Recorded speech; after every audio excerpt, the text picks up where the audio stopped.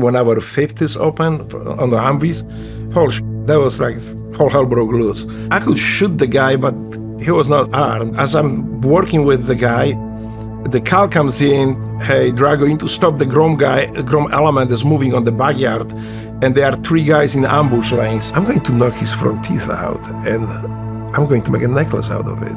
So actually, I walked up to him and like very carefully lift his upper lip and just drove his 2 front teeth in, just pulled them out. And did that affect you at all?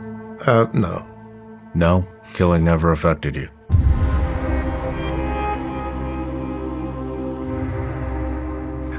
Drago, welcome to the show. Thank you for the invitation. It's an honor to be here, brother. It's an honor to have you. So we have a ton of mutual friends, and I've heard about you since I was in the SEAL teams, and you just have a phenomenal reputation, and I can't believe we haven't not crossed paths until today. Well, I was watching you, and I watch your channel. I'm subscribed to your channel, but I never thought, some small guy, a little guy like me will show up over here because, the guests that you have, there's like world-class leaders, world-class people. So I never even thought about it, and here I am. So I guess miracles happen. Thank you, brother, for the invitation. I would disagree with you. You're definitely not a small guy. So physically back, and you're still 65 years old, but still holding my 65? Yeah, I'm 65. Wow. Well, this is how the show started. You know what I mean? Nobody's a small guy, that we have on it. True. Some people don't have the exposure that I think that they should have. And when I started this, that's how I wanted it to be. I wanted to get guys and women, that have had phenomenal careers and very interesting life stories and have been through a lot of everything, operated at the highest level, traumatic experiences, and how they got out of those, because I think, somebody like yourself, that brings a lot of hope, and I mean, we're both very aware of what's going on in the veteran community right now. I think we're up to 40 veterans a day commit suicide. And I think that, the show and getting stories out like yours, it puts it on display, and it brings veterans from all walks an example, and it just proves that there's a way out of that rut, in that gap from service into finding success in the civilian world, and that they're not the only ones that are going through that kind of experience. There's a lot of us, and I'm one of them, and I know you're one of them. And pretty much everybody we've ever had on this show, from a military standpoint, is also one of them. And so I've been, I saw when your book came out, and I've been kind of watching you from afar on social media, and I think you're a great person, and so it's an honor for me to have you here as well. Thank you very much. It's great to hear it. I appreciate your kind words. I'm just a regular person. I'm American, so I want to be like you guys, and that's what drives me. You are like us. Because you are one of us, right? I'm American, yes. Yeah. When did you come over? I came in 1984. How old were you? I was 24 years old. So I was leaving Poland. I left prison when I was 23 years old. And then I came to U.S. Embassy, I asked for help, and I was given status of political refugee and flown to the United States when I started my life. The funny thing is, I came to America not knowing English, having no money. I had a 10 Phoenix German coin in my pocket and bag of clothes. Wow. Well, we'll get super in depth on that. But to start off, everybody gets an introduction here and a gift. You got a gift coming if you watch the show. But Thomas Drago Dzieran. You're a Polish-born warrior who grew up under communist rule. You spent 2 years in jail as a political prisoner for standing up to a regime that tried to silence you with censorship and oppression. You came to America in 1984 and became a U.S. citizen in 1991.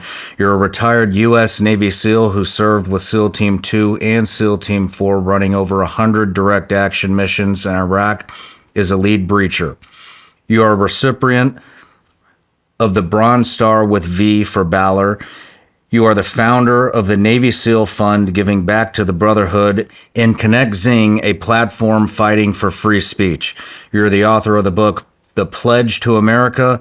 You're a husband to Rachel, who is an Air Force Academy graduate, father of 4, and most importantly, a Christian and devout Catholic. And American. And American. And American. So everybody kicks it off with a gift. So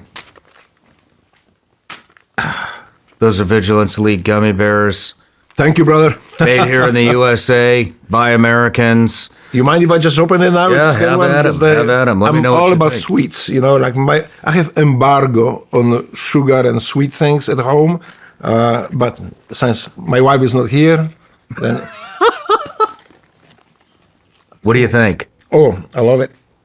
Perfect. And then, since I found out you're a Catholic, I wanted to give you this. So that, do you know Dom Razzo? He was at 2. He's my generation. I know the name. I cannot connect with the face yet. Yeah, I know what it is, brother. Thank you. You're welcome. Yes. He's a SEAL, and he has these warriors rosaries made, and he gave me one a long time ago, and I carry it everywhere with me for protection. I have mine in my pocket right here. It is beautiful, but thank you. But it's also very important. Important for me. For me, has an extra meaning too. So I really appreciate it. Yeah, I think that just I grew up Catholic, then I kind of fell out of it, in the SEAL teams. I think most people did. And then kind of found faith again a couple years ago.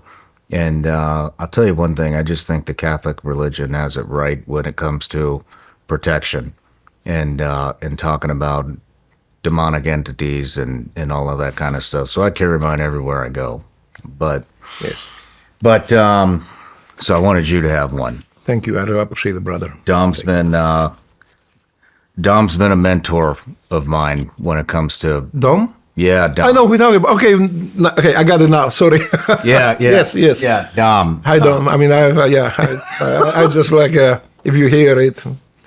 Yes, I know who he is. Yes. Cool. And so before we get too in the weeds on the interview, which I can't wait, I have a subscription account on Patreon. And we've built it into one hell of a community.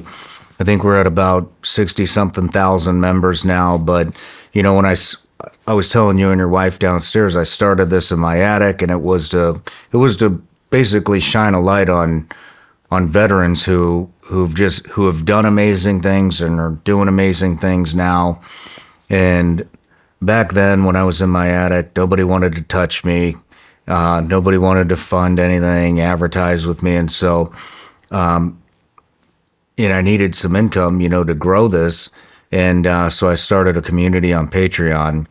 And that community has just carried me all the way from the attic of my house to the amazing team that I have today, to this studio that we're in now. And now we're building a 7,000 square foot studio out in the woods. And that community has just always supported me and always supported our guests as well. And so one of the things that we do is we offer our Tier 3 members the opportunity to ask each and every guest a question. And you had quite a few questions. Okay. So this is from Eric Alger. Do you see any parallels between the tactics used by the communist regime in Poland and what's happening in the U.S. today? And then there's a follow-on. And more importantly, how can the average American recognize and push back before it's too late? Thank you. That's a very important question. I'm glad somebody asked it. So yes, not right now at this point, but in previous administration, there was a lot of things that to me seems like deja vu from socialist state run by communists. I'm saying socialist state. Poland was never communist country. People need to understand it. Neither was Soviet Union communist country, nor any country behind Iron Curtain was ever communist country. They were socialist state, very dangerous, totalitarian socialist states, but they were run by communists. It is, we say like there's communist state, communist country, but in reality they were socialist state. That's why that distinction now that is being made, that communism was bad, but socialism is good, is a very dangerous distinction. And yes, there are many things that happen in the last, I would say, 4 years were very disturbing for me. And I talk to my wife about it quite often. So we agree that something needs to change because we're gonna fall like Europe fell, the Western Europe right now, into depravity and perversion. What are some of the things that stick out to you that you censorship is the first one, is the big one. It is easy to explain for people who censor that the government doesn't censor you. It's just private organization like Facebook, where I was heavily censored, like LinkedIn, I'm still being heavily censored.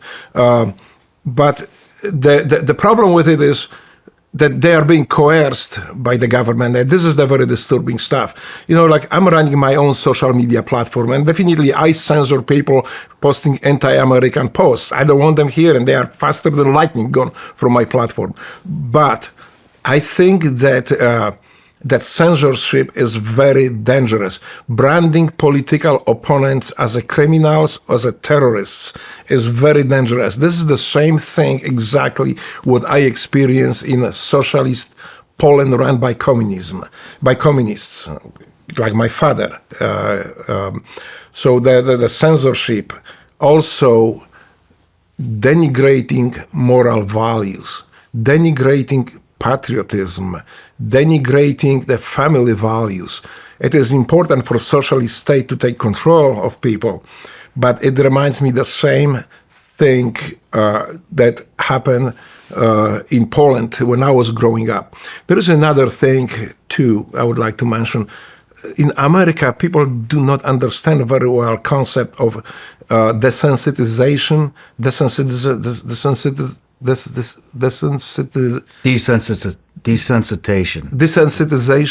Yeah. Oh, I could be a President Biden. So I'm getting better. But anyway, so they do not understand the concept of desensitization and normalization of evil. And that's what it is.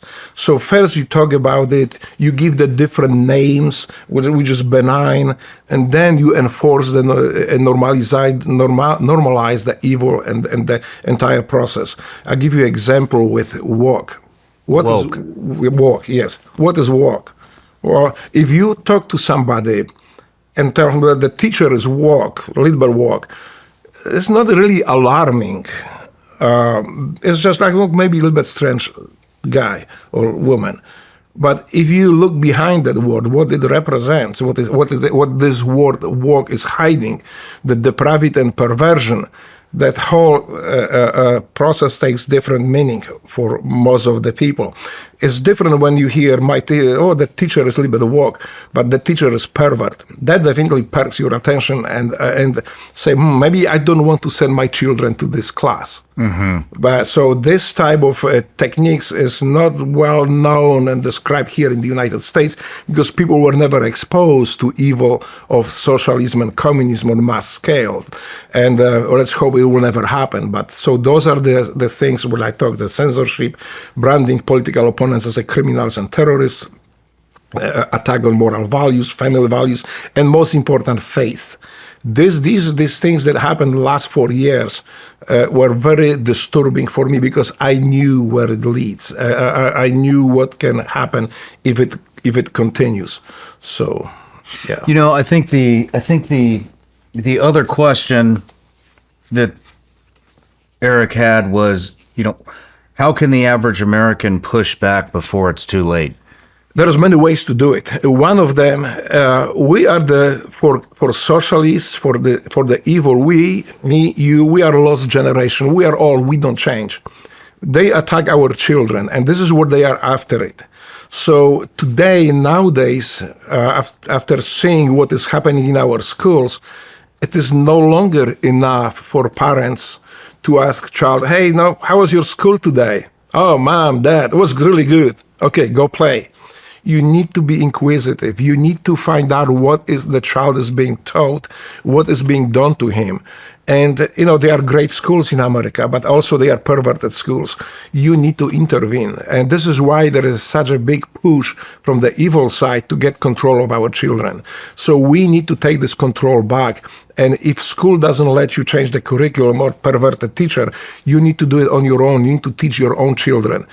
I'm homeschooling my children after I found out that school was teaching 73 genders and other perverted way of thinking to my kids. So we pulled the kids out of the school. Not everybody has meanings. Not everybody has meanings to homeschool their kids. People have to make a living. They have to work, and they work hard. At least you can come back home instead of spending time drinking beer. Maybe you should spend time with your child, ask him what he's doing, and correct what school did wrong to your child. This is important. We don't need to concentrate on ourselves. We know our moral values are pretty much at this age immutable, but our kids are very vulnerable, and we need to be that example for our kids and stand up to the depravity and perversion thrown our kids in some of our schools. Interesting. Excellent answer. And, it seems I moved up here from South Florida, where there's a massive American-Cuban population, and they're all saying the same things. It seems like anybody that you talk to that moved here from a communist country or a socialist, maybe not all socialists, but Venezuela, Cuba, Poland, they're all saying the same stuff. And it's just really interesting to hear, and I think it's an important conversation. So we'll live that. We will live through it. Those people live through it. They've seen the dangers. They've seen the results of such depravity like communism and socialism. So they do sound warnings, but again, the censorship with today's technology and government coercion takes its toll. So people don't hear about it and don't know about it. So yes, we need to be more proactive, and especially with our children. Thank you for that. So Eric's a huge fan, the guy that asked the question, Eric Alger. So if it's okay with you, I'm going to have you sign this at the end of the interview. I'll be honored to do so. We're going to send it to him. I'm sure he would love that. Part of the reason I do what I do is for my family. I want to leave them a better country than the one I was born into. I also want to make sure they are taken care of financially. And that's why I make it a priority to help protect the money I've worked so hard to earn and save. And one of the ways I do that is by diversifying into gold and silver. Precious metals have been a store of value for thousands of years, and they are known as a hedge against market risk and inflation. If you're interested in learning about how precious metals can help you, you should reach out to my partners at Goldco. They're an amazing company, they support this show, and I trust them. Right now, they're offering a free gold and silver kit. All you have to do is go to ShawnLikesGold.com. You'll also learn about a special offer to get up to a 10% instant match and bonus silver for qualified orders. So go to ShawnLikesGold.com. That's ShawnLikesGold.com. SHAWN likesgold.com. Make sure you do everything in your power to help protect what's yours. I'm always on the lookout for ways to get healthier, especially now. That's why I'm so glad I discovered Armora Colostrum. Armora Colostrum has thousands of people reporting absolutely life-changing benefits, tens of thousands of 5-star reviews, and transformational stories. Armora Colostrum is a proprietary concentrate of bovine colostrum that harnesses over 400 living bioactive nutrients that can help strengthen the barriers of your body and help fuel cellular health for thousands of research-backed health benefits. Armora Colostrum can help strengthen immunity and gut health, help improve fitness and metabolism, and enhance skin and hair radiance. We've worked out a special offer for my audience. Receive 15% off your first order. Go to tryarmora.com/SRS or enter SRS to get 15% off your first order. That's TRYARMRA.com/SRS. These statements and products have not been evaluated by the FDA. These products are not intended to diagnose, treat, cure, or prevent any disease or condition. These statements and information are not a substitute for or alternative to seeking care from your healthcare providers. All right, let's get into the interview. So, born in 1960, growing up in communist or socialist at that time. Well, we call it communist. There's commonly known communist. There's a technicality here, and people need to understand what we call communist states behind Iron Curtain. Those are socialist states run mostly by communists. So we can call it communist state. I call it sometimes. What was it like growing up in Poland? Well, first thing to realize is that in the 1960s, when I was born, it was only 15 years from the Second World War.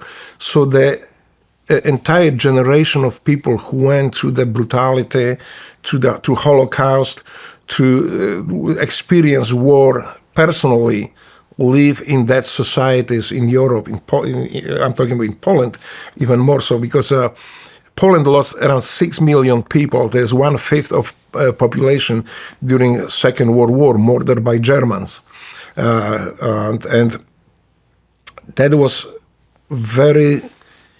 I would say they were dangerous time. I don't have a bad memory. I have more nostalgic feelings to this time when I grew up.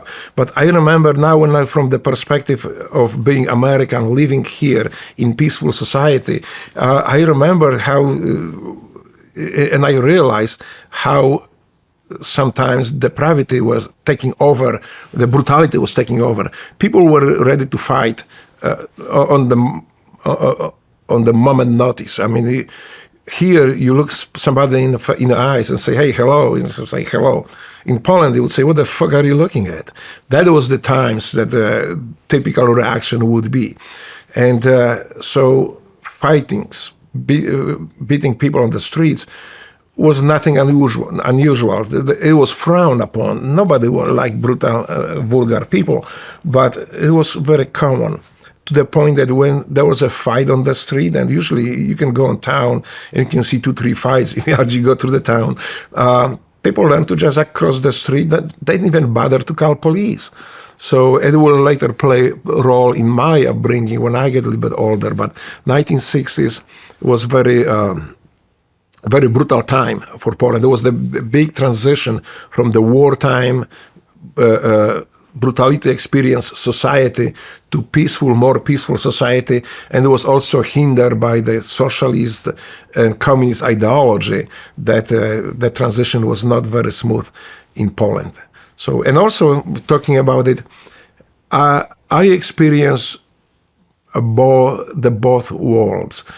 Living as a privileged kid, when my father, who was a high-ranking communist and government official, so up to 7 years old, when I was growing up with him being at home.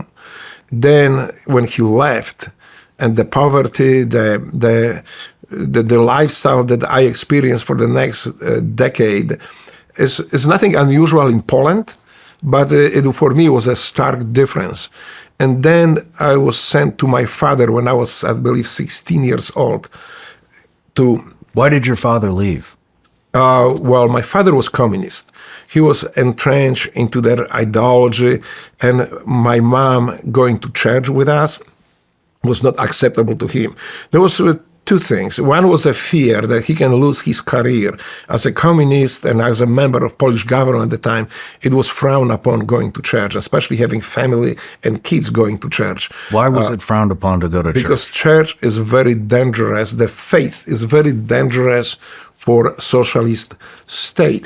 Faith gives you roots, a moral basis that are basically immutable. That you have that morals that communists most likely can't change. So this is something that that the first attacks in a communist state was on faith usually and children, and this is why they try to eliminate this. And faith is dangerous concept for communists and socialists, and you will see that if you read the history of socialist states, the first attack usually happened on people's faith and their families. I think we saw some of that here.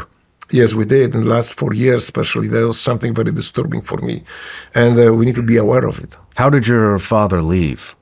Well, he decided it's very dangerous for him, for his career, to stay at home with mom, who was devoted Catholic. My entire family, even his own mother, they were Catholics, and they didn't approve what he was doing. I'll tell you later when we get to it. But so he was decided that's not his way of living. He wants to make a career as a politician. He wants to make a career as a communist. And when I was 7 years old, he decided to leave, and he just took off, leaving us, me and my two siblings. So it was three of us and my mom. So he abandoned his 3 kids yes. and his wife. Yes, he did. And as a communist, he died as a communist. 2021, when I went to visit, his views did not change. He would be ready to murder people on the spot if they were opposed socialism and communism. Wow. But I will talk about it too. We get to it. His view was very extreme when you get to know him. But when you didn't know him, you would think there's a great older man. There's somebody you would like to have for the neighbor, very well spoken, very commanding Polish language extremely well, because he was that was his major, and in university. So very nice man until you start probing his views and his internal thinking. That become very disturbing. Like that's somebody you would not want to have as a neighbor. So growing up, if he grew up as a peasant, as a Catholic, yes, or a believer, yes. I mean, what was it that got into him that changed his entire view? Do you know? You know, it's hard to guess, but this is my understanding of it. So he grew up in peasant family, very poor, and what he was offered by the communist state is, hey, we make you somebody big, and you can progress with us. But you need to discard the faith, you need to discard all the attachments that are they call it superstition. So you need to be free man, they call it free man, so to accept socialism and communist ideology. And they were like helping him along the way. He was very smart, so he's doing very well. He was doing very well at school. And eventually they grabbed a hold of him, and he, like many other Poles, gave in. He gave up his faith, his moral his moral views, and accepted so-called relative morality. This is another term that is not very popular here and not very well understood yet. So he subscribed to so-called relative morality. And that's where things start changing. That's where people, that way he became the person he was later in his life. What was it like for you when he left? So there was dramatic change right away. In the first place... what did he say to you? He didn't say nothing. He just didn't show up. Wow. So, yeah, we didn't know where he was. Mom tried to hide it from us. And at that time in Poland, there was also stigma for people who were divorced, especially for the kids. They had a special name for divorcees. So I remember parents saying, "Hi, these kids are divorcee. You don't want to play with them. The parents got divorced. Stay away from them." So I remember that, and that was very. For me, I learned to cope with it, but at the time I see the kids didn't want to play with us, so that was kind of the way it was, you know. That was the reality, and I didn't know any other. So, and so I mean, but also life was different too, because from abundance of everything, from the legal protection. Because, you know, when I was a kid, I burned the wheat field by accident. We were playing with fire, baking something in the fire, in the middle of the wheat field. So we burned the entire wheat field. So of course the neighbor comes in, and because I was living on the outskirts of a little town, Nagura, that was established in 1200, year 1200. So it was a beautiful town. So I burned the wheat field. So when a neighbor came to complain about it, my father said, just chase him out and say, look, you cause problems.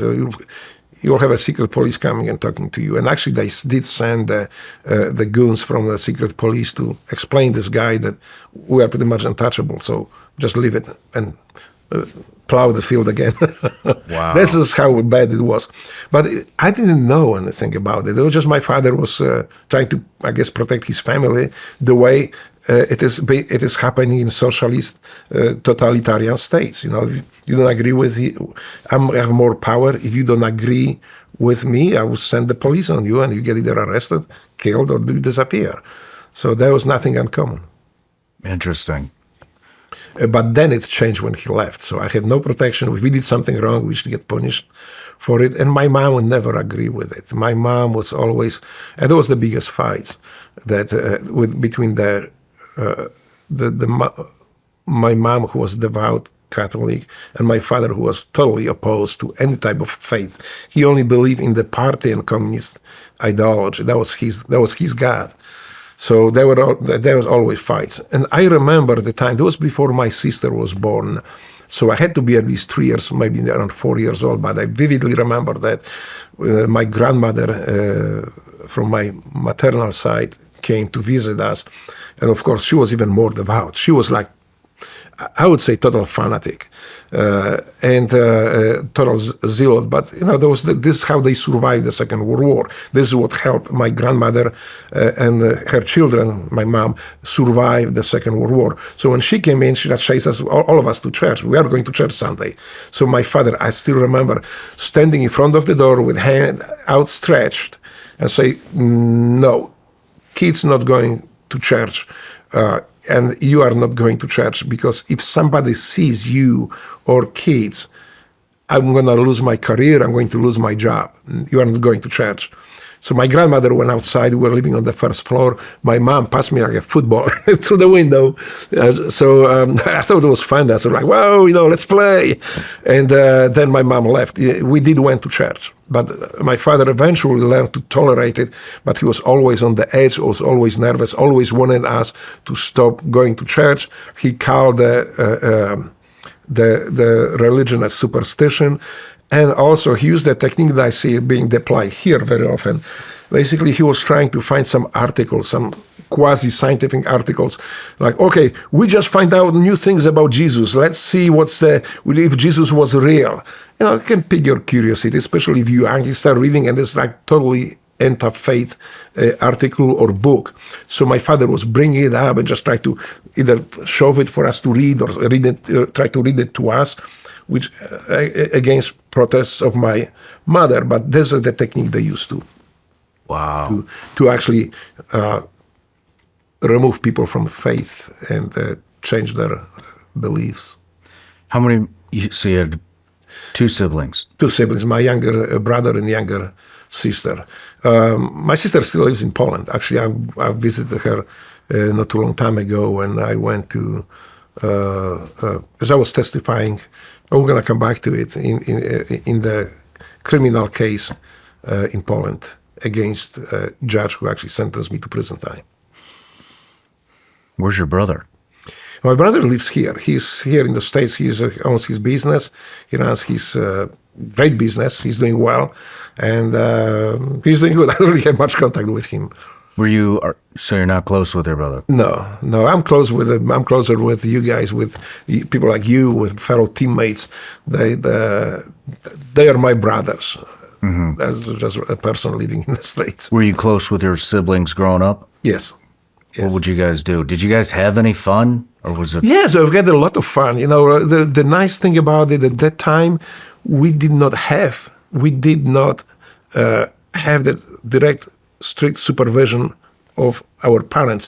Kids used to play, like I was 6 years old, and I was going to kindergarten by myself. I was working around the school, going over the major street. Actually, one of my little friends was killed on that street by the motorcycle. But yeah, we're doing ourselves. So we had like house shoes in one hand, holding hands with my brother, and just walking to the kindergarten. There was maybe like quarter mile, and through the woods, not through the woods, but through the like different small streets. Mom taught us how to cross the street. You look left, you look right. There's nothing happen. You just go fairly fast through the street, but don't run. And then we did, 6 years old, play. Yeah, as long as we were back at home before dark, we were fine. So we were roaming the city. We were just sometimes, we found ourselves like a mile, 2 miles away from the home, God knows where, running some streets and just exploring. So that was cool. Playing with fires. Now we like to bake things in fire, potatoes and stuff. Well, this is how I burned the wheat field by accident. But that time father was still with us. After he left, I wouldn't get away with it. So that was I have a fond memory. I was poor, but I didn't know that was poor. I thought that was just normal. This is how everybody lived. And I didn't see at that time, they noticed the richer kids or kids of Communist Party members that I noticed later in the elementary school. That's what. How did your family make money after your father left? My mom was a teacher, so she had a little salary. It was not much, and it was not enough to buy food.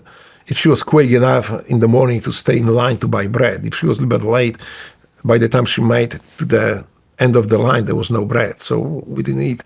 But again, it was really not a big deal. It's just, well, we don't have a bread today. Okay, do we have bread from yesterday or something? No, we don't.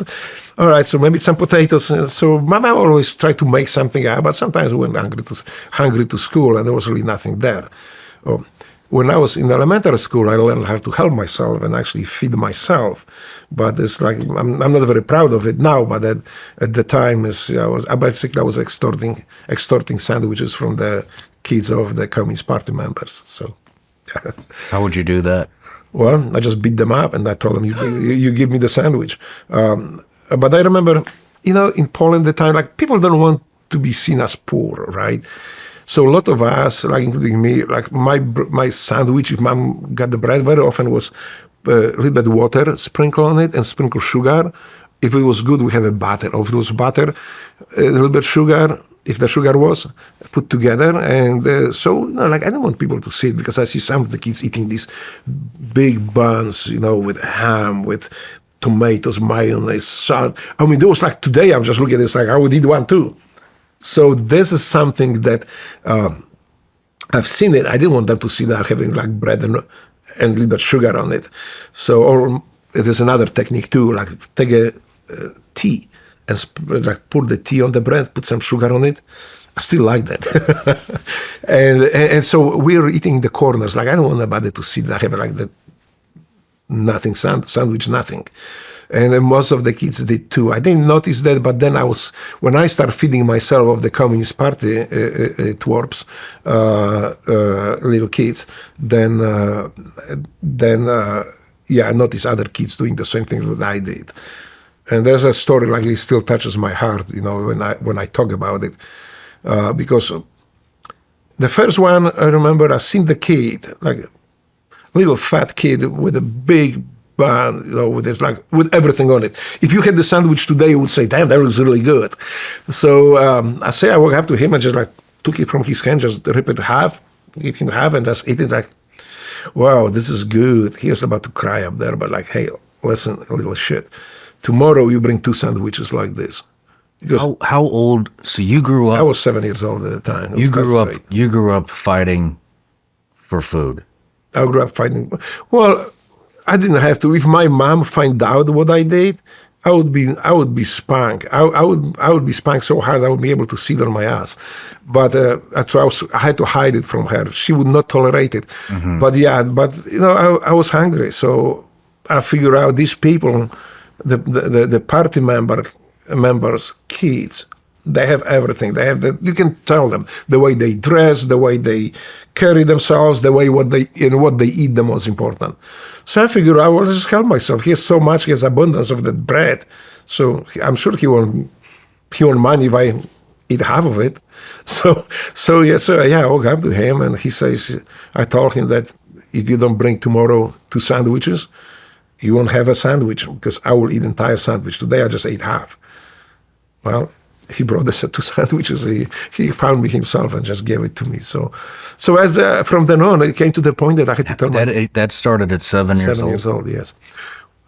Well, and then so I started noticing other kids doing the same thing. And there was a kid in my class, in the 1st grade, who we call him all kinds of names. This guy was smaller than the rest. We torment this guy. We're talking about bullying. And so it's brutal. Like, you have no empathy. At least I did not have any empathy for bullying to the kids that were bullied. It changed. So one day, so he was like the black sheep in the class. Nobody wanted to talk to him. Even those poor kids, other poor kids, they call him all kinds of names. So one day I was just coming back from school, and I had to travel across town. Had to take a bus, then another bus, and travel to travel home. And I don't know. That was, I think, 2nd grade when I noticed that, and my bus took off. I was late, so I started walking home, and this kid is walking, and he's already scared because now I'm walking behind him, and we determined him. But I said, like, well, you know what? Hey, what's up? I was, do you live somewhere here? You don't wait on the bus? I say, no, I'm living like maybe like quarter mile from here on the. So well, cool. So let's go. And I start talking to him. And find out that he's just trying to survive with his mom. He doesn't have a father. And my curiosity picked. I say, hey, can I just, where do you live? This building? And once we made to his place, he said, I'm going right here. So well, let me see how you live. I was curious. So, okay. So walk in. It's like one room, like half the size of this room here. There is a table. There is one chair and one bed. That's it. And the sink like you see in the janitorial closets, this deep sink when you keep them up and stuff. And on the table, dirty table, there was a full can of cigarette butts. So I say, oh, okay, well, I see one bed. Where do you sleep? I say, I sleep with my mom because we cannot afford another bed. So, this is something that still touches me because this guy was, we gave him so much hell. And then I say, okay, so where do you eat? I see one chair. I say, I eat on my mom's lap. So then he says, I say, okay, well, where's your toilet? And we have a toilet outside. So where do you keep your food? I don't see any food. Well, we eat every day the food. So we don't have any reserves. We don't have any leftovers. So I say, okay. So this is actually when, so then I think it was the 2nd grade, something changed. And I say, okay, well, I'll hook you up. So then I went to another kid who I knew has like the same type of sandwiches. You can tell these kids that dress better, they have better food. So I got to say, hey, look, tomorrow you bring 2 sandwiches, one for yourself, one for this kid. So he mouthed off to me, and I just beat him up. And drag him in the toilet up there because in Poland during the breaks all the kids walk on the hallway, just they have to walk. So I drag him in the toilet and just beat the shit out of him and say, tomorrow we'll bring the 2 sandwiches, and he did. So I say, wow, that worked. So I gave him the sandwich. I said, look, from now on he will bring you the sandwich. If he does not, you let me know because I'm going to give you half of his sandwich or just entire sandwich to you. He was very grateful. He said, well, I don't know why you do it. And then, I didn't let other kids touch him. I didn't let other kids to bully him anymore. And it changed. So from then on, I think I look at the kids a little bit differently than until this time. And that was in 2nd grade. That was the 2nd grade. Yeah, but I was pretty violent too from the beginning as well. I remember in the 1st grade when we first class up, our class become like when you go to your 1st grade, so they divide you. Okay, you class A, you'll be with this group, you'll be with this group, class B and C. So one of my friends from kindergarten say, "Oh, this girl has a crush on you. I think she's your girlfriend." I got so mad, but not at the kid, but at the girl. I went to the girl, just kick her as hard as I could. She fell down. They took her to the nurse room, and this is another lesson that I learned very quick. So she came back all crying to class. This first time in the class in our lives. Her name was Bogusha, and she's crying at the bench. And I was like being somewhat callous until my mom walked in. She was a teacher at that school. So she just looked around the class, say, look at me, and say, who did you hurt? And the entire class, like, that's it. That girl right there. So I was pulled from the bench by the ear. This is a method in Poland at the time. Walk in the middle of the class. My pants were dropped, and I was being spanked so hard for so long time until I broke down and started crying. When I started crying, she said, okay, now put your pants up and go out there and apologize. So I did when I apologized. And then I got spanked again when I get home. So with more explanation why I don't do that. I never did it again. And that worked. But yeah, so there was things that the times that I still remember still affect me sometimes. And the second grade later we moved when I was living away from that school, so I had to take the bus to school. This is where my father was already gone, so the kids start picking on me. So on the way to school, usually not because it was early in the morning, on the way back from school, I get my ass kicked sometimes by the older kids. They just thought it's funny to beat up on me. So I feel like, okay, I don't have a father, so I don't have an older brother to go and stand up for me. I just have to handle my own. So what I did, I went find like a rebar. Maybe there's that big rebar. And I started carrying it with me. I was carrying in my book case. When they, on the way back, I could expect they will harass me. They will try to kick my ass. So I had this thing with me in my briefcase, and I knew they were already walking. This group of kids is walking behind me. So I walked in Poland, those buildings. They were like fairly new buildings at the time. You have a stairways. You walk into the stairways, you go up, and then you walk to your apartments. So I just walk in the stairways. I just wait with this thing in it. As soon as that first kid walked in, I hope he's alive today. But anyway, so that was it. And so I knocked him out. Yeah, the blood was everywhere. I remember that. And then the other kids ran away. And the next day, it repeats itself. The guy was okay, I guess, because he showed up with the head Band-Aid.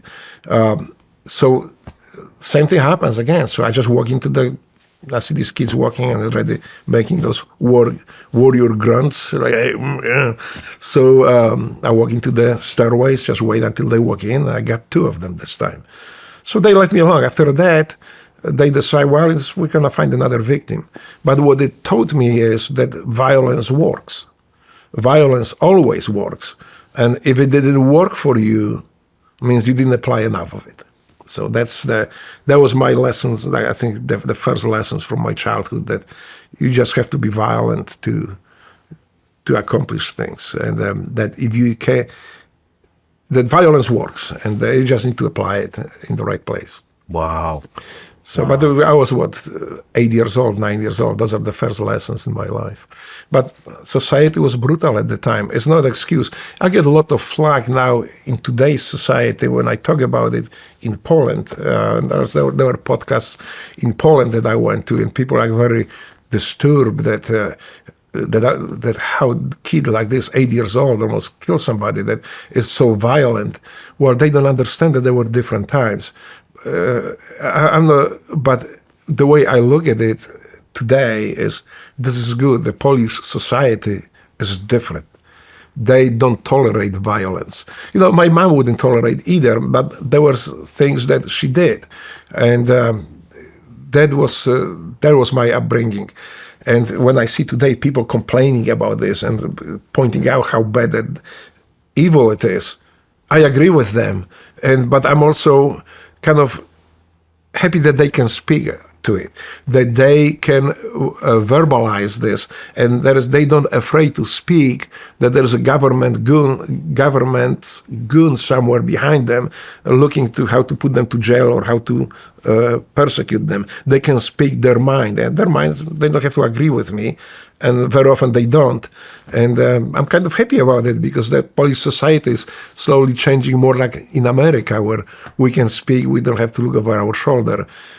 Well, maybe not the last administration, but we don't have to look on our shoulder. I tell you, you know what? Even the last administration, I never felt that I'm saying something that can put me to prison, to jail.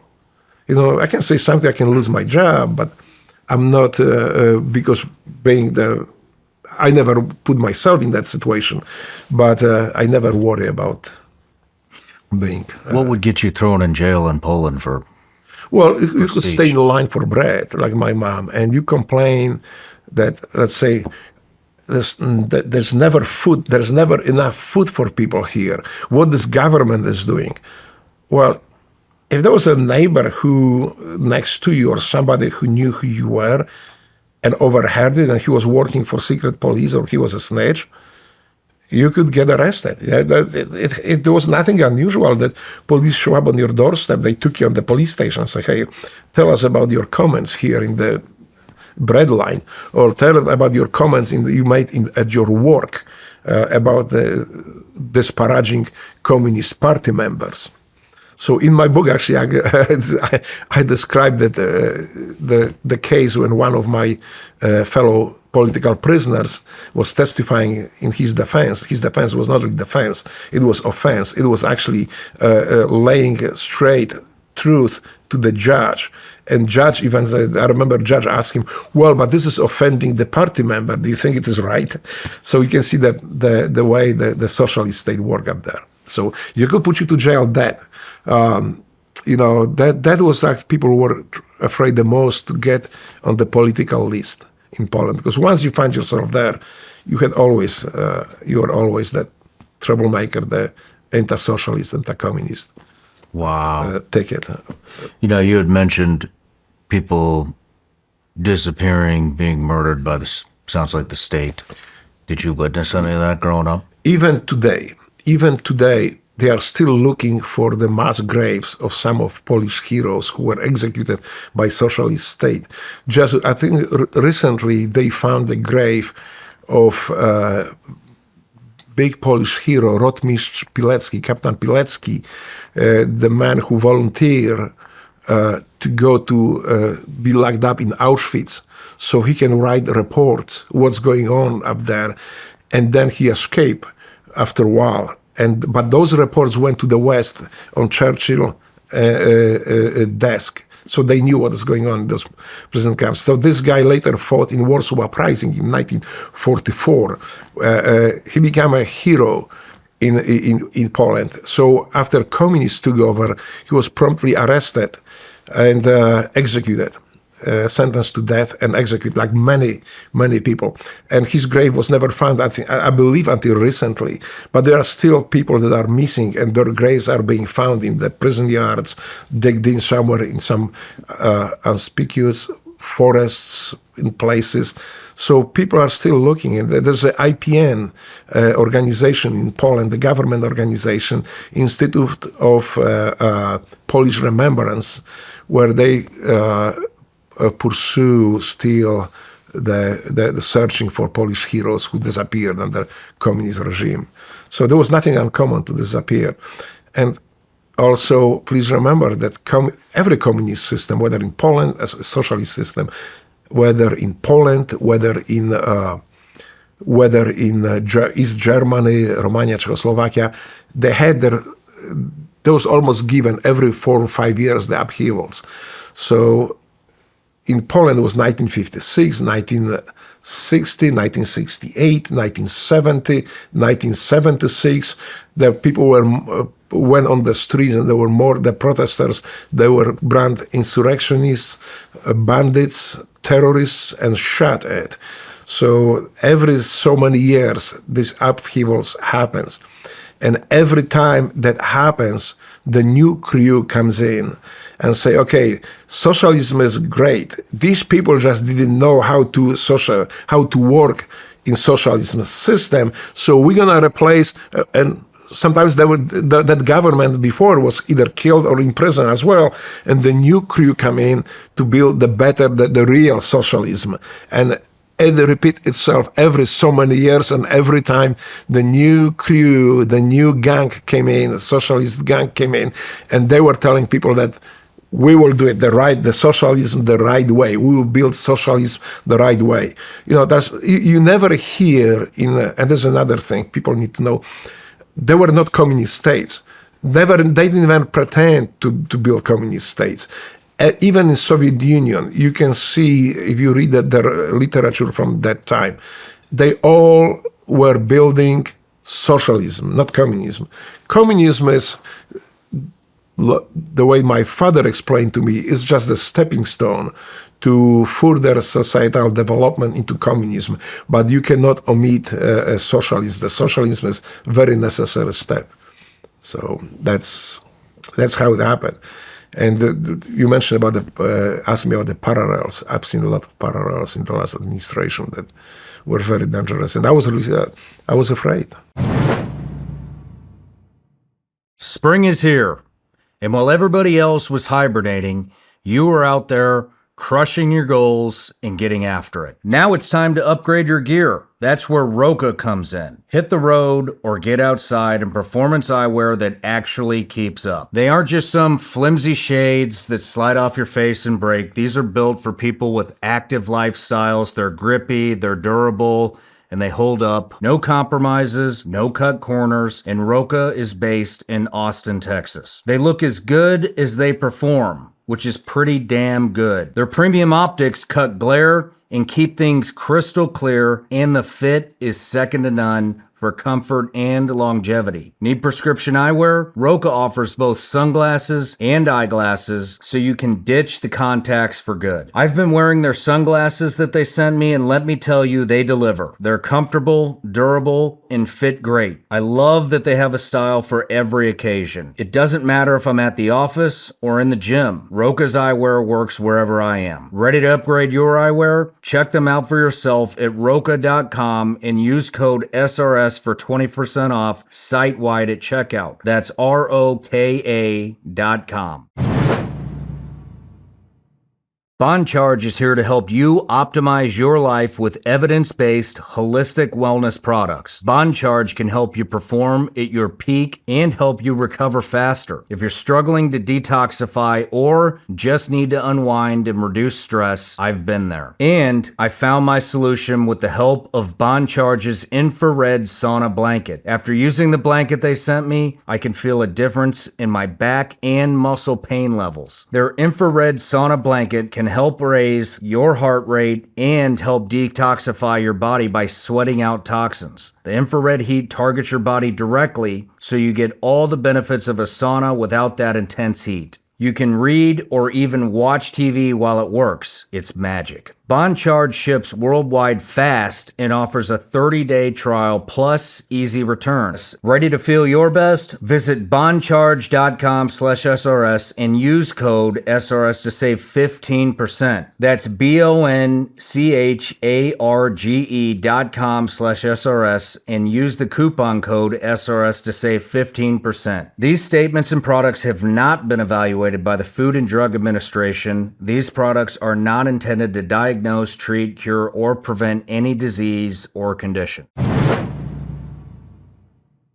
Are you familiar? I'm just curious, but sidetrack. Are you familiar with what's going on in Romania? Have you been following that at all? Yes, it's the USAID with European Union. This banned the election.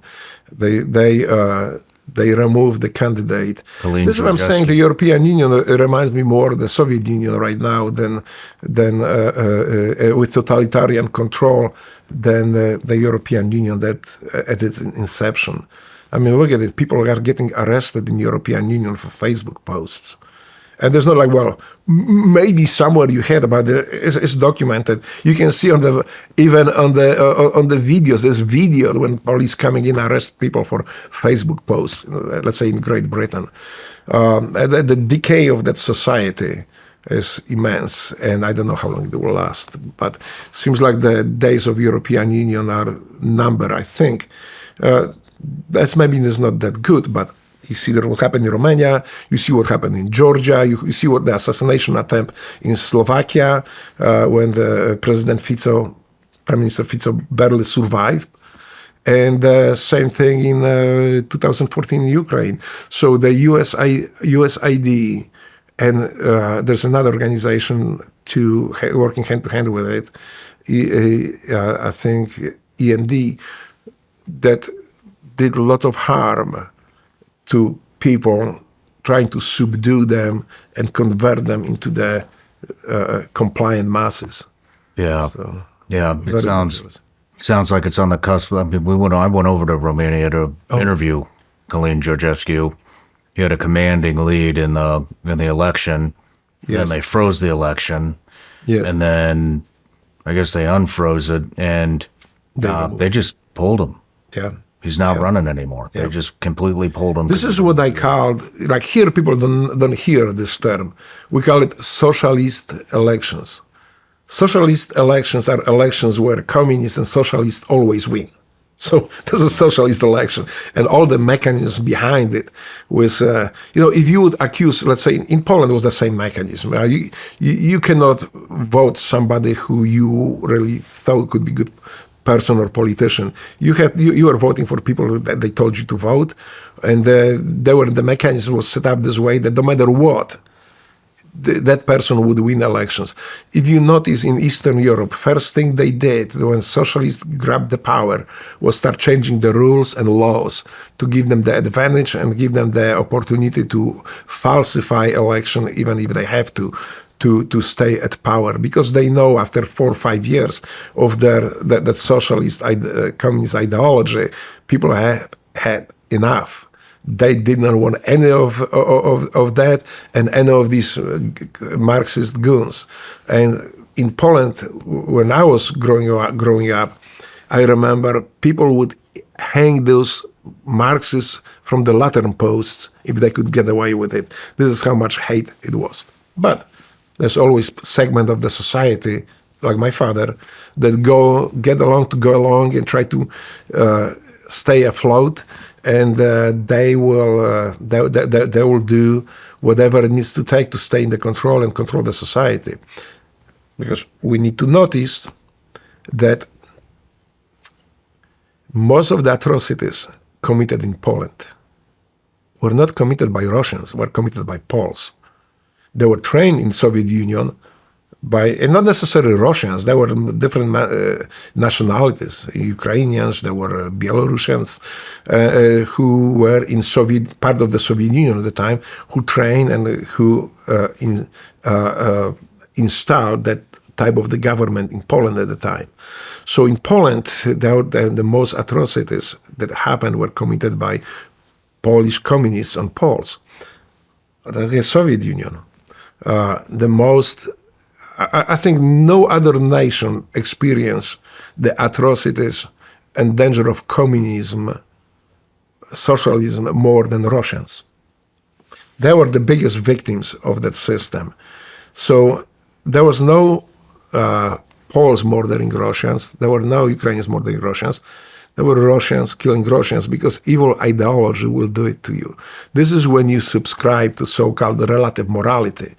And this is what you become part of the system that will actually twist you into this type of behavior, this type of morality. So that's very dangerous. When did you get sent back to your father? I think I was 16 years old at the time. I was still at the 8th grade of elementary school, but my mama just could not afford to feed 3 kids. So she said, "You are the oldest one, so we can go, send you there." And I didn't really want to go, but I had no choice. The funny thing is, because her father came pick me up, and we traveled from my city lots to, after all the court proceedings were done, to his apartment in Warsaw. I remember his wife opened the door. He said, "Okay, so he'll be living with us from now on." I can remember the screams like, "What? What are you talking about? Nobody's going to live here with us." So the tension already started. That was not very pleasant, walking to the house and you see this weird women screaming and yelling. But I had no choice, so I stayed there. And she had a son, so she was, giving me a hard time. So I was beating up her son, and it was kind of like equalizing. The more I get punishment from her, the more I beat up that other kid. And eventually I had enough, and they had enough too. So they kicked me back to my mother's. And there was 1 year, but also I could see at the time my father's mental state and his value system. Like I mentioned earlier here, when you seen him, you would think, wow, this was a nice, clean man, well-spoken, and educated man, somebody like would be great to have as a neighbor. But when I started talking to him, I remember I had a conversation at the time that he says, I asked him, what if people who are resisting socialism and communism, there are some people who will not buy into it. I don't buy into it. Or he says, well, we have methods to convince people. We will make them do that. But if that doesn't work, we have prisons. So, well, if the prison doesn't work, if we still don't change him, well, the socialism is such a great system that is worth the sacrifice. So we just eliminate physically these people. That way they don't interfere with us implementing such a great system for everybody. And once people get into the socialist system, they will love it. We just need to eliminate people who oppose it because they derail our efforts. So he wouldn't mind these people being killed. And also what I didn't know at the time, my father was responsible for censorship in Poland. At the time, he was a minister of art and culture in Poland. He was a director of the department for theaters, movies, and libraries. So, if you wrote the book that my father did not like, your book never showed up. Not only that, if that book was skeptical of socialism and communism, none of your books were ever showed up. And if you argue about it, you could end up in prison. So movies, somebody pointed out not too long time ago, older person, that do you know that your father was responsible for censoring the very popular comedy that was in Poland at the time, Sami Swoi. It was named like All Hours, as a loose translation. He was responsible for removing parts of that movie, and he was arguing with the director that this does not support the socialist point of view, it opposes what we would say the nice transition to socialism and communist society. So we need to cut this, and just told the people where to cut that movie, and they had to comply. I didn't know about that movie. I knew that he was censoring things, censoring books, censoring artists. So a lot of the things that happened in Poland at the time in post-war era was you either could adopt the art and people to socialism or you eliminate it. So there were statutes that socialists, the communists like my father, decided they do not support the communist narrative, the ideology. Why don't just destroy it and remove it so people don't know about it? Or change the meaning of it, knowing that author had, creating let's say, that painting, had this on his mind. Well, kill the author and explain people what really we think that picture means. So that was just normal methods. And if you were not in line with the socialist state, the terror state, you were canceled. So it's not much different that it could happen today, that happened today under the last administration. So I'm talking about last administration. I know we're going to get a lot of flack for it, and I think the YouTube may flag this interview, but I don't know. Bottom line is that a lot of the things that happen in Poland, like you asked me earlier, was like deja vu from. It was like deja vu. I could extrapolate on what is happening in the United States under last administration. The difference is this: that America was built by free, strong people. The culture of freedom, the understanding of freedom, and the yearning for freedom is so strong that it's not as easy to subdue and change and derail it. So people survived that 4 years, and now you see what is happening. People are raising up of their, I would say, standing up again against some of the methods used by the previous administration, and they have to, because if we fail, we have no place to go.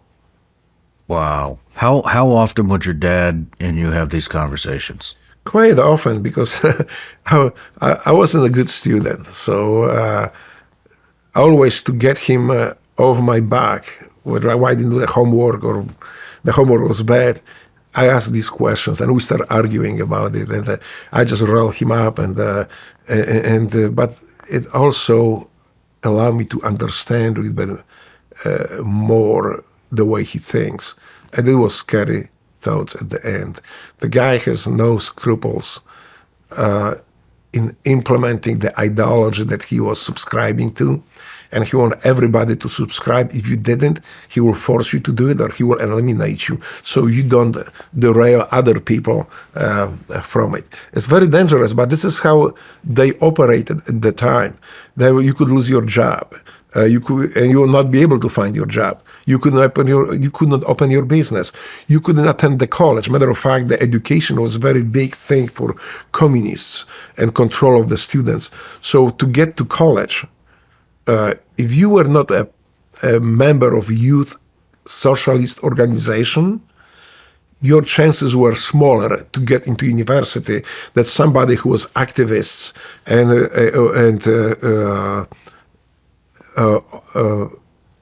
openly, how to say it, virtue signaling that he is a communist and pro-communist. So these people were sought after, and they were given priority to join the universities. There were also people who did get into universities being opposed to communist system, but they were very rare and few in between. So they control everything, and they control from the schools. It happened to me, when I was in 5th grade. I remember this was the time. 5th grade is the time when kids in Poland had to start learning Russian language. It became part of like math, Polish, physics, mathematics. You had to learn also Russian. So me not being the greatest student, I got pissed off because I hardly have a time and the ability to do homework from these math, physics, the Polish language, and now it's Russian. So I just don't like it. And I piped up at the school. I say, why do they teach us the Russian language? We don't speak Polish very well yet. And on the top of it is a language of occupiers. My grandmother always called the Russians occupiers at the time. So I didn't think much of it. There was nothing political at the time about it. But the repercussions were because the teacher walked right away to my bench and grabbed me by my ear and holding my ear through the whole hallway, took me to principal's office, explained what happened. The principal got on the phone and called police. So the police came, but on the way to school, they stopped by Mom. This is 5th grade? 5th grade, yes. So what was it? 5th grade is like 12, I guess?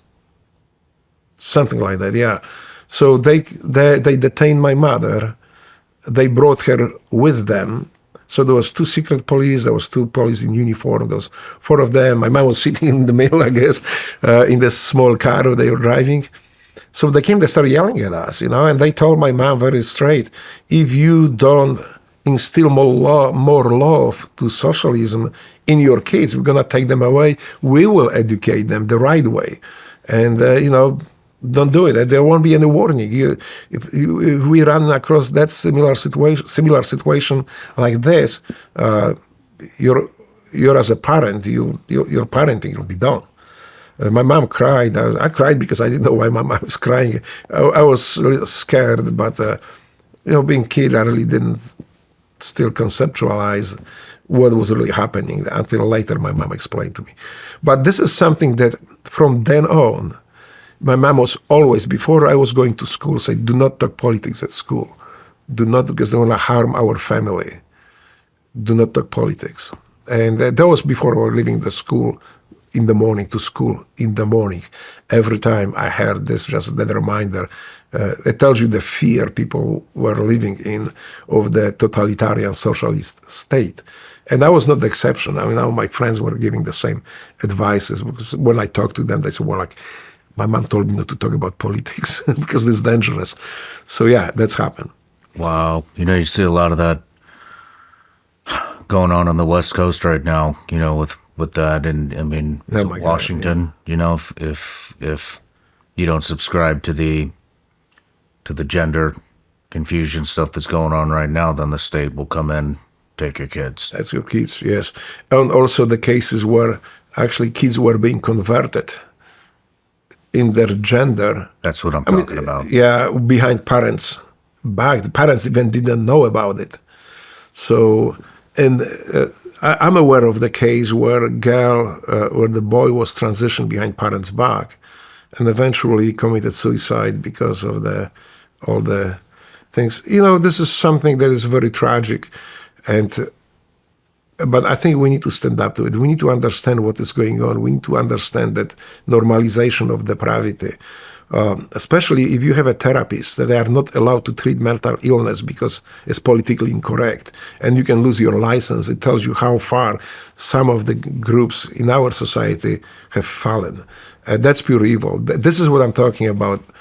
This is not the struggle between Republicans and Democrats. Really, there are good people on both sides. This is struggle evil against good, good against evil. And evil is not an intellectual concept. It's not something you just think about. Evil is real, and we face real dangerous times right now, because it seems like sometimes the evil side, the evil has upper hand. But, I'm looking with hope, and I understand that this is not going to take roots in America. American psyche is much stronger than that. You can throw these things on some people. Some wicked people will cave in, but Americans and American people will not. That freedom on which America was born, the quest for freedom, quest for the being strong, independent, is much stronger than evil. We will win. America will win. And so when you moved in with your father and was it his wife? Yeah, so it was more. I already learned my techniques too. How to extort sandwiches. By this time I was extorting wine and drinks from other kids at school. Well, it didn't start this way. I just didn't know much better. I was doing boxing at the time. I was training box, and I decided to. I remember one time on the football field, soccer field, there was some little kid not really little kid, but he was like at my age, making fun of girls. So I was trying to be like a tough guy, but just knock him out. But, well, I didn't know. The guy was part of the gang at school. And as I see in Warsaw, they had those gangs. So they surrounded me and said, okay, well, we just hit our guy, so we're going to go and we need to talk. Well, I didn't wait. I just knocked another one. So that just put them on the back foot. But then they say, okay, now to mend our case, we won't cause you any problems. You just bring us a bottle of wine. So I say, a bottle of wine? I just knock the next one of you. You're not going to get shit from me. But then I was thinking like, they kind of work like I used to do with sandwiches, so maybe I should talk to them. So I did get them wine. And then we started extorting wine from other kids. So that was again, violence works. If it didn't work for you, means you didn't apply enough of it. It has no place in American society. I have to be open about it, and I have to state it openly. It wouldn't work here.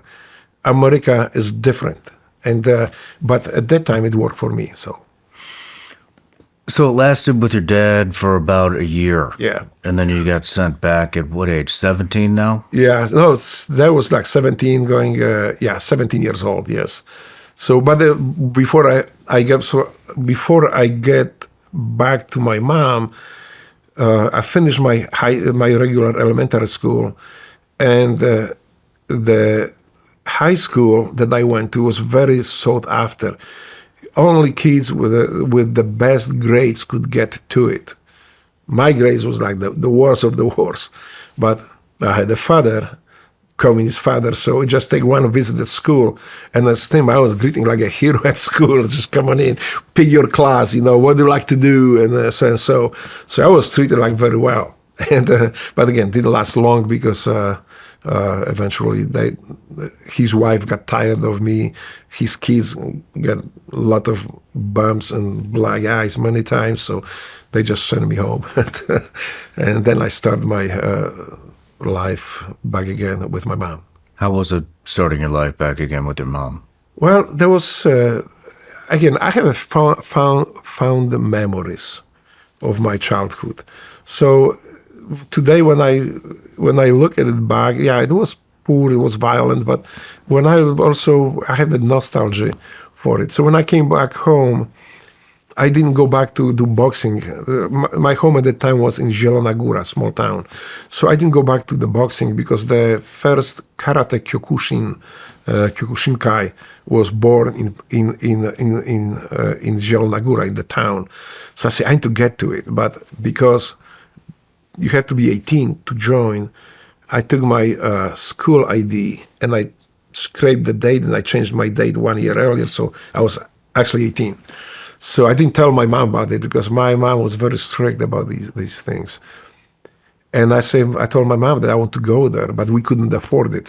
But she said this: if you stop drinking and stop smoking, because I was drinking and smoker, if you stop drinking and smoking, and I see you try to pay for your training, I will help you. So then I was selling the what do you call it, like papers. You get the papers, like recycling. I was doing the recycling, and I was just getting money for it. You could do it in Poland. It took a lot of stuff to carry, heavy stuff, to make meaningful money.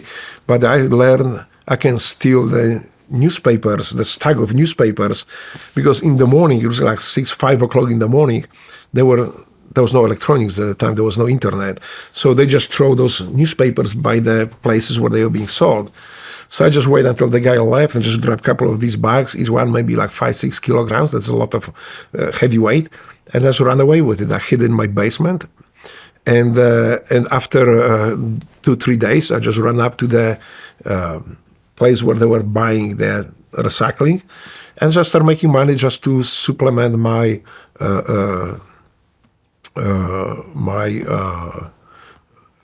karate training. And it worked. My mom seen it, and she seen that I tried. I stopped drinking, I stopped smoking, just like this. Just one day, I stopped, and started doing karate Kyokushinkai. It was fun. I mean, that was something that I very fond memories of it, and that's how my life moved. And then you found yourself in prison. I found myself in prison after, that was 1978, and that was when John Paul II, Pope, came to Poland.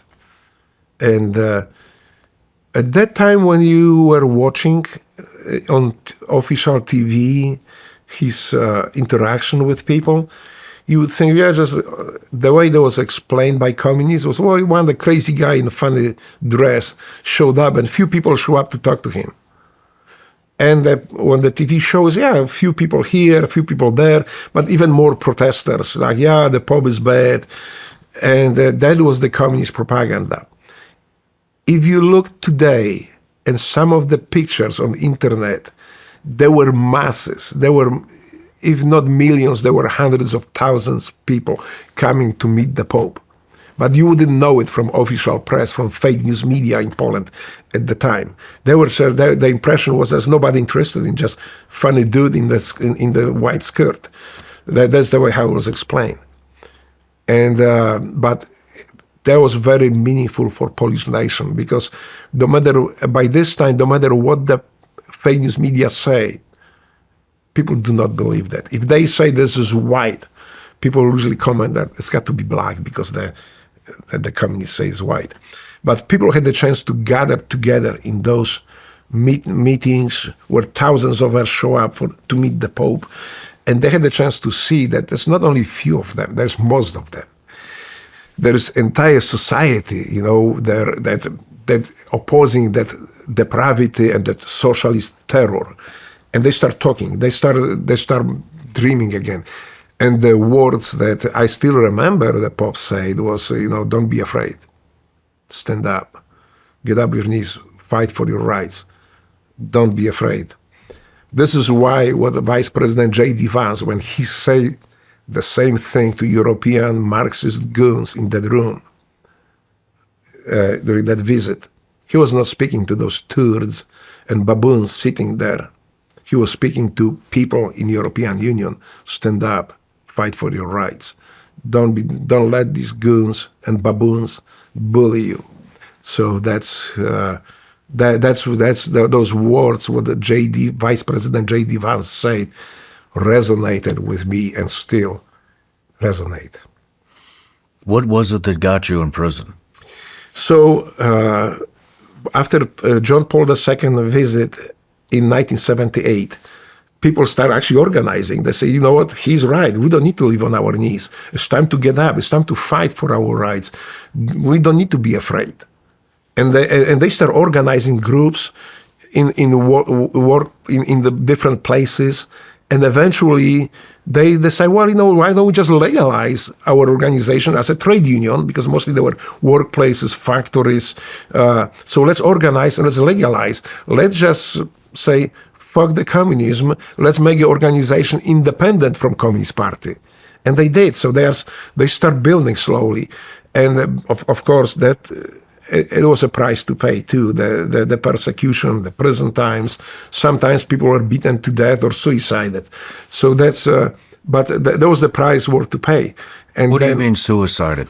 Well, for example, I'll give you a student, I think it was 1978. His name was Pias. So he was active in opposition, working, he was a student. So he was found dead. And official cause of that, he followed the stairs. So there's many cases like this. So they were not afraid to go and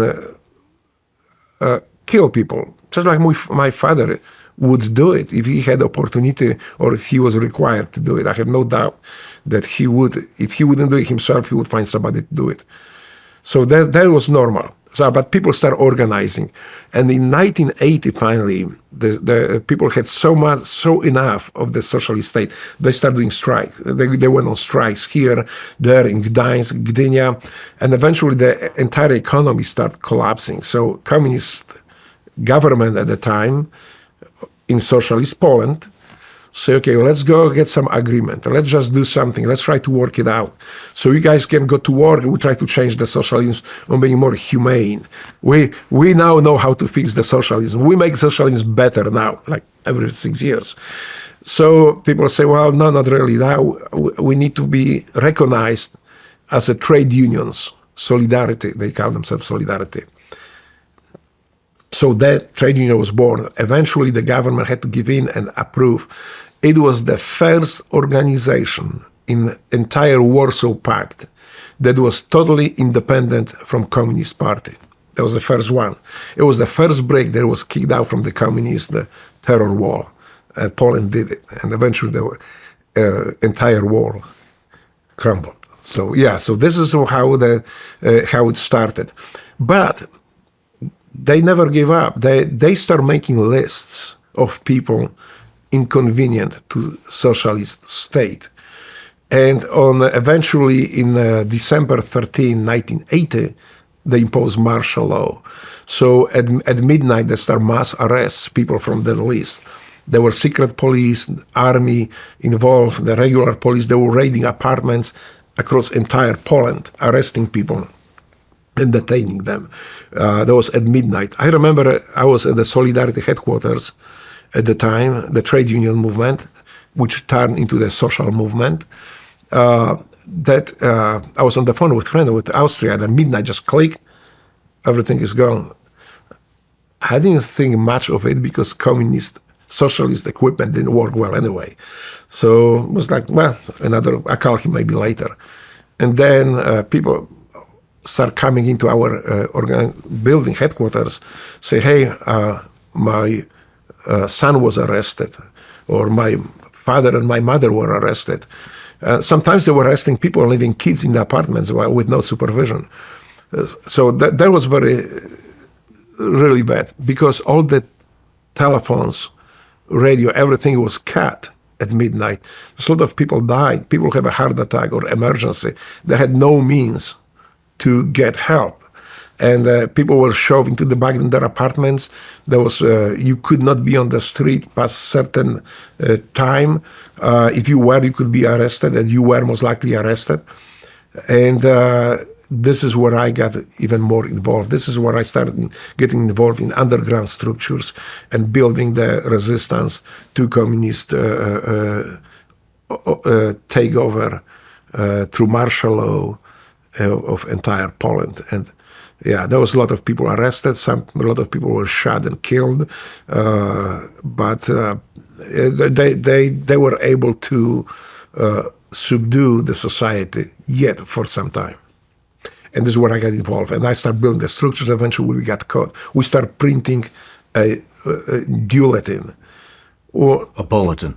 A bulletin, yes. It was behind the censorship of official fake news media. So that was basically challenging them. They were saying one thing, but what we were doing, basically collecting the names of people who were arrested, detained, sent to internment camps, and what happened to them, the court cases.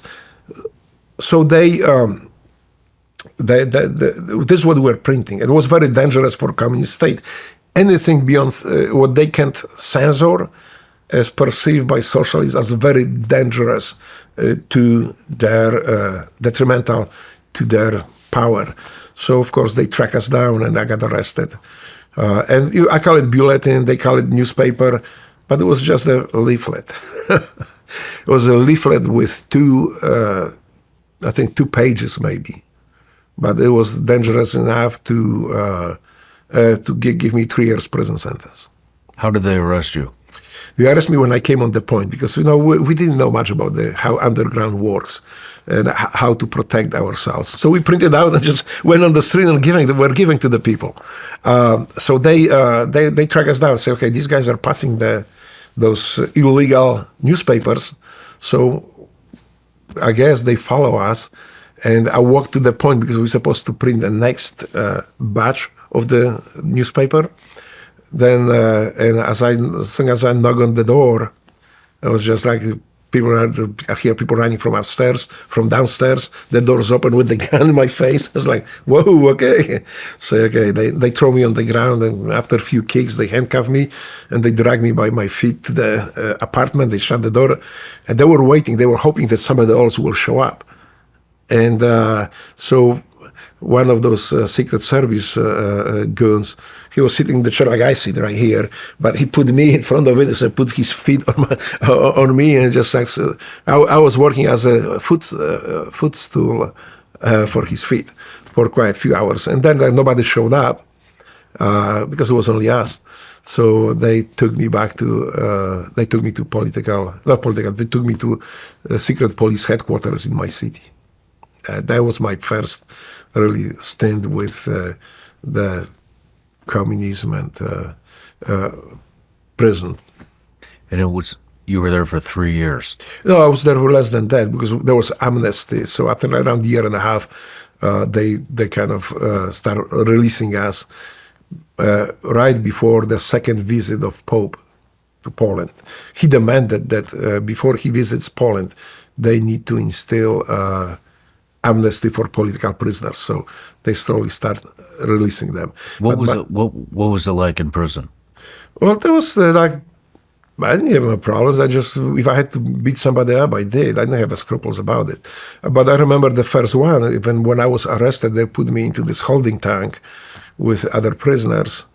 And this is normal technique of secret police. They will keep you not freezing, but they keep you cold. They will not keep you starving, but they will keep you hungry. So they will break down your resistance that way. You are easier to fall down. And so I remember they threw me like 2 o'clock in the morning. It was dark, no windows. So I just like didn't know even where to go. Somebody say, just go along the wall, find an empty spot, sit down, sleep. We're going to figure it out tomorrow. I say, okay. So we have tomorrow in the morning, and this big dude comes up and say, hey, I didn't eat quite enough, so I'm going to eat your breakfast today. You are well fed, I guess. You just came back from outside. I'm going to eat your breakfast today. So like, I didn't have much experience with prison time, so I figured out I just knock him out and just assert myself that nobody's going to eat my breakfast. So I knocked him out, but so he was laying there, and I was like thinking like, say, well, I'm going to knock his front teeth out, and I'm going to make a necklace out of it. So actually I walked up to him, I like very carefully lift his upper lip and just drove his 2 front teeth in, just pulled them out. Well, I got caught with them. I think in the next prison time, because when they transferred me to a real prison, this is where they start like searching us much better, and they found my teeth. So I'm sorry, I don't have my necklace. But that was the. But like it never bothered me. Nobody never bothered me with taking my breakfast. It would be very unlikely in prison that somebody like a real prisoner would just go and try to take your breakfast. There was some punk who think he's somebody, but he was threatening me. When you go to real prison, I'm going to pass to these guys, and they're gonna fuck you up. I was like, all right, you say it again, I'm going to knock your bottom teeth out. You want that? He let me alone. So then I was transferred to, eventually when they finished with me, they transferred me to this intermediate prison where I was waiting for my sentencing. And then after that, they took me to political prison on the Russian border in city Hrubieszów. That's where the pictures in my book and on my websites are from, because when I visited that prison in 2022, I had the chance actually to go inside and tour the place where I spent my time as a prisoner. Wow. Yeah. What was it like in that prison? Was there like a re-education program or anything? That was, but it was not an official re-education program. Yeah. So from intermediate prison, I was transferred to after sentencing to that political prisoner. But then they kept, there was known, one of the harshest prisons in Poland. This is where they kept political prisoners. They were kept them all over the Poland, but it was like the most known harsh prison. And then so this is where I met people, professors, engineers, people with a stature, people that accomplished something in their life, and even politicians. So that was very educational for me. It stopped being, I didn't think about it as the punishment. It was more like education for me. I learned about the real history of Poland. I learned how twisted the official history of Poland was. So that helped me, and this is what shaped me in the big part to who I am today. So yeah, I met a lot of brave people. Like when I was sitting in prison, I didn't have a family, I didn't have a wife or kids. And now we have kids, so we know how it is. I understand how it was difficult for all those engineers, all those professors who never had a contact with prison and law enforcement, suddenly being on the receiving end, sitting in prison and worrying about their wives, their kids, and still not giving up, still fighting the system even from prison. For me, that was inspiration. So yeah. I was so inspired that eventually the prison administration sent a letter to my mother that basically come and help out because I'm not following the rules and my behavior is highly negative and not up to standard to socialist regulations and stuff.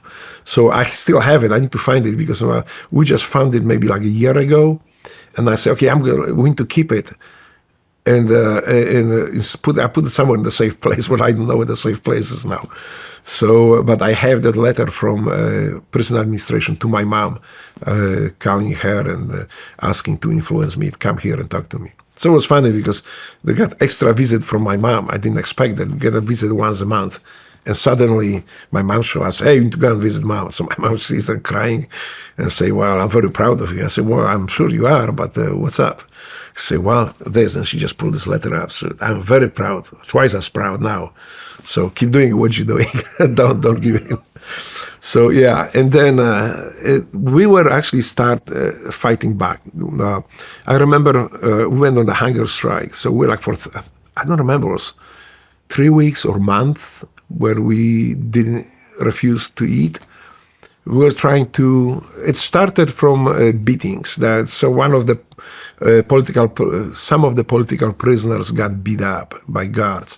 So we went on hunger strike. But then we said, okay, well, we are ready for like 8-9 days. So why don't we just attach the request for status of political prisoner? We are political prisoners, so let's fight for that. So we wrote the letter to administration that the strike will continue until we receive that. Until we receive the status of political prisoner. And they start breaking our strike,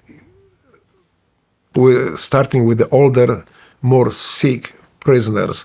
Some professors were taken to the room and say, like, the way by the Polish regulation at the time, they have to feed you forcefully, after, I think, 2 weeks.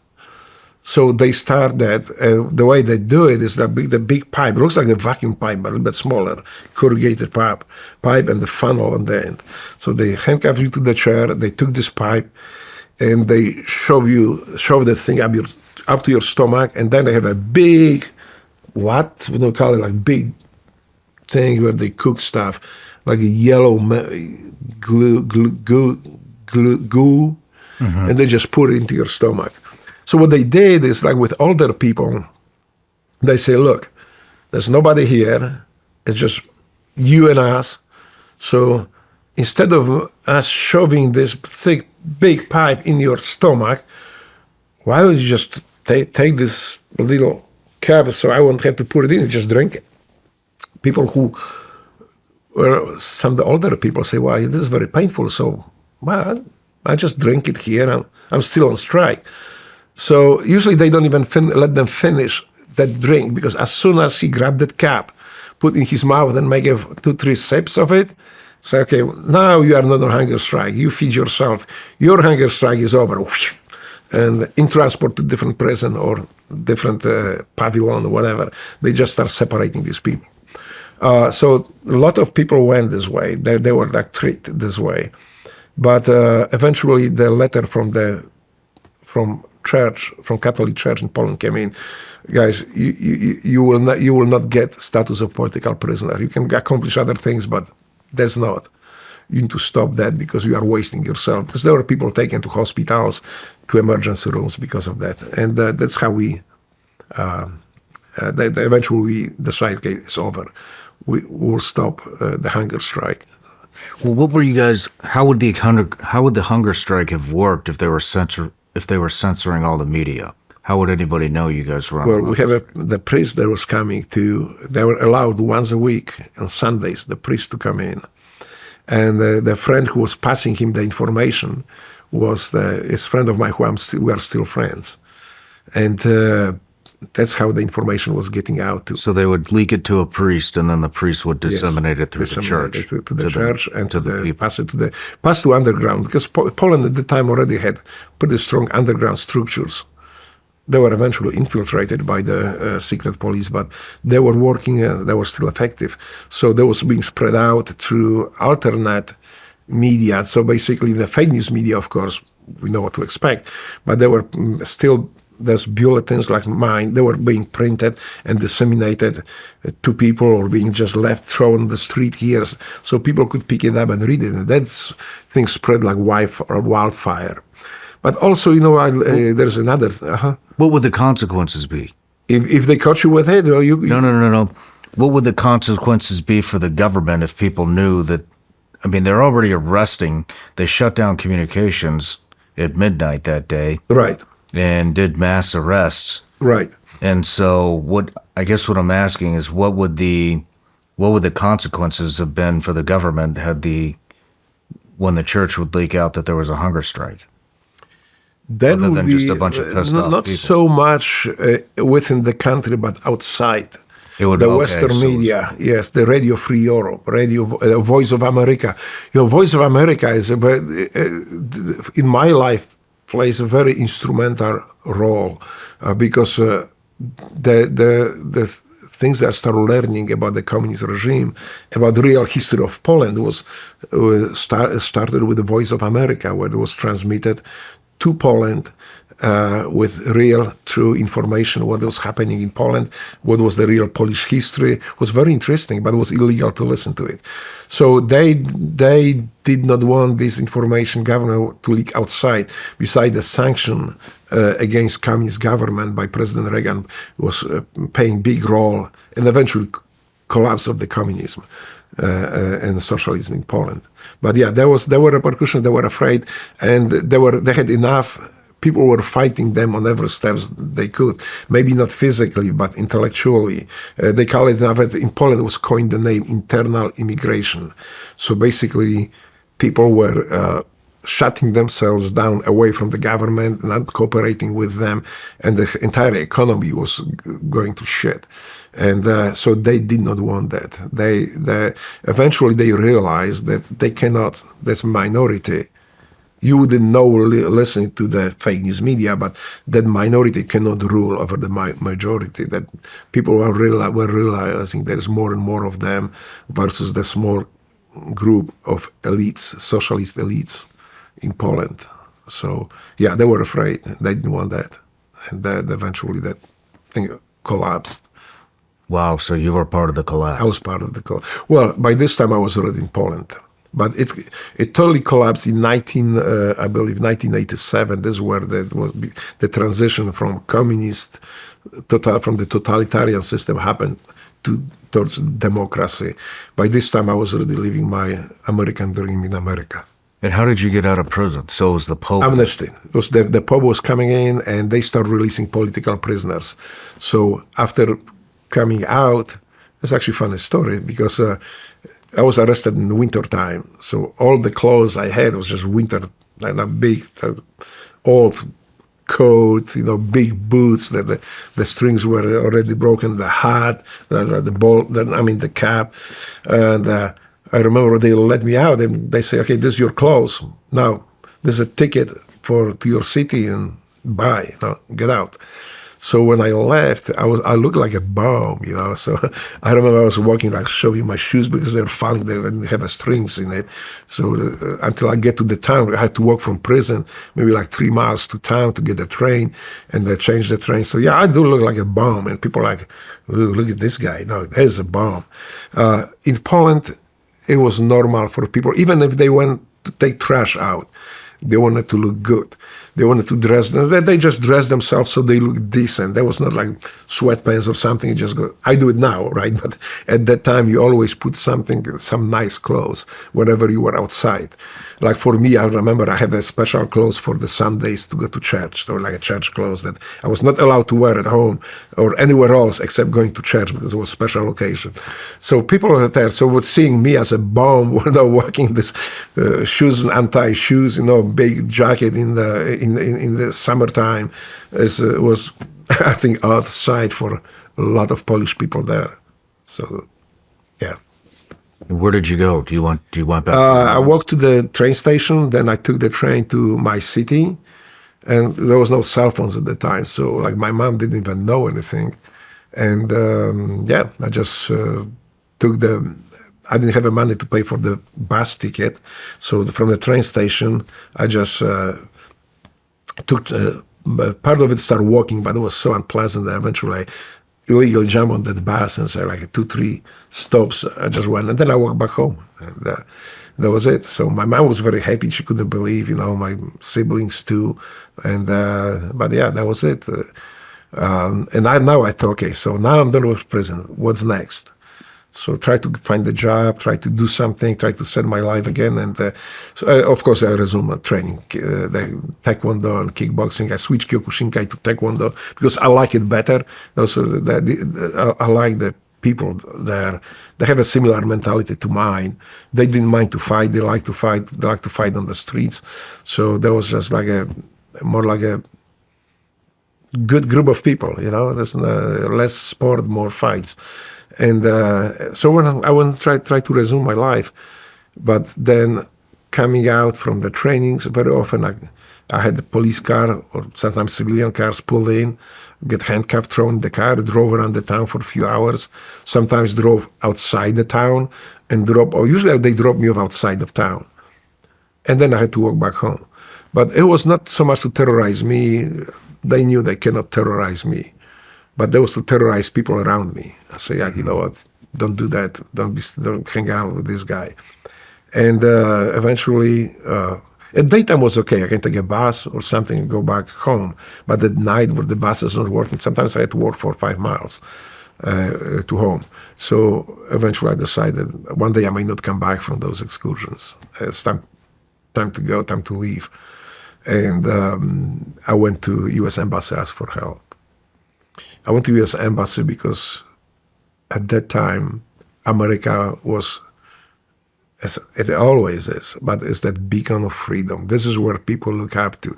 I remember dreaming like, why Poland cannot be like America, And what happened too, when I was going to this very exclusive school in Warsaw that my father set it up for me, I had to travel, change the buses, and the stop was by the U.S. Embassy. So I remember I loved just to go up there because at that time they have those glass displays where they have pictures from America. There were information on America. So I remember even before the martial law, even before I got political, I just loved to look at it and see, wow, I love to dream. So sometimes it was so nice that I remember missing the bus. I said, "Fuck this bus." I want to read this. So I did read that, and I was always fascinated. I like to peek through the fence and see the big, powerful, beautiful cars.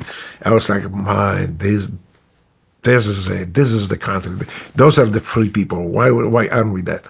Today, those glass displays are taken down for security reason, I guess. And I still, when I went last time, I've seen it. I went up there because for me it's very nostalgic.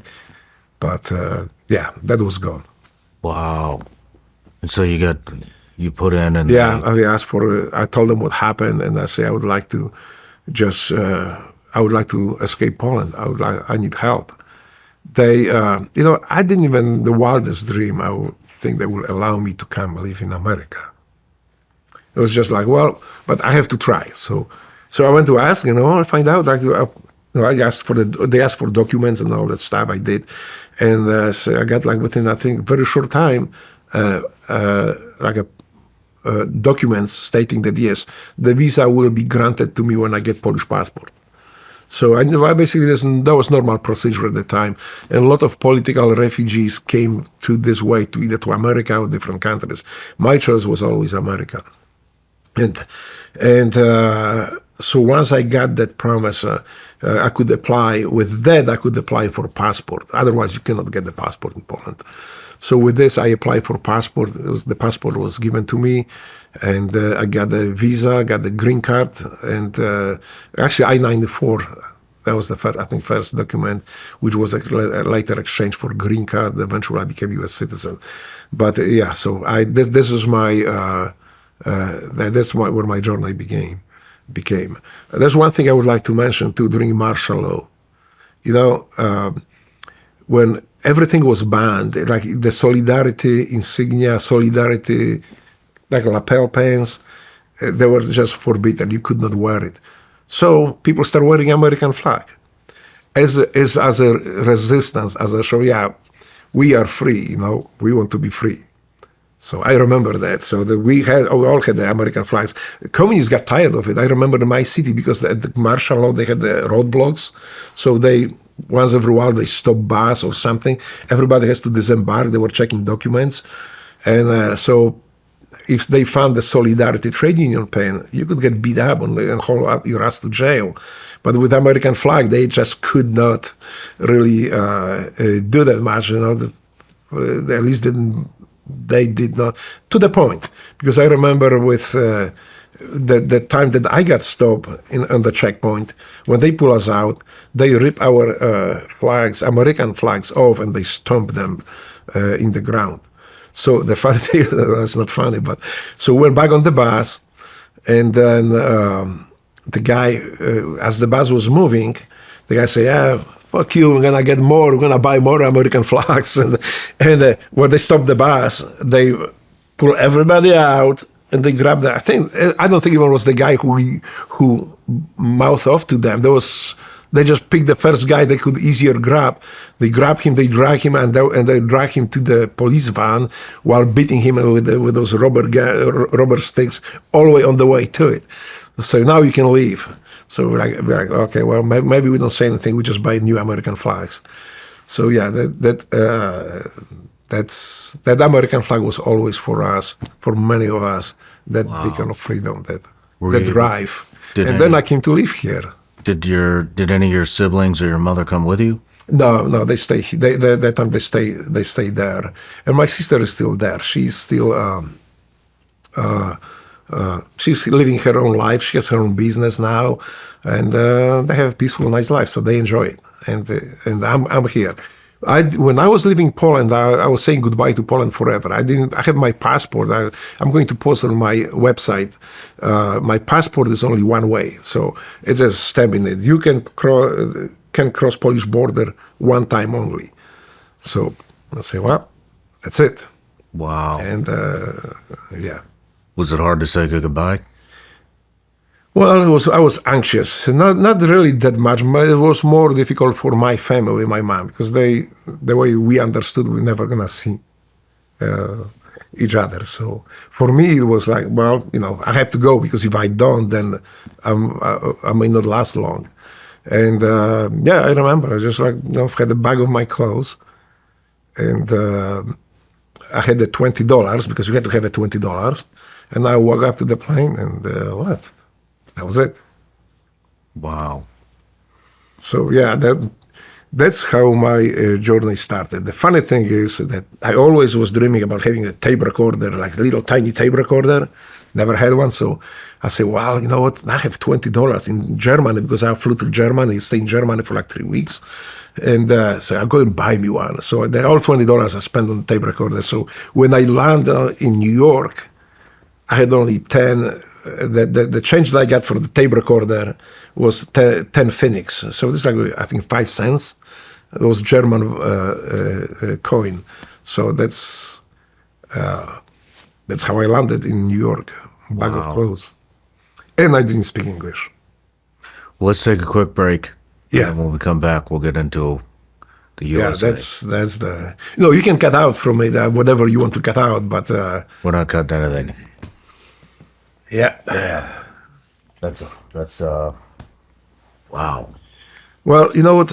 Like my story, whether in the book or told here, I don't want people see as the guy just came and bitched about the socialism and communism. We all know the communism is bad. I want them this to be a prism, a lens, so they can see America maybe from different vantage point.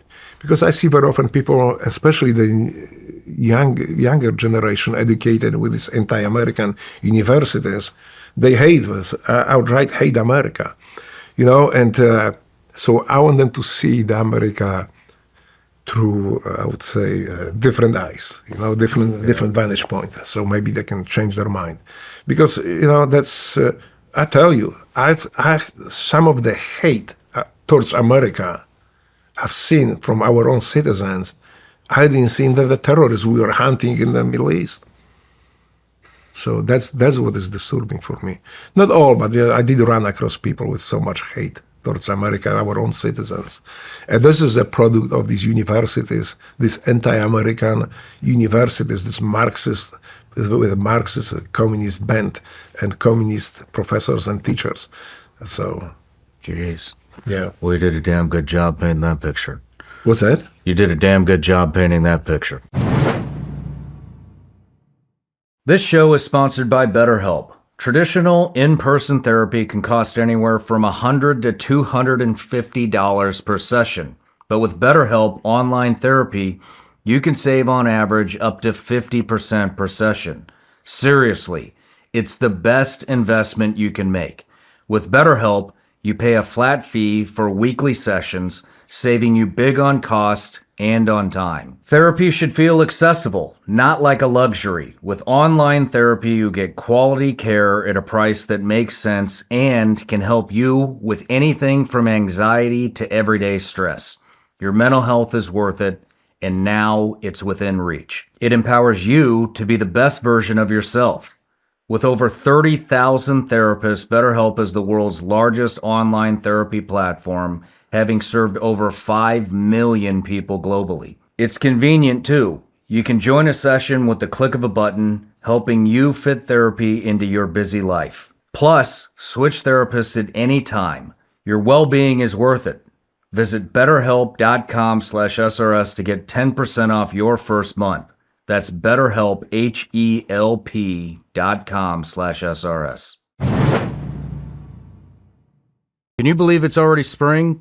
This year is going by so fast, and life is so unpredictable. But I know I'm prepared to protect my family from the unexpected. Are you? Fabric by Gerber Life helps you get term life insurance so you can help protect your family's financial future. Fabric by Gerber Life is term life insurance you can get done right from your couch, all online, and on your schedule. You could be covered in under 10 minutes with no health exam required. Fabric has flexible, high-quality policies that fit your family and your budget, like $1 million in coverage for less than $1 a day. Fabric works for me because there's no risk. There's a 30-day money-back guarantee, and you can cancel at any time. Join the thousands of parents who trust Fabric to help protect their family. Apply today in just minutes at meetfabric.com/Shawn. That's meetfabric.com/Shawn. MEET fabric.com/Shawn. Policies issued by Western Southern Life Assurance Company, not available in certain states. Prices subject to underwriting and health questions.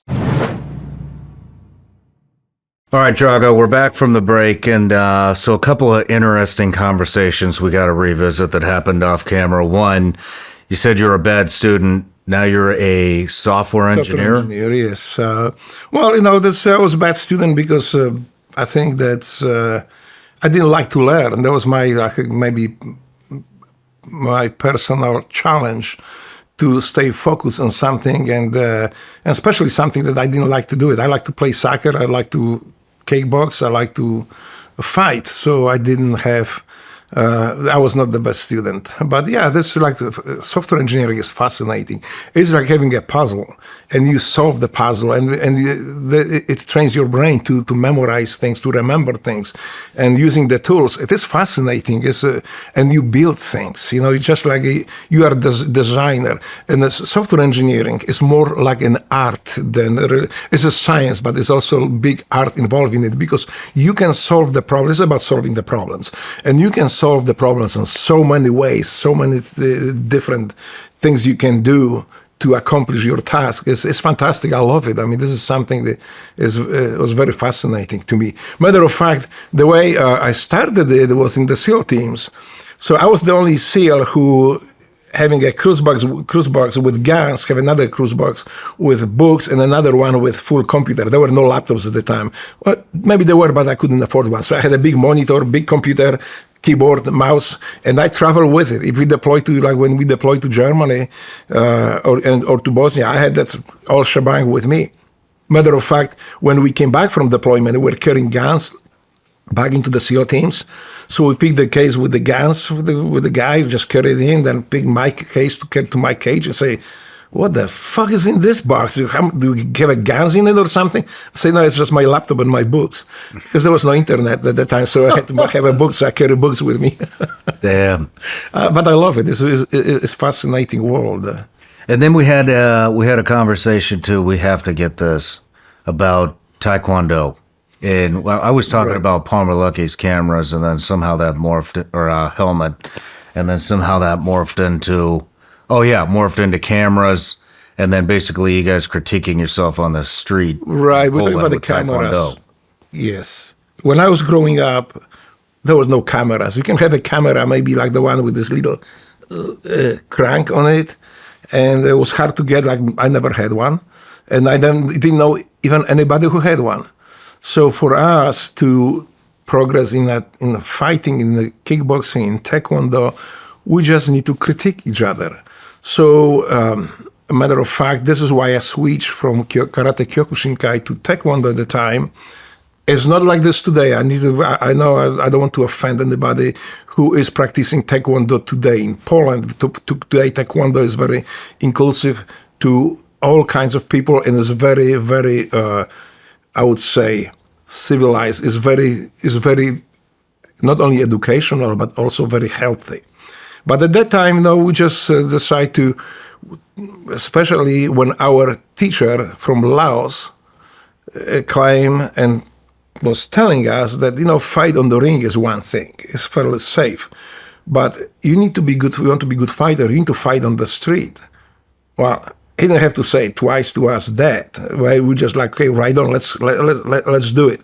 So the way we did it was just pick the people on the street who look more rough, or like somebody who was willing to fight. And it was not difficult to find people like this in Poland at the time. So we go, and the way we did it is like, okay, so I'm going to go first. I'm going to beat up this guy, and you guys will watch. This is what I'm going to do. I'm going to use this technique, and you grade me. Basically, they were the cameras of the eyes of my fellow buddies from Taekwondo. They were the cameras of our times. So, you go up there, you use your technique, you beat the guy up. And again, I'm not proud of it today, but I have to say it clearly, but that was the way I lived the life at the time. So, and you critique me. And so after the fight was over, the guy was laying unconscious. The guys come in and say, okay, well, you missed your technique right there. You could emphasize a little bit more. That kick was not very strong, or you missed the guy here where you could actually do more damage or do this. So that was our techniques. And that's how we got really good at it. We got really good at it to the point that we didn't look for a single people anymore. We just wanted let's challenge ourselves. Let's just beat two people at a time. So sometimes it was difficult to find like a group of people to beat up. So if we found one, usually it was like whoever called first was able to beat them up. Sometimes it was so hard to tell because we were like, the mine. We had to draw the straws who will be beating them up. And this is how we practice. So we just walk up to the guy who started the fight. And in Poland, again, it was not very difficult to do it because almost everybody was fighting everywhere. And then we practice our technique, or 2-3 guys. And it was become more actually interesting than beating just one guy. It was a very simple thing. But now we have 2 or 3 guys. And now you can show your art, I would say. You can show your way of how you master your techniques, your reaction time, and all that stuff. So that was very interesting. And some of them, like we didn't pick people who, because you couldn't know if the guys to beat up were martial artists too or not. But we did. We just like taking chances, and sometimes the guy had actually martial art training, or boxer or wrestler, so they were hard to beat up sometimes. Sometimes like you have 2-3 guys, and one of them is like, is not really reacting to your punches. You have to actually strain yourself to knock the guy out. But that was our training. That was the cameras were our eyes, and the review was our critique, how the fight went. Wow. And, that was what again? Whose idea was the safety pin? Oh, I don't know where it came from, but came from, when you were fighting in Poland, when I was fighting in Poland, I learned very quickly that, and I'm sure you experienced that when you start a fight, the guy gets beat up a little bit and say, okay, I had enough. Thank you. You better let me walk away. I'm fine. That's a very dangerous thing to do. What I learned very quickly, because usually the guy recover and attack you again or come back with his friends. So then you have a fight on your hands, or even more people to beat up. So when we fight, when we used to fight there, we used to fight until the guy stopped moving. So it's not that, okay, I had enough. No. You don't tell me to end when I end the fight. I will tell you when I end the fight. Most likely you will just be moving again. So you just beat the guy until he doesn't move, right? Or he falls down and doesn't move. But then we find out, and it happened to me actually, that one of the guys, I think, had a tongue fall in, and he was already turning blue, and I panicked. I didn't know what to do. I didn't know what happened. And thanks God there was a nurse, and said, give me a safety pen, somebody's safety pen. So somebody put his safety pen, and she kind of like hooked his tongue and pulled it out, rolled him to the side. It was good. And say, if something like this happened, you need to make sure that that person's tongue doesn't fall in. So I say, well, that's pretty cool, but like if you need to run, and what do? Well, I guess you take the safety pen and pin his tongue to his lower lip, and he will leave too. So this is how we start doing it. And sometimes police in Poland at that time seldom intervene.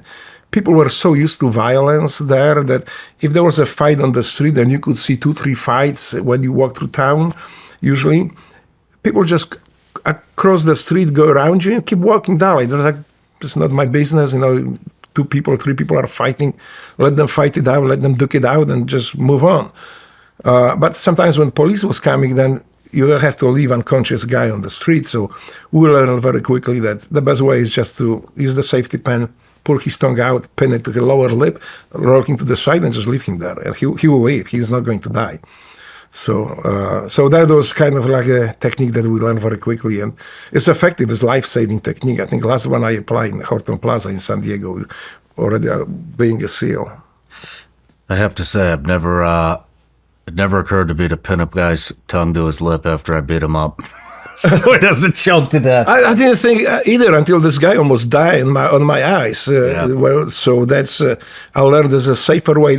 I treat the safety pen as a safety device. You just ensure the guy doesn't die, that he's fairly safe. That his tongue pinned to his lower lip is not going to hurt him. He wake up and. I never had anybody complain about. Well, maybe they never saw me after, but it was effective, 100%, I guess. So that worked, yeah. So let's get to. So you came to America. You had $20. In Germany, I spent on the tiny tape recorder. You bought the tape recorder, yes. So you had I think you said 5 cents when you landed in New York. 5 pfennigs.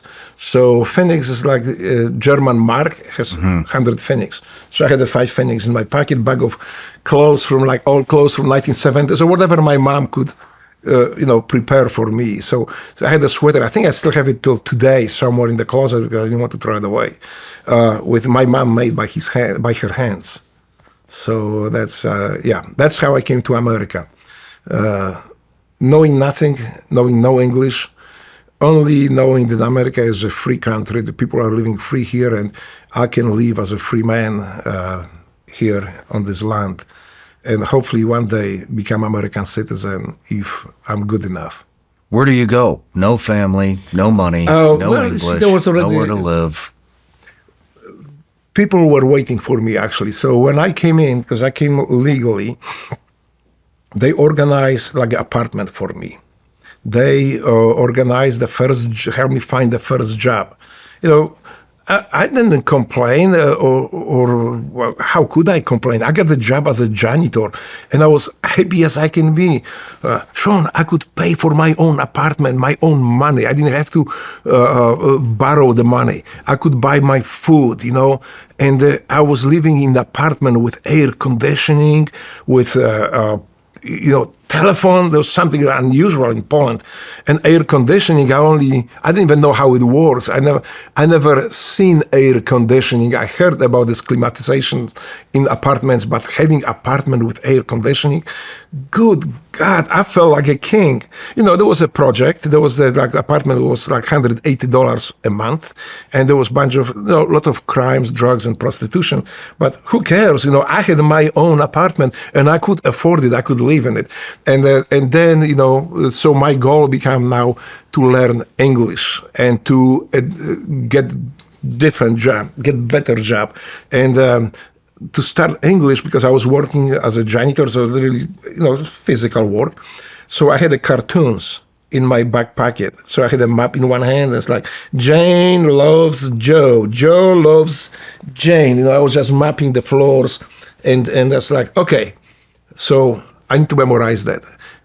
So this is how I learn, basically how I learned English at the time. And this is why my grammar sometimes is still like the offense of Rachel, my wife. She's like, hey, you don't say it this way. You have to say it certain way.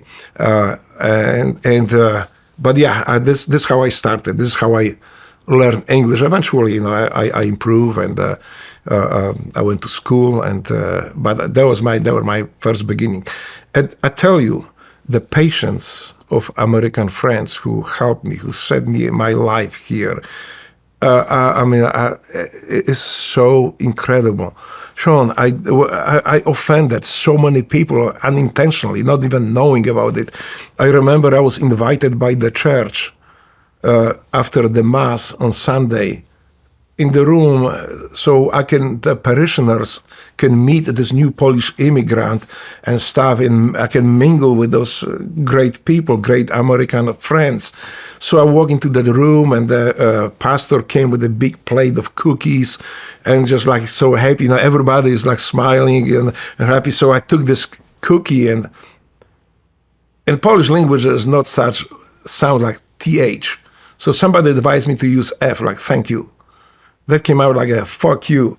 And that's when I took this cookie, and I knew that I say something wrong, because right there, I could hear the gasps, like everybody. So I'm holding this cookie, and it's like, what the hell did I say wrong? I say thank you, but now there was a fuck you. So, but there's like older gentleman came out and say, look, what he's trying to say is, he looks at me and say, thank you. So I'm like, yes, that's what I'm trying to say. So like there were things like this, the Borat moments. I was invited to party, like swimming pool family party from the parishioners, and they have a grill set up and everything. So of course I want to represent myself the best I could, and be that good American I want to be. I just want to look good there. So I went and I found the skimpiest, the shortest shorts I could find. You would call it banana hammock, I guess, today. And I thought, this is really cool. I will look really good. I think these people will admire me. That's like, I really represent myself well. So as soon as I walk into that pool, I can see a whistle and people being ushered out of the swimming pool behind the building somewhere. And somebody calls me and say, hey, come on here. We have a shorts for you. So they took me to the room. They gave me big shorts. Oh, I didn't argue. I just like, yes, sir, yes, sir.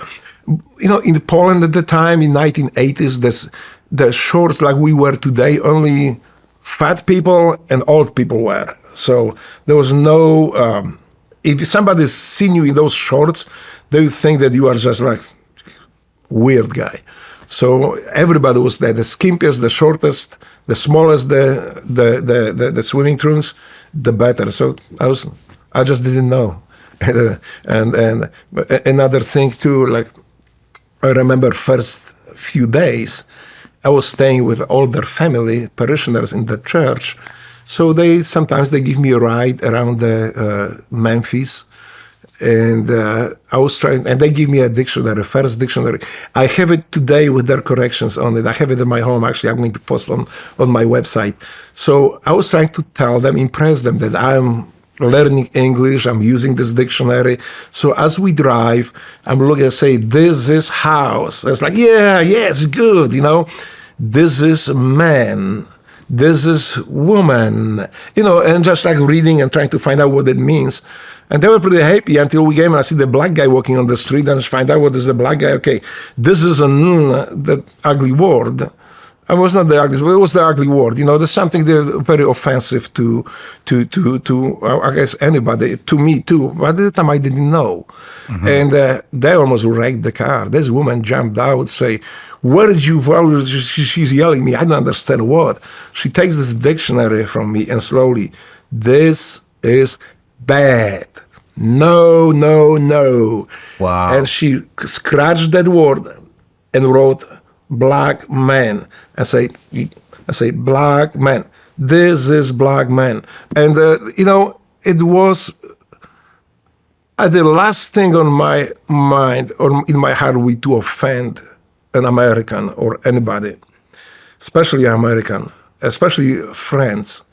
So I just didn't know any better. So yeah, as you can see, my progressing through my learning how to live in American society, it took its toll on me too, because I was trying to be so good, and sometimes it just backfired at me. But there was never intentional mistake. Maybe one when eventually I got the job as a sub mechanic. That's a story just in itself, how I got the job. And then, so that mechanic, the shop foreman, invited me to say, hey, let's have a steaks today. There'll be a couple other mechanics coming, so let's go have a party. I say, party, yes. So show up, and he gave me a steak. Shawn, that was the first time in my life I seen that one big piece of meat in one piece. So I'm looking at it, there's like, I think 5 or 6 of them, but I'm like, Jim, by this time I spoke a little bit English, so it's like an entire town is coming here to the party or what? He said, no, it's just, so are you telling me I can eat the whole steak? In Poland, when you had the meat, you slice it like a razor blade, and you use the meat, at least in my home, not to fill yourself, use the meat for the taste, but you fill yourself with the potatoes or bread. So I'm just like, how be eating it was the first time I ate an entire big chunk, like a brick of meat in my life. So I was so grateful to him. So they knew I was doing kickboxing earlier, and they said, oh, show us something, show us something. We have a few beers. I say, okay, I'll show you the basic punch, what I like to punch people with. And can I punch this wall? He said, yeah, sure. I thought it's a concrete wall. In Poland, the walls are concrete, all those concrete plates. So I unload on this wall, boom. But there was a freaking dry sheet wall. So my fist went through one wall and went out in his bedroom on the other side. That was embarrassing. I would say, dude, Jim, I am so sorry. I didn't mean to destroy your house. I just wanted to show you now that the punch, I thought there was a concrete wall. And they thought that was funny. So but I say, I'm going to go and fix it. But I say, no, that was fine. I will keep it for a while. So I have a story to tell. So yeah, so the things like that were a bit different. How old were you when you came to the U.S.? 24. 24 years old. No, 23 going 24. How long did it take you to learn English? I'm still learning English. Enough to be able to communicate. Yeah, but to communicate, I think it took me maybe, to be fairly efficient, to convey my thoughts, I think maybe 6 months, 7 months. Wow, that's But please remember, I had to do it on my own. Mm-hmm. So it's easier to learn the right way than learn the bad way and then correct this. So I still make a lot of mistakes when I speak, and which is obvious to people around, maybe not for me so much, but my wife always says like, well, you're just funny, so I'm not going to correct you because it sounds good, sounds funny, so keep going. So yeah, she domesticated me. So I'm like I consider myself now fully domesticated. She always, when you ask her, she will tell you that I'm still project under construction. So I still have edges to polish, but I'm working on it. So where did you go? Where did you go from New York? From New York, I went to Memphis. So Memphis, Tennessee. This is where I started my American dream. And again, this is something that I always said. I would never succeed. Maybe not the way I succeeded, if not American people, if not American culture, if not the help I got from people who didn't know me from Adam. There were people coming to my apartment. I had no furniture, so I was thinking, wow, my apartment is great. I can sleep on the floor. No, they brought me a bed. They brought me a shelves. Everything that I had in this apartment, I got from my American friends. They were coming to me, bringing me clothes, because the clothes that I had from 70s and really didn't fit. I wouldn't fit between people. So they were bringing me clothes. They were bringing me food. Because I think I had like $20 a week left after I pay my bills to buy food. So they were just checking my fridge. They were just coming in and saying, hey, you know what, I think you need this. Let me bring you some hamburger meat. Let me bring you a cereal. Well, with cereal itself, this is something that I never seen it before in my life. And then when I was taken first time to shopping, to grocery shopping, for me, it was like going from the normal world into science fiction movie, right inside it.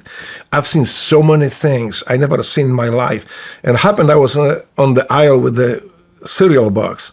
I didn't know what it was, but these boxes look so nice, so good that I just loaded up my whole cart with the boxes. My American friends who helped me with the shopping, they were just laughing and saying, dude, like, okay, if you want it, yeah, you got it. So I just loaded my whole shopping cart with the cereal. I was eating the cereal for a year later, but I learned to like it. So my favorite was the Krispies. There's Rice Krispies. Yeah, I love that. And then that one and the chocolate one. So there was like milk with it. I love that. How did you wind up at Memphis?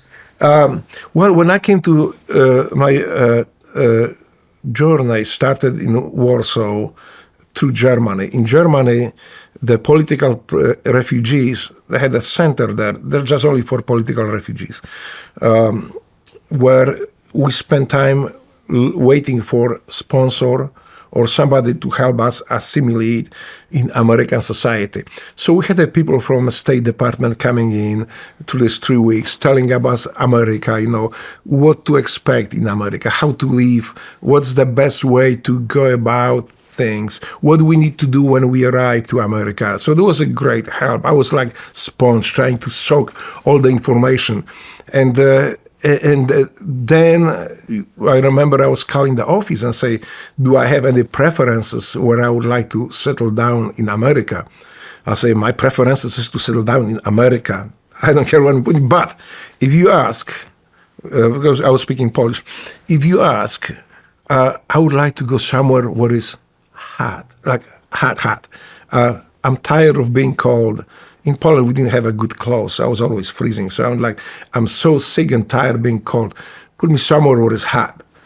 So it's like, well, what do you think about Memphis, Tennessee? So they took me to the map, showed me the map. Do you know anything about Memphis, Tennessee? Well, I knew that Elvis Presley was from Memphis, Tennessee. So I told him, I know that Elvis Presley is from Tennessee. Yeah, great, you know it. But is it hot up there? I said, yeah, it's very hot. I said, sign me up. I'm in.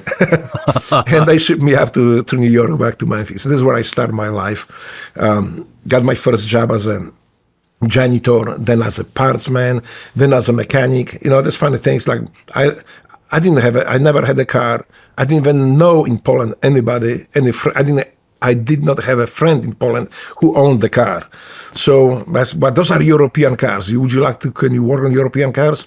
Absolutely, yes. So they got me on the interview. There was a Schilling company with the Schilling, the Porsche, Saab, and Audi. So the Porsche guy came in and said, like, well, it's kind of expensive car. The guy doesn't speak English, know nothing about cars. So maybe we just set it, maybe not today.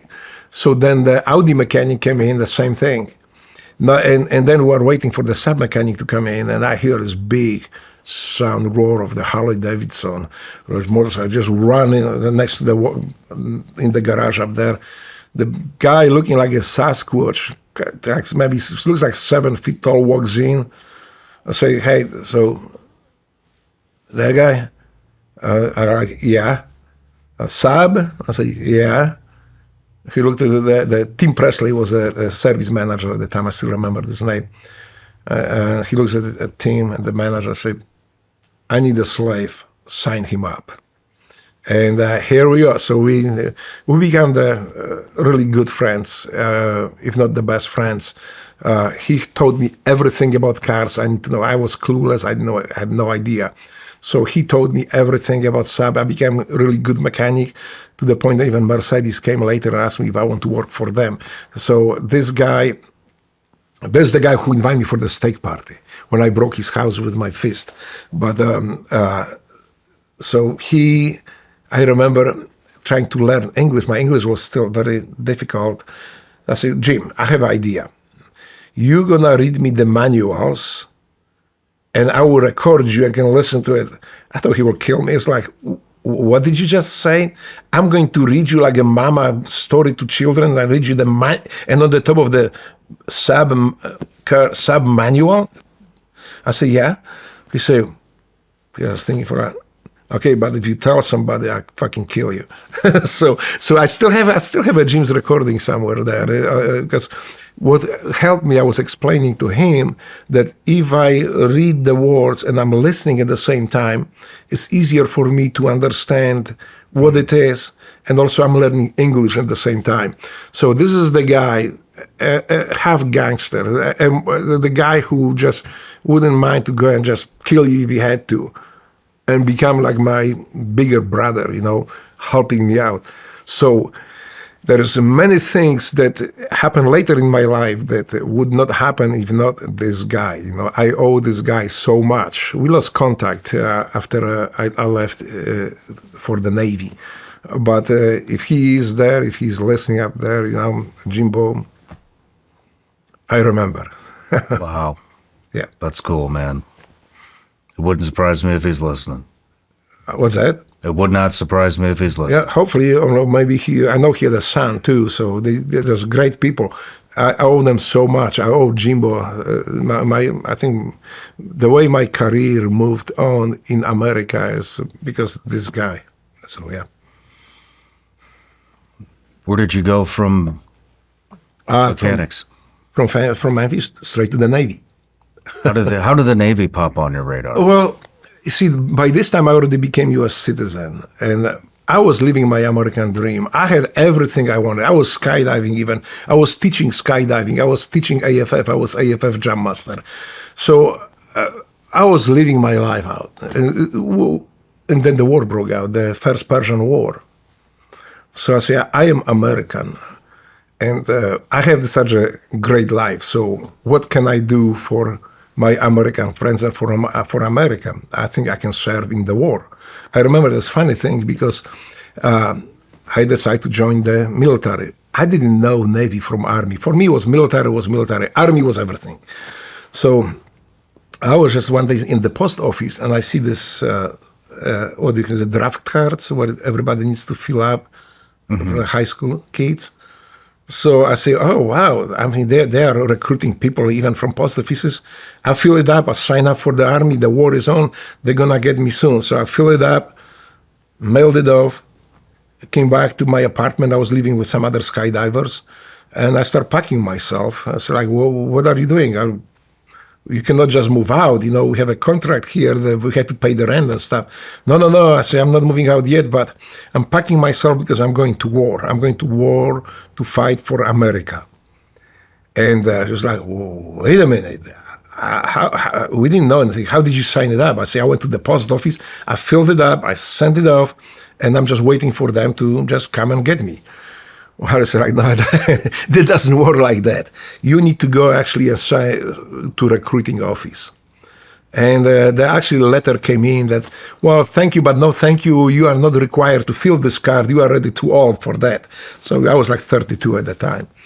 So I say, okay, well, the war is going on and I want to pay my freedom back. So I want to help and support my country, my America.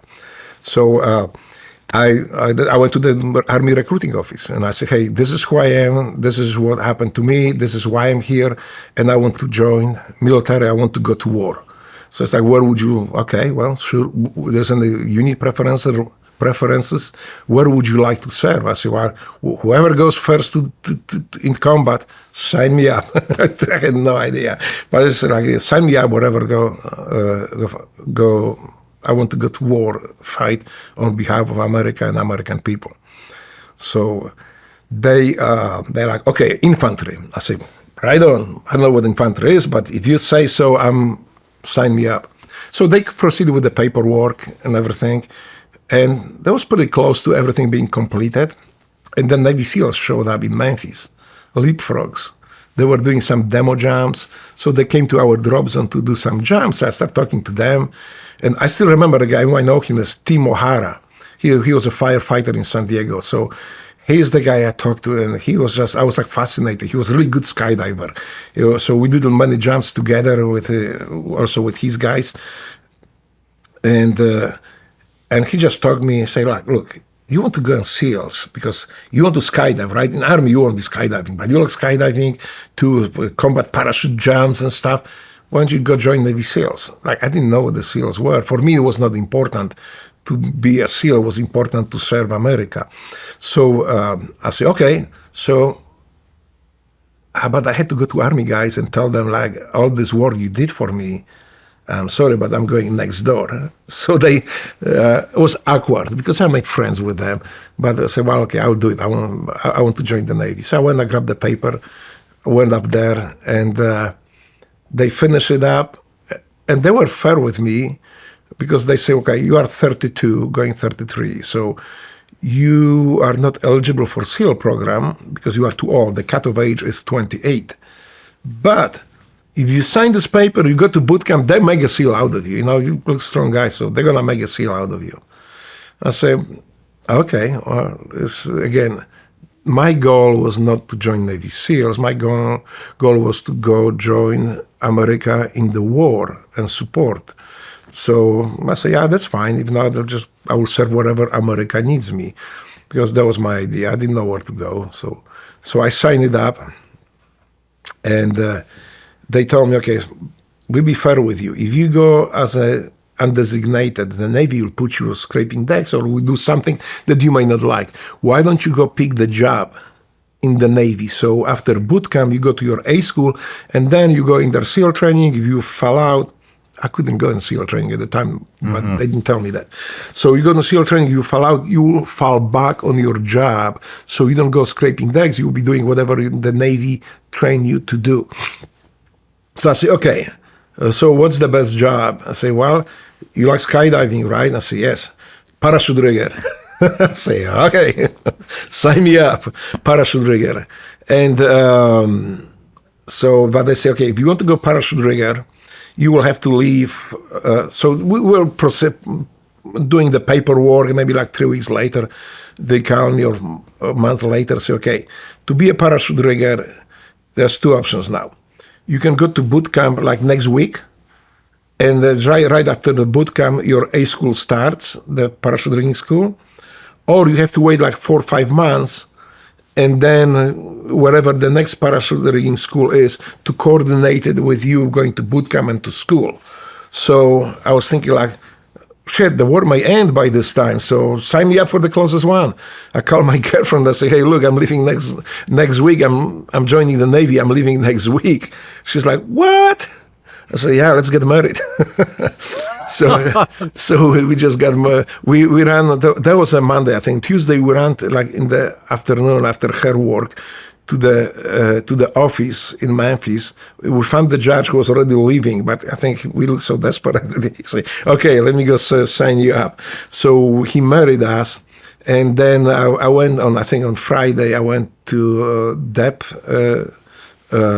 into DEP. Then I was sworn in, and I think Saturday and Sunday they flew me, and a few other guys from Memphis to Great Lakes to Illinois. That's how my adventure started. So that's my beginning of my Navy time. And again,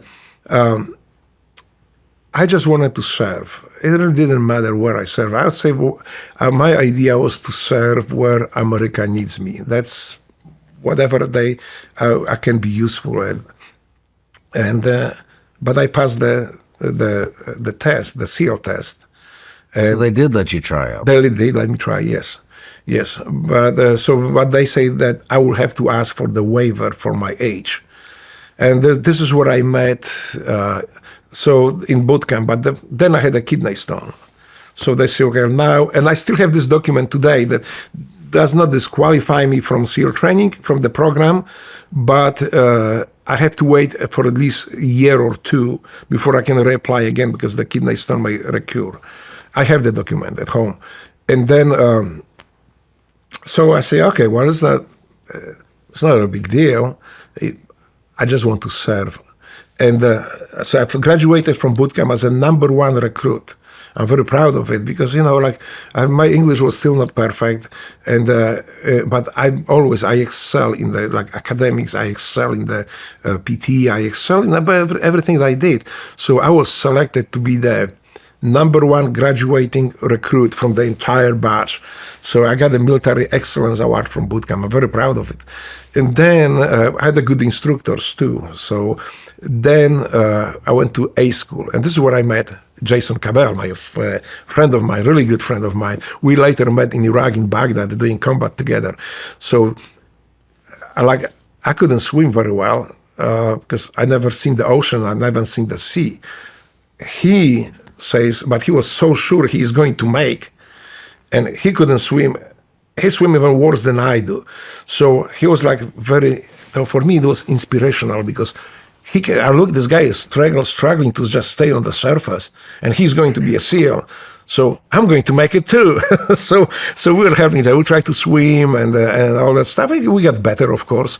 He went to baths. I had to wait for my orders first. But even before I wait for my orders, I went in Millington in the A school.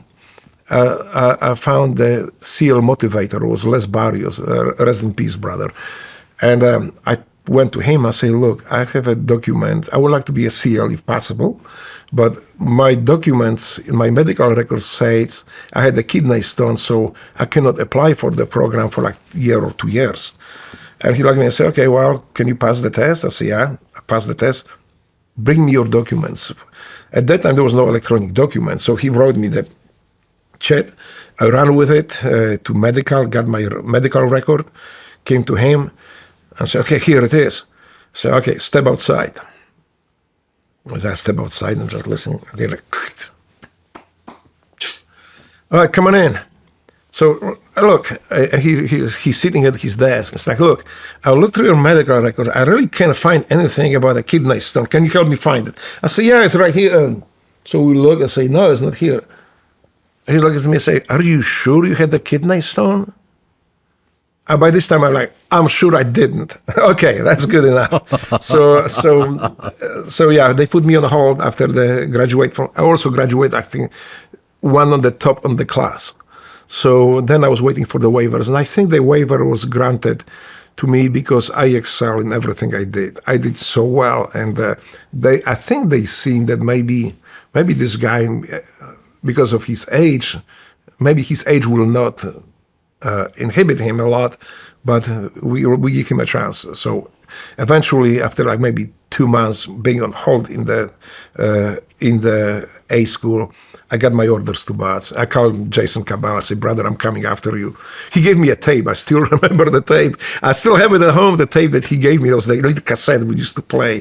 So I was just playing it on the road because I was driving to California to San Diego. So wow. That's how my Navy career started and how my SEAL career started. Did you have any idea what a SEAL was at that time? No. Other than skydivers? No, except them. Well, they show me the video in the recruiting station. I say, wow, this is really cool, but what's the difference between Army? And I was like, it looked like an Army to me. But, it was the unit that this guy recommended to me, and if I could get up there, is fine. But again, that was not the driving, that's not motivate me to join the Navy. So for me, it was not really that important. But the way I imagine SEAL training was that would be like prison. So I couldn't think of any other way. Those are special forces. So they will lock you up there in some camp, and you will be just going through all these evolutions. You'll be going through all the training, totally isolated from people. That was my imagination. And I was thinking like, well, you know what, I'm married now, so it'll be kind of sad for my wife, but well, I survived communist prison. That at least here they don't try to kill you, right? They just try to make you better, unlike in communist prison. So I say I'll be fine. Well, that was as you know, is not that. There is no prison. Actually, you have enough freedom. They give you enough rope, so you can hang yourself if you are not careful with what you do in bats. You just have to manage not only the training, but you need to manage yourself as well. So. I remember a lot of guys going out and partying and drinking, and I would love to do it too. And I did sometimes too, but for me, it was more often Ben Gay, rubbing on my muscles and like, oh God, I need to survive. Tomorrow will be maybe better. Tomorrow I feel better. Let's hope so. So like as they were drinking, I was rubbing the Ben Gay in myself and trying to feel myself better in the bed and trying to go to bed early. But it helped, and, I did very well. It's like I was rolled back only at the beginning of the first phase because I got an infection in my leg. I got MRSA on the back of my thigh. So swollen so bad that I couldn't put my pants on. So actually I had to cut my pants to go to medical. But I figured out this. So, okay, I'm not going to tell them anything. I just go through the rest of this week. It was like 2 more days with the leg like this. On Friday, right after they shut down the evolutions, I ran up to Balboa, to hospital, let them fix it. So I will have 3 days basically to heal, and I should be okay. Well, it didn't work that way. I went up there. They did cut this big piece, the big white piece out of it, and it was thick like my pinky. And my leg was coming down a little bit. I could put my pants on. So, but then in the morning, Monday morning, when I was driving to Bath, it swole again. So I had no choice, but I had to go to our medical in Bath and tell them what happened. So what I find out is Balboa, they cut this out and just let me go instead of irrigating it for maybe like an hour. And that's what they did. They actually gave me antibiotics. They put me on the gurney, and they put the IV in that big hole in my leg, and they keep irrigating for like 2-3 hours. And like my legs, the swelling came out and everything was good. So they bandaged my legs, and I came back and said, we have to roll you. I said, you can't roll me. I said, no, we have to. We have a mud flats where we are going to. You cannot go with a leg like this. And the Hellwig next. You cannot go to Hellwig with a leg like this. So I was really like broken, I was like, holy shit, and I don't want to be rolled. I said, please let me stay in the class. So I think it was Instructor Graves. No, it's Instructor Fitzhenry. He says like, okay, if you can run here sprint around 5 times around this thing, I might keep you in the class. So I say, right on, so but I had to still get a cut on my pants because, I couldn't put them on. And I ran to all these 5s and stuff. I said, can I stay? It's like, nope, 185. So there was from 184, right at the beginning before the mud flats, I got rolled to 185. I had to start again. But it allowed me to heal my leg. I don't think I would be able to, I would make through Hellwig with this big open wound on my leg with infection in my leg and like swollen like the elephant leg. Wow. So that was my first phase. And what did you think? What did you think of Buds? Did you find it difficult being from your? I found it physically very difficult, but I didn't find it mentally difficult because maybe when I came to Buds, I was thinking that this is going to be hell. That is in the hell. That this is going to be extremely. And it was physically, but mentally, like for some reason, the instructors yelling, calling names, and all that stuff didn't faze me. I kind of expected it. I thought that I thought it was funny because like I didn't do anything. I got yelled at for nothing. So I didn't show it to instructors that I think it's fun. I took everything seriously. When they say drop down, I didn't question it. I dropped down and push it out, whatever I was told to do. And I did, I think, very well. Actually, one of the instructor Turner, just looked at me and said, drop down, 50. So I just looked, 50. I think it was the first phase. So the first phase, you don't do 50. But so I did it. I stand up. Who are Instructor Turner? He just looked at me and said, well, you know what? I think I like you. Get the fuck out of here. Go back in the class. So, and then in the Hell Week, you remember that there's a time after maybe 2-3 days when they get you together and they ask you, okay, tell me why you come here to BATS. And I just have to tell them what's there. So I hear, guys, well, I came here to try to be the best. I'm here and I will try to finish this training, give my best, and so. And so when they ask me, I say, fuck, I didn't come here to try. I came here to become a SEAL. And either my body will break down or you kick me out, but I will come out of this I will graduate from this program. I didn't came here to try. I didn't come here to try. They got mad, but I know they liked it because I can see them like, right on. And then, so there's a lot of things like this with the knives. We had these knife inspections. So they always called me because my knife, there was like cheesy knife, but fairly cheap, and we have to maintain them very well. I could put my knife, just the edge, like on my hand, on my arm, and just let it slide. It would shave your hand. They were that sharp. So they were calling me sometimes to demonstrate to other classes how to maintain the equipment. Also on the swim, remember I couldn't swim very well. Neither was Jason Cabell, and. Not only that I couldn't swim very well, I could swim only on one side, the side stroke. So then on the top of it, they put the mask on me. I have never swim with mask in my life. This is the real thing I thought I would drown. Because I remember I was swimming, I couldn't breathe because the mask closed my nose. And I was breathing as much water, I think, as much the air. And when I came out of that pool after the first few swims, my belly was so big that just I could feel water sloshing in it. And there were times that I remember I was swimming, I was like, I'm about to pass out. I have so much water in my lungs, and I have black spots in my eyes.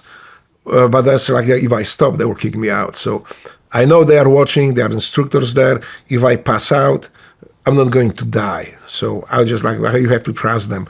And slowly become easier and easier. By the end of my, that was in the fourth phase, that was a pre-phase. When we finished, I was asked actually to demonstrate the new guys coming into the training how to do the side stroke. So I was very proud of it. Wow. So yeah. And Jason Cabral too, he became a really good swimmer. We are still friends, so we talk to each other. And great guy, was very inspirational for me. So yeah. So you graduated BUDS at age 33. Yes. Is that correct? Going 33, yes. And we are checking to team in March 1993, SEAL Team 2. Well, not very many people get their BUDS in their 30s. No, I think there is very few people that made it. I think I'm one of that few that not only made through BUDS, but made through the SEAL teams, into the SEAL teams. Because as you know, very often people who made through BUDS, they still don't cut, and they are either removed from SQT, or today, before it was STT, or they were being removed while in the platoon, either pre-workup or during the event after the deployments. Like, well, no, you are not the guy, so you need to leave. And I have friends that came with me or after me who made two BUDS to that selection, checked into the teams, and they were sent to the fleet. So that was not easy. Not easy for me being old, because especially with my English too. I need to say that, but at that time I was still at the stage that when you talk to me, I had to translate myself in Polish before I speak to you. I had to translate on English, but I guess I did it so fast. I was able to do it so fast that people seldom notice that. That's the issues show up in CQB, where you have to be on your feet. You have to be very fast, and that's when I really start occurring to me that I need to improve my English. I need to get better with my English. Matter of fact, when I came back from the first deployment, when you come back from deployment, you pick the schools. I want to be a sniper. I want to go to diving school, jumping school. I want to be instructor here, there. Well, for me, I didn't have a choice. I was sent to English 101 school right away. So it's like the guys were leaving. Hey, we are going to the sniper school. We're going Drago. So I was walking to the center up there. It's like English 101.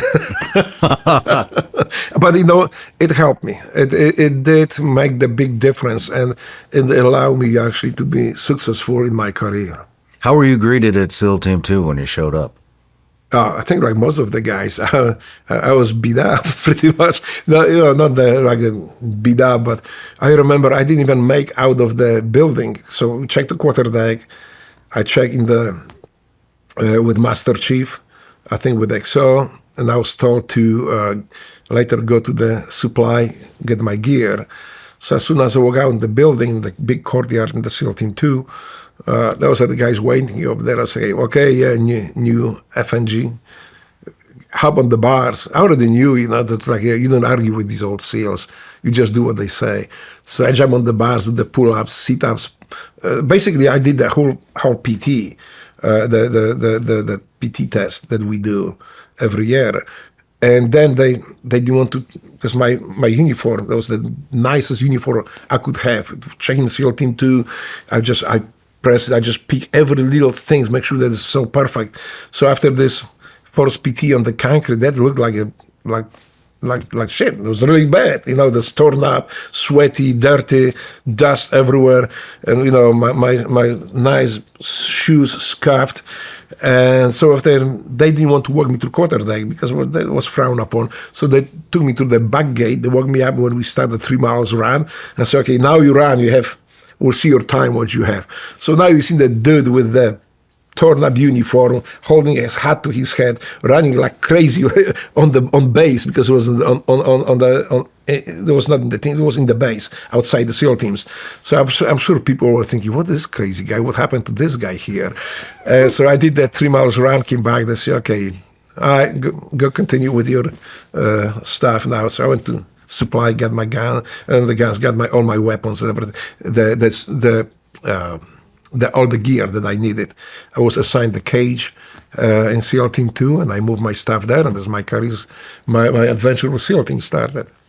So that was my welcome to SEAL Teams. And, very often there was other new guys too, a lot of other new guys. And one day they say, okay, guys, you are invited for Friday kegger. At that time in SEAL Team 2, and all the SEAL teams, I think, Friday ended at noon. So after PT, you just clean your gear, clean yourself, and you can go home, except in SEAL Team 2, you're required to attend the kegger. So keg of beer was waiting in the high bay. So they say, you guys invited for the kegger today, Friday. So me and other new guys, like, dude, so I think they like us. They invite us to have a party with them, to mingle with these old guys, these old experienced SEALs. So I was so excited. I think we all were. But as soon as we walk in, we get jumped, tape, a little bit kicked and beat up, hang on the chains, and just like butts upside down, pull up on to the roof of the high bay while these guys were drinking. So they were drinking, laughing. We just were hanging like a butts, all taped up. Once every while they roll us down on the chains. They have the dragger bag, the bag from the diving rig with the pipe. So here, new guy, stick in your mouth, they put the beer in it and just squeeze in, so goes everywhere. All right, drink enough. Let's go back to rest. So that was our first days in the teams. Today it doesn't happen, or at least not to that extent, because it's frowned upon. But at that time there was like regular welcome to SEAL teams, and I didn't mind it. I mean, it was okay. I've seen worse. Where was your first deployment? First deployment, we deployed to. That was when the Bosnia happened. we deployed to Italy, and it was the same time when our pilot got shot down. So my platoon was one of the platoons that we were flying over the Adriatic, close to the. If we could locate him, we could pick him up. So we were searching for him. The other unit actually was tasked with recovering him, but we were on standby ready to recover him. That was my first deployment. So we deployed to Machrihanish in England, in Great Britain, but this deployment was to, they put us in Italy. So this is where we stayed throughout the first deployment. We didn't find the guy, that somebody else pulled our pilot out, but I'm proud of participating in these efforts. Mm-hmm. Mm-hmm. Were you were you upset that you missed the war? Well, at this time, my concern was that I'm serving America. I'm doing good things for America. And the war, I wish I could get on it. It was kind of too late. So, what I learned later too, if you chase the war, you will never find it. The war will find you, just like happened to me later. But I was happy where I was. My idea was to join the military for the time of war. And I had such a great life that after the war, I will come back and I will resume my life. But then the life that I started in the Navy was so fascinating that I never left. I left 20 years later. So I was not upset, but I wish I met that war. I wish I went to that war, but I missed it. And how was your wife? Did she follow you through all this? What's that? Your wife. My wife, you yes. got married to. Yeah, so that marriage didn't last long. See, the way, as you know, our schedule is constantly on the road. You're constantly somewhere. The thing is in what I learned to understand is, as we do not have that routine, because our life change every month, every 2 months, you go do something else. Our spouses usually stay in the same place. They have the same routine. They go to the same places, and eventually they meet somebody they are interested in. And very often that marriage ends this way. So I didn't understand at that time. I was really upset, but that's what eventually happened. So we did get eventually divorced, and that's actually what. It was later in the SEAL teams when I came back from my deployment, and the thing fell apart. But. Well, we'll get there. Yeah. Where were you when September 11th happened? When September 11th happened, I was in the gym in SEAL Team 2. We were working out. I still vividly remember that. Somebody came in and said, "Hey guys, I just came back from quarterdeck. The airplane hit one of the twin towers." So, like most of us, some pilot of small airplane got lost and killed himself. So sad, but let's go to work out. And then the other guy said, "No, guys, there's those big jetliner that hit the towers, and something is going on." So we left the gym, went to quarterdeck on SEAL Team 2, and we're watching. I was actually watching when these fucking bastards around the second airplane, flew the second airplane to a second tower. I was watching it. I knew we're gonna be hunting these scumbags. I knew that their time is up, and we'll be killing them hopefully soon. Mm-hmm. I was watching that, and it's still very vivid in my memory. Yeah. What were the prelim conversations that were happening after that at the SEAL team? Still time to start killing these bastards. SEAL teams, I think, the attitude is a bit different. When I went to Iraq, especially after what I've witnessed, what I've seen on September 11th, I did not go there to win hearts and minds. Fuck their hearts and their minds. I want them to kill them, to kill the terrorists. I didn't. That's all I was thinking. That's kill as many you can.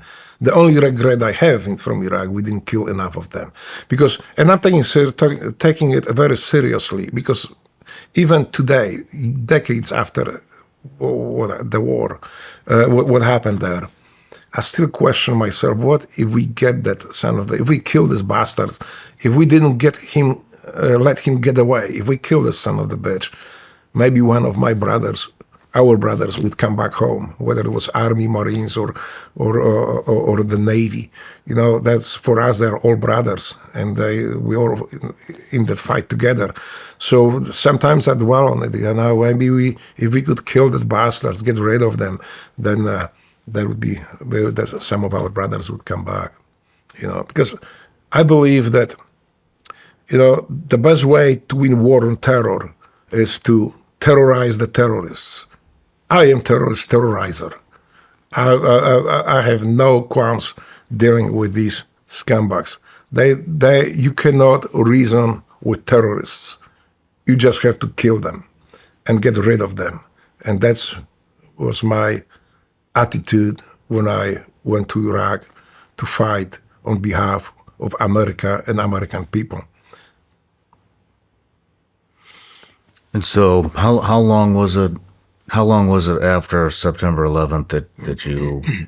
Well, so the West Coast was already in the war, right? They were fighting. That was, I think, I don't know when the invasion happened, like March or something, 2003, in Iraq.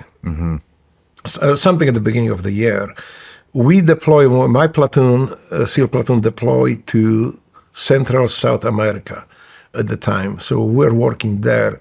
In the middle of deployment, I get a call, say, "Hey, Drago, there is a Polish unit, SF unit, operating with SEALs in Baghdad, and I think we need you there. We want you to go and help us out, coordinate that stuff with them. So you pack your stuff. You are 3 months into deployment, I think. So you're gonna went there for 3 months, so keep up the 6-month cycle." And then you can come back and start your regular workup with your new platoon and stuff. So in the middle of the platoon, in middle of deployment, you know, you can imagine the guys being pissed off, because we are aggressive guys. We are type A personalities. So everybody wants to get into the war. Everybody wants to fight the war. So when they find out that I'm leaving to Baghdad, they were, "Drago, I want to go there too. What the hell how did you pull this off, you know?" Well, I didn't. They just asked. I was ordered to go there, but they all wanted to go. I don't know a SEAL who would not want to go to war. Me neither. I know they were kind of like pissed off, but the good way. You know, they were very supportive. And then, so I left after like 3 months into deployment for the 3 months, and we were very busy. We were busy every single night, pretty much. And then when the 3 months came in, like, I don't hear anything from my command. And I was calling sometimes Rob O'Neill. We're really good friends. And we did entire platoon with Drago together. That was the second platoon. And then the platoon I'm talking right now is my third platoon. I call him and say, "Hey, Rob, just tell the command I'm here. I'm doing fine. I don't need anything." He say, "Yeah, I got you, Drago." But then 3 months pass. I don't hear from my command anything.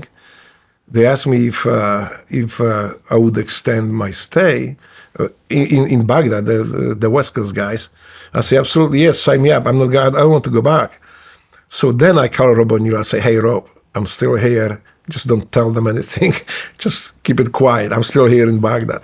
So he says, "Yeah, right on, Drago." So once every while I call Rob O'Neill and I let him know, say, "Hey, I'm still here. I'm doing good. Don't tell them anything. Don't tell them I'm here." And so there's from these 3 months down to 5, 6, 7, 8, 9 months. And I think I would stay there longer, but my NVGs broke. So I had to call the command for new NVGs, and they got me. They said, "Hey, where are you at?" I said, "In Baghdad." "How long?"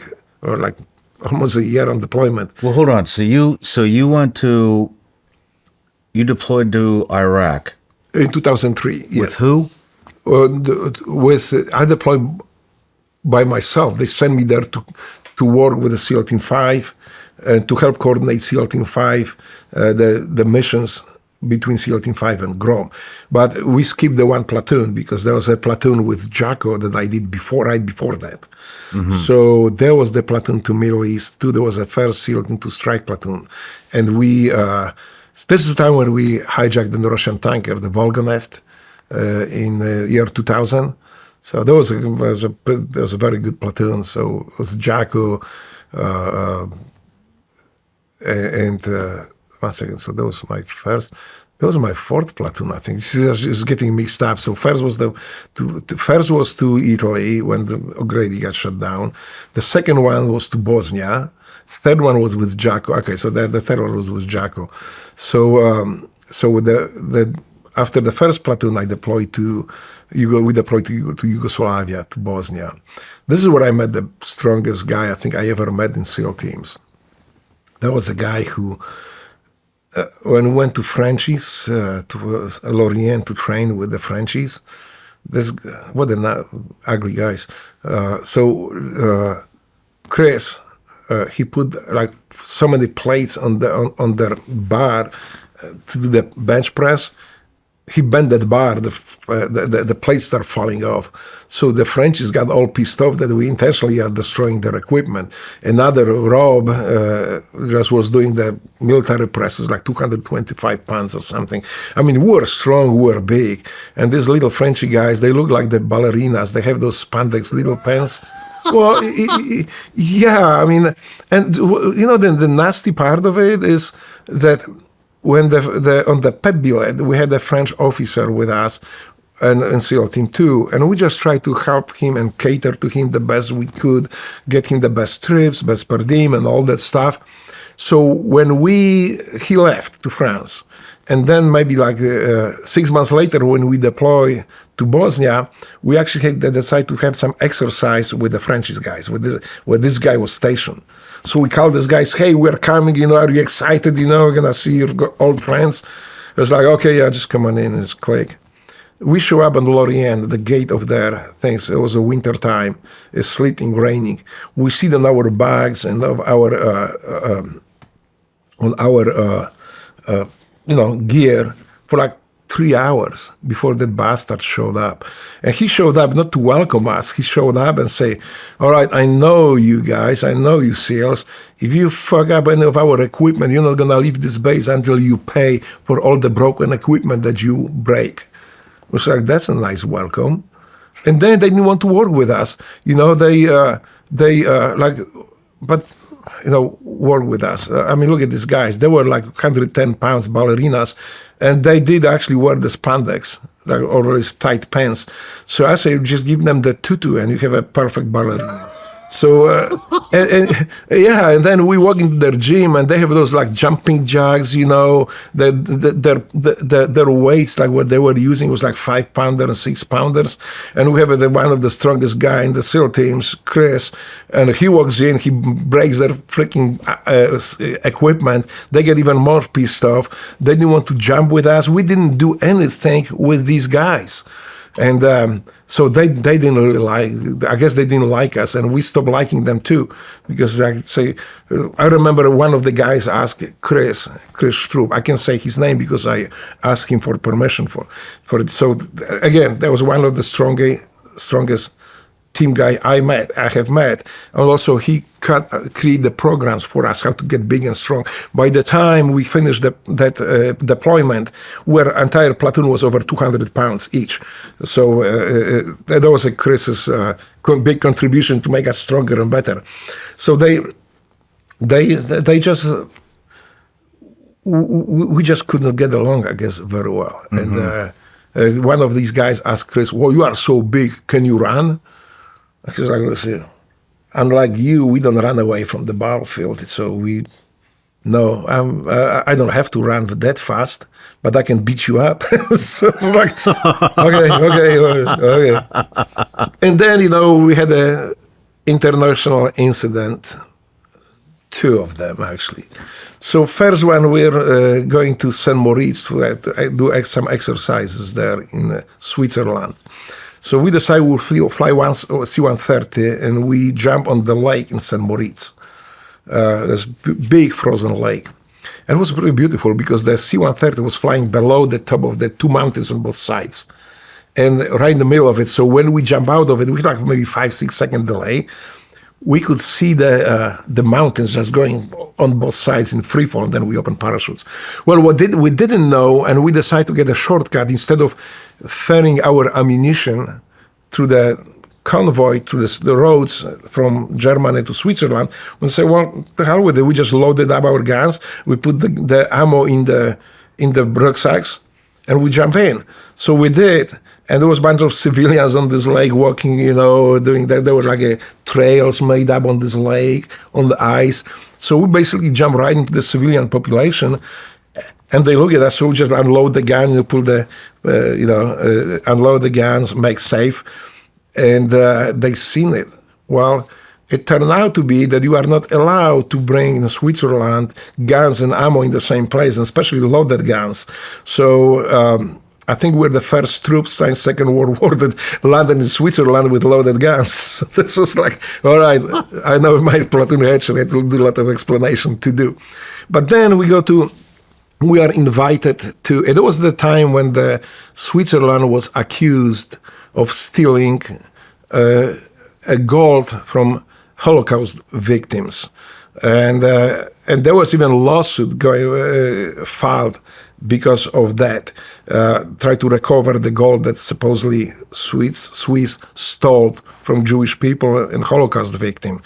But we were invited to dinner up there. We already got over the jumping into the St. Moritz with loaded guns. So we barely got over with that. We are invited to dinner now. So they go on like the top of the mountain. So we go on this little train, like a choo-choo thing, and go straight up. So we go up there. We are the best restaurant, supposedly in St. Moritz.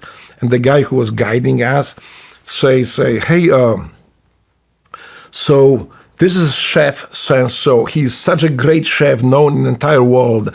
And he has like 5 golden spoons here. Chef, can you go run up, bring the spoon? Like, I never hold the gold thing, maybe ring, but entire spoon of gold, and I never hold in my life.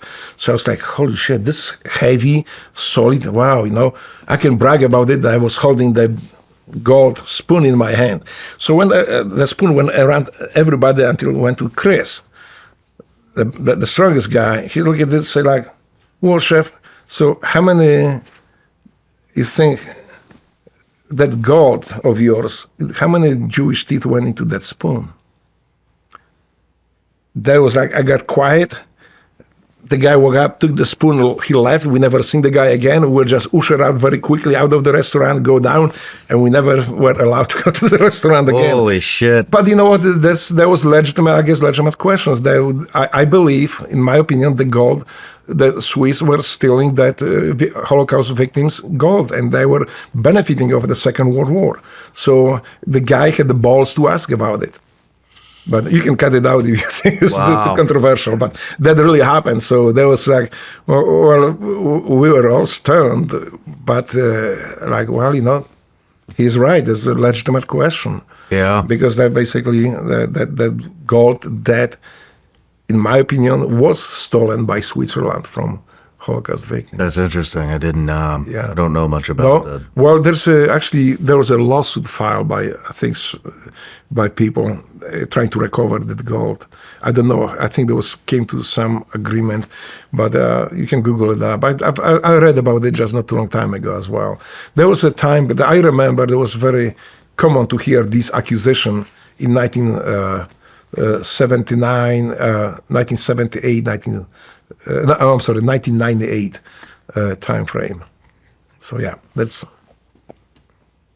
Wow, I had no idea. I don't know anything about that. That's yeah. But yeah, it's just it was just asking a question. He was just asking the question because these people, they suffer so much. The Holocaust, it's hard to imagine for people, but there's millions of people that were murdered just for being who they were. Mm-hmm. This is something that could only happen in socialist state. Please remember that Germany was socialist state. Adolf Hitler was socialist. So we're talking about national socialism. But whatever flavor of socialism it is, this is they all have many things in common, as we talked earlier: the censorship, persecution of political opponents, jailing political opponents, and those are the hallmarks of socialist state. So was your Iraq deployment the first time you saw actual combat? Yeah, that was the first time I seen the combat. And so let's talk about that.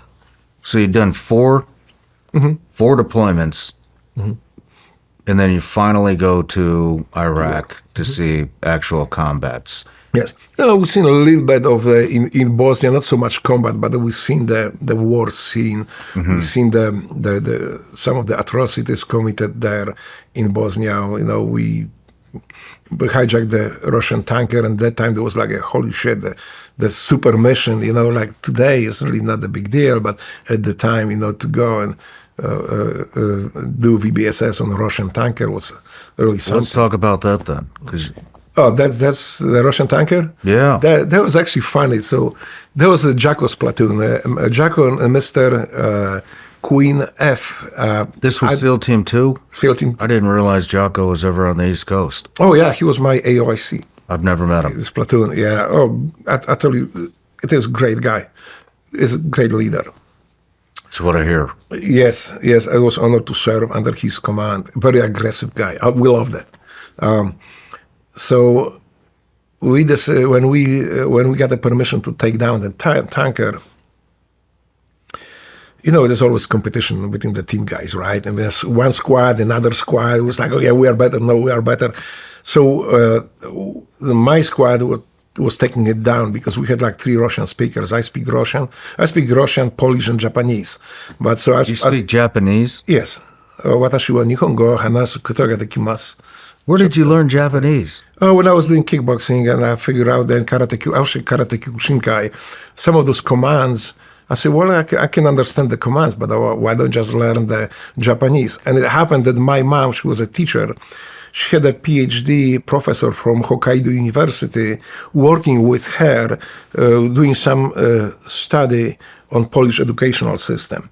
So I connected with him, and he was teaching me Japanese. I was very proficient with Japanese. Actually, I was guiding Japanese students around my city in Lodz, especially those new who came and did not speak Polish, so I was able to help. I forgot now, it's like 40 years now, but I forgot a lot, not everything. But so I was a Russian speaker. We had Rob, who was a Russian speaker, and our OIC, Mr. Queen F, great officer, he was the Russian speaker. So we had 3 Russian speakers in the initial assault. And the problem is that they already knew we were looking at them. Hold on. What was the tanker? A Volgoneft. I think Volgonev 142.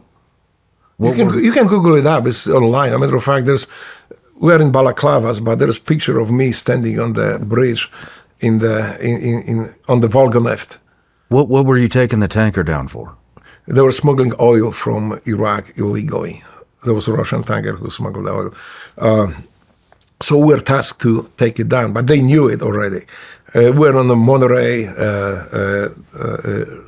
I think frigate. And I like the captain. He is like, okay, I was told by command that we cannot come closer to the ship than like maybe mile. So, but if you want to get closer to it, I come close because they told me mile, but I can measure that mile with my own stick. So he just put almost next to them. So we look at them and say, yeah, there's a bunch of like younger guys, and there were some women. But the concern was because this is a Russian tanker and the Russian flag and young people who might try to resist. So, Navy has their own boarding teams. They could do it really easy. But because the concern that maybe a firefight can ensue, we're going to take it down. And another thing, too, is they already knew that we were looking at them. So they were skirting the territorial waters of other countries. Basically, they could just turn left or right, whatever, get into territorial waters, we couldn't get them. We would have to jump off the ship, not to cause the international incidents, no foreign forces invading or getting into another country. So we had to be quick. And I remember 2:00 in the night, Rob O'Neill came and woke me up, say, dude, let's go, we need to go get dressed. So it's like, I think it was 9 of us. It was Drago, was one of them, Mr. Fionda. We just got like a team. And it's not like the other guys were not team. Everybody was a team, but they just pick us up on the, like, what we can do and stuff. So we flew over it. We fast rope on the tanker. We got this tanker down under, I think, 2 minutes, if not a minute. And they were they were already turning into the territorial waters. So we just had to go and learn how to turn it over. I have a cool picture with me at the helm steering that tanker. And we turned it over, and then we searched the ship, of course, make sure there's no weapons left or anything. And this is where the competition between the team guys and the squads come in. So we took down the target. Now we need a change, because after we were changing like every 6 hours or every 8 hours, whatever the shift was. So we said, okay, well, let's go bring the other squad. The other guys came in, we packed, we left. The other guys came in and we are going to change them. So we are going there, and it's like, dude, you just leave all the guns, all the weapons there. You didn't search the ship very well. And you can hear this, they have a big bag and clunking shit in it. So like, well, what did we miss? That's not really good, doesn't look good. And so we look into the bag, and it's like freaking spoons, forks, and butter knives. I was like, dude, that's not the weapon. Well, it can be used as a weapon. Your squad didn't do that well, because that could be used as a weapon, even the butter knife. It's like, come on. All right, so just whatever. But Drago, standing on the bridge, the guy is still clunking that weapon. He takes the binoculars. He looks at it. Oh, cool, guys, you like stole the butter knives, but what about those axes hanging on the doors up there? Did you mind to take them? It's like this. Oh. So we go and change. And the first thing, Russians are pissed. They were good people, I think. They were just, well, good people. They were thieves. They were smuggling oil. But they were, so they are pissed. They were compliant. But when we come back, they're pissed. So like, what's going on? We want our forks and knives and spoons back. I was like, well, why do you need it? We need to eat. Well, eat with your hands. Can you eat with your hands? We speak in Russian, they didn't speak English. And they say, well, we would, but we don't have teeth. And just like pull out, it's like, they had no teeth. There was like, if you put all the teeth together from that crew, I don't think you would have one full set. So I talked to Drago, I explained to him what happened. He said, let's get him the knives back and their forks and their spoons. So we called back, and the boat came in, and we hauled the big bag with their spoons. And they were happy like they can be. Like there were no issues with them whatsoever. How many of them were there? I think maybe like 15 or 16, something like that. It was not that many. And then I had the argument with the... How did you board the ship? We fast rope on it. So, and I know it was planned already, because I was the aerobs guy, so I was told to rehearse guys on the very tall fast roping. Mm-hmm. So we're using the 120-foot rope in Bahrain. I think we were in Bahrain at the time. We're using 120-foot rope just to practice the fast roping right on the mark, and the heroes were practicing it too. So that was already planned, I think, ahead. They knew this ship would come out of Iraq with the Iraqi oil, and we'll try to intercept it. So we practiced that, and then that was easy. We just at 2:00 in the morning rolled in over the ship, throw the ropes, and just slide down it. It was pretty cool at the time. Yeah, right on. That was pretty cool op. Yeah, I never did any VBSS in the SEAL teams. Just one training op. That's it. Yeah. So that's for us. It was at that time. It was a big deal, because we did some small one. We got a couple of dows with their If they were smuggling maybe something.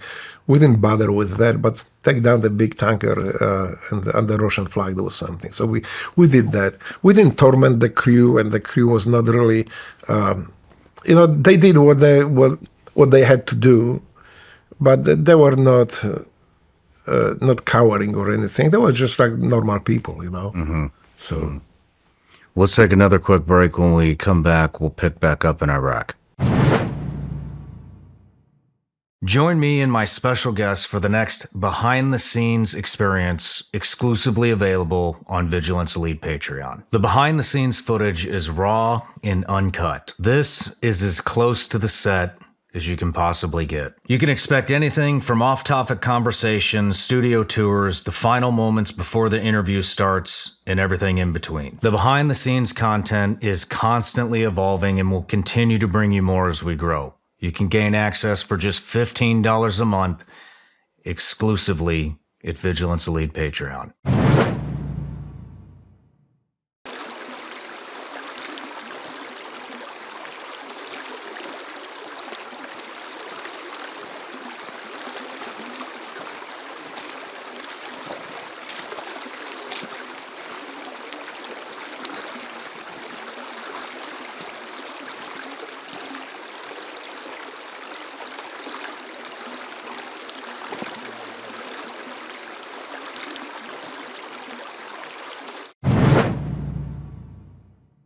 All right, Drago, we're back from the break. Let's pick up to your first deployment to Iraq, where you saw a lot of combat, it sounds like. So you went from South America to Iraq to be a liaison with SEAL Team 5 for the Polish GROM, yes. Correct?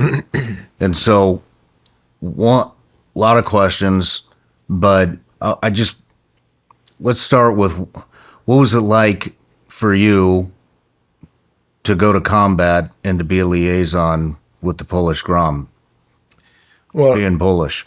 Yeah, well, for me, first thing, I didn't know what the GROM was. I was told there was Polish Special Forces. So, and when I checked in Baghdad, I had a brief from my commanders, and they were kind of a bit standoffish to say, well, we don't know who these guys are, and they briefed me on what's expected, what we need to do. But I was thinking like the best way to find out is just to go on the op with them and work with them. But I was like, well, we don't know these guys that well. We cannot risk your life, because you know how it is. It gets dicey, in those missions sometimes, especially the assaults and direct action mission.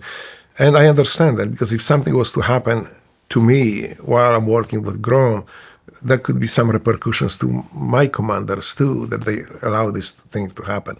But I was able to convince them. I said, like, no, if we want to be effective, we need to cooperate closely, but I need to be with them too as well. So they allow me to, for maybe like first 3 missions, and then it was like all out. Say, yeah, these guys are great. Go ahead, yeah, do it. That's fine. Let's coordinate and let's do it. We did start doing assaults together. So very often if we needed more people, we bring the GROM guys. If GROM needed more people, he used us on the assault. And then one night we did set up the perimeter, and GROM was doing assault, I was doing it. And then next day was the vice versa. The GROM was doing perimeter, and we were doing assaults. So for me, it was pretty great. I was like double dipping on the missions, and I loved it. So how were they? Did they operate the same as we did? They operate pretty much the same way. We find out that their tactics are good. Their weapons are pretty much the same. Their manufacturer of their M4 was different at the time, and they had some issues in the desert environment with it, but that was just, I think, something minor. It was noticeable to them. We didn't really register it. And they were quick, too. Their assault techniques were very fast, and I would say, I don't say brutal, but these guys are consumed professionals. They don't tolerate any deviation from their SOPs, unless there's some flexibility is needed to save lives or to accomplish the mission. But otherwise, they are well trained, and again, like I say, they are fast. The funny thing is sometimes when we snatch the bandits, terrorists, we had to get them with us. So if we got the call, it happened that, hey, we have bad guys moving on the location, you need to bail out, you need to stop what you're doing, get out. So to evacuate, sometimes they just, once they handcuff the guy, we handcuff the guys. So when we walk them down the stairs, GROM them, just toss them to the window. The other guys who were waiting, they caught them, throw them on the Humvee, and here we go. So our guys were asking sometimes, why are they so fast? I say, because they don't fuck around. They're just like, when they have a terrorist in their hands, the guy is just flying out of the window into a GROM's carrying hands, and they put him on the Humvee, and they're ready to go. So that was kind of surprise for me too, because I didn't expect them to be so well trained and so well coordinated. Their assaults were working just like ours, it's very similar, if not the same tactics, because they learn from the same people. So they had the exposure, also more exposure to SAS and German special forces, but this was not. That was good because we can actually benefit from their experience as they were benefiting from our experience. It was a mutual, I think, cooperation and work on accomplishing the mission. So our missions were together. Interesting. Yeah, I never got to work with them, but I remember when I was contracting for CIA, I saw them. They were co-located to an adjacent forward operating base, and those guys were busy. They were going out. They loved it, yeah. Several times a night. They had these dune buggy looking things, and they were just tearing it up. Yeah. And made me extremely jealous to watch. But I was like, oh man. Yeah. So what about their team dynamic? Do they have a good camaraderie and? Same like ours. That's like not much different. Yeah, they are very close with each other. I would say because they are way smaller than us, they are very close. These guys know each other better than they know their family members, just like us too. Mm-hmm. So yeah, that was very not only educational for me, I think for all of us to work with them. It was also very pleasant. Very nice to work with them, doing the assaults, take down the targets. We really enjoy working together. And it came to the point even that some of our guys were coming in and said, hey, Drago, can you help me? Can you talk to GROM guys so I can do assault with them, and just so I can put my record that I did work with GROM, I did the direct action missions with them. So yeah, I think they didn't have a problem with them because they trusted us. So we have quite a few guys going on targets with them if they wanted to, and I have quite a few pictures of it too as well from our guys working together with GROM. Did they speak English? At that time, they did not. Today, there's a requirement. You cannot be in the GROM without speaking English. So they are very proficient. I would say some of them speak better English than I do, because there's a requirement as they go to regular schools. And besides the training, everybody had to learn English. Besides in Poland now, English is very popular. Like before, everybody had to know Russian. Like in my case, we had to learn Russian. Today, nobody forces people to learn English, but people want to learn English because it's so productive, because it's so empowering. What were I'm just curious, what were your conversations with them? Did you have conversations about your childhood? There was very technical ones, because, doing the assault mission with the direct action mission within the foreign unit could be very dangerous. So we did rehearse things. I had to learn their way of communication, their tactics. But because I speak Polish, then there was no issue to learn that stuff. But the first conversation was just, incorporate me into their structures. And that was a little bit intense. But they were great guys, so they were very helpful. A lot of fun too, a lot of laugh, because my Polish was very rusty at the time. Things that I still do say things that means totally different things that I tend to say. But at that time, so they were very helpful. But then we started drinking together. We started having a party together too whenever there was a chance. It was a bit little, if we could. And that was this is how we created bonds that persist even today between those team guys who work with GROM or even those who didn't but heard about our missions with GROM, that big friendship continue too. They still come here sometimes to the States.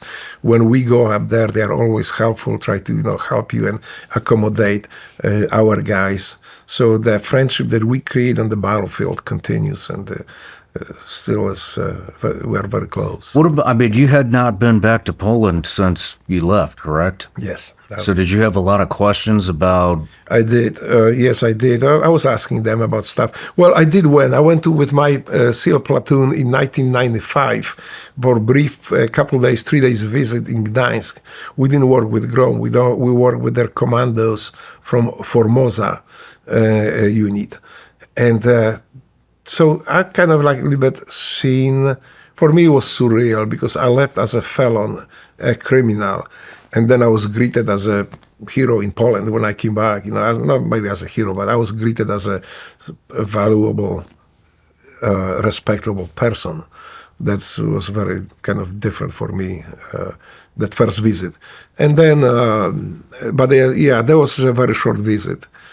So the first longer visit was later on when I retired from the Navy. So did they have questions for you about what your they did. childhood was like in prison? And for them, the more significant thing was that I was part of the Solidarity trade union movement in Poland in the 1980s. For them, big deal was that I participated in underground structures and I resist communism. For them, it was very fascinating that that I spent time in prison fighting for Polish freedom.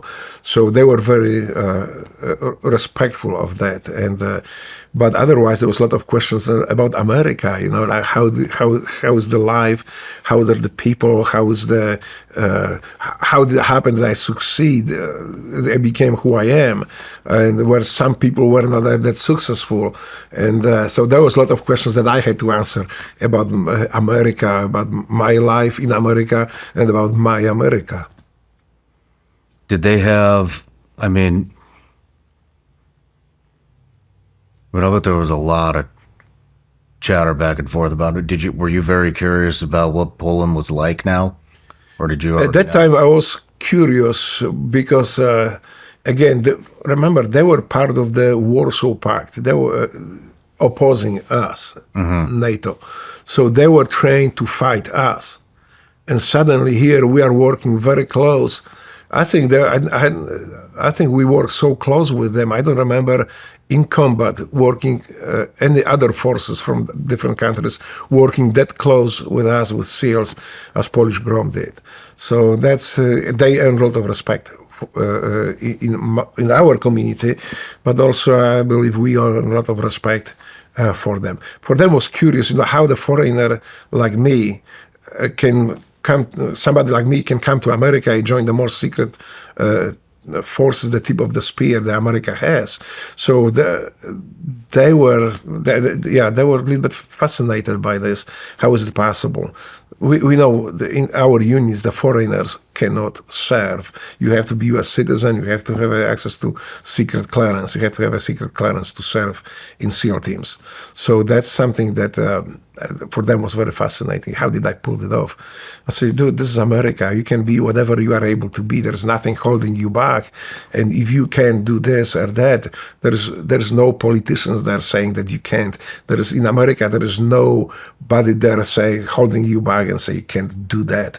As long as it is legal, as long as this is something that is beneficial, hopefully it's beneficial for the country, for America, and for other people, you are encouraged to succeed, and people will help you to succeed. This is the big difference between other countries.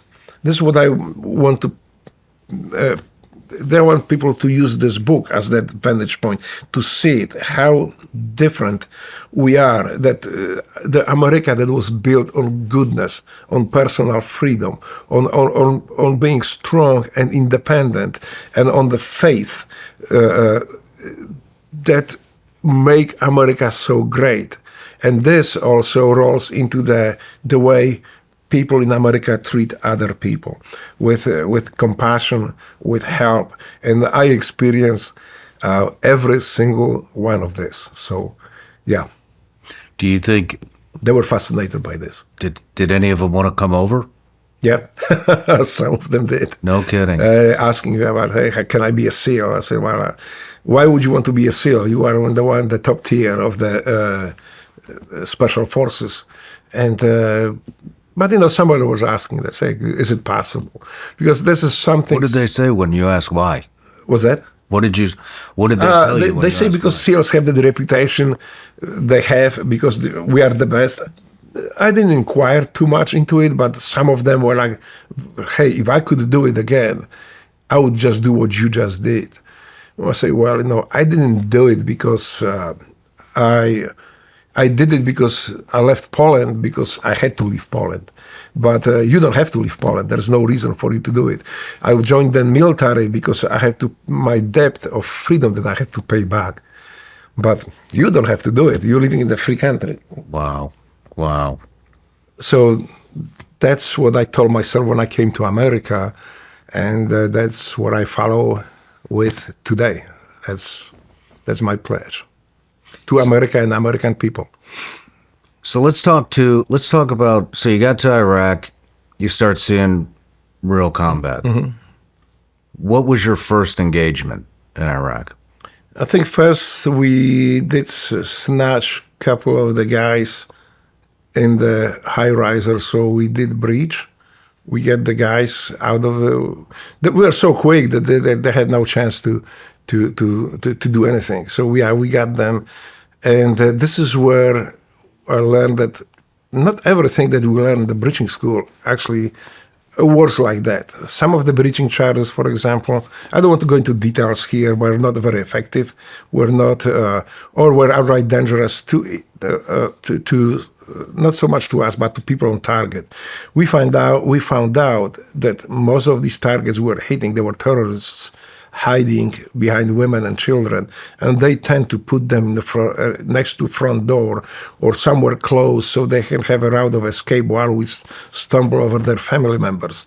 And breaching the way we used to do could be potentially life-threatening to people there.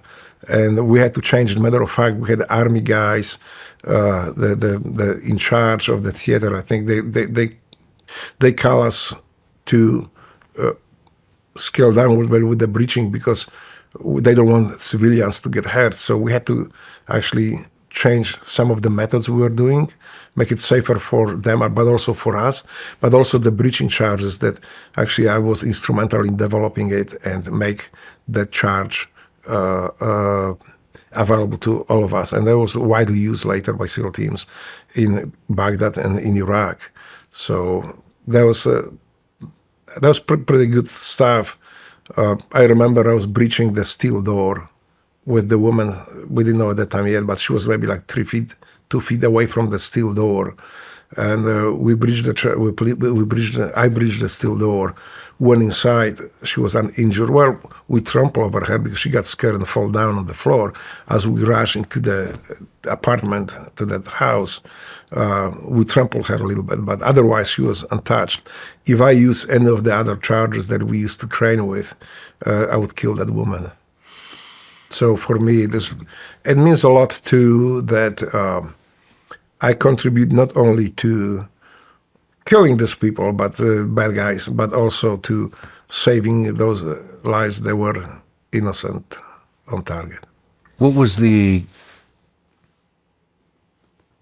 daily life routine there? Were you guys going out all the time? We became vampires. But also, the way I look at it is like a customer service, like a government customer service. But, my customers, our customers were always wrong, and we got to kill them. So that's kind of good things. But the life was, we wake up in maybe 3 o'clock, sometimes 4 o'clock in the afternoon, get ready, rehearse what we need to rehearse, plan for the mission. At 2 o'clock in the morning, 3 o'clock in the morning, we staggered the time. We didn't use the same time. We got in the Humvees. We rode to the target or close to the target. We move on it, and we either snatch or kill the bad guys, and then move out. before they could catch us. The thing is that at that time we didn't have armored vehicles, so we were exposed to the IEDs very much, and also to the enemy. So we actually had to remove the doors from our Humvees. So we had a few guys on the back, and our seats were facing outwards. We installed the skids on the side of the car outside. So we were sitting facing outside with the guns. We actually looked like a porcupine. Each Humvee was looking like a porcupine. I have like 17 hours video from my helmet camera from those DAs. So this is something that when I'm looking now, it's just it's incredible how we could get away with stuff that today, as the battlefield requirements and the tactics change, may not be able to do so. But at that time, we were sometimes we were just lucky to do it. What was the first stop where you killed an enemy combatant?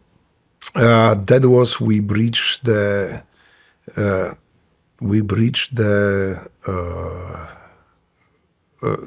two apartments next to each other, and we breached one.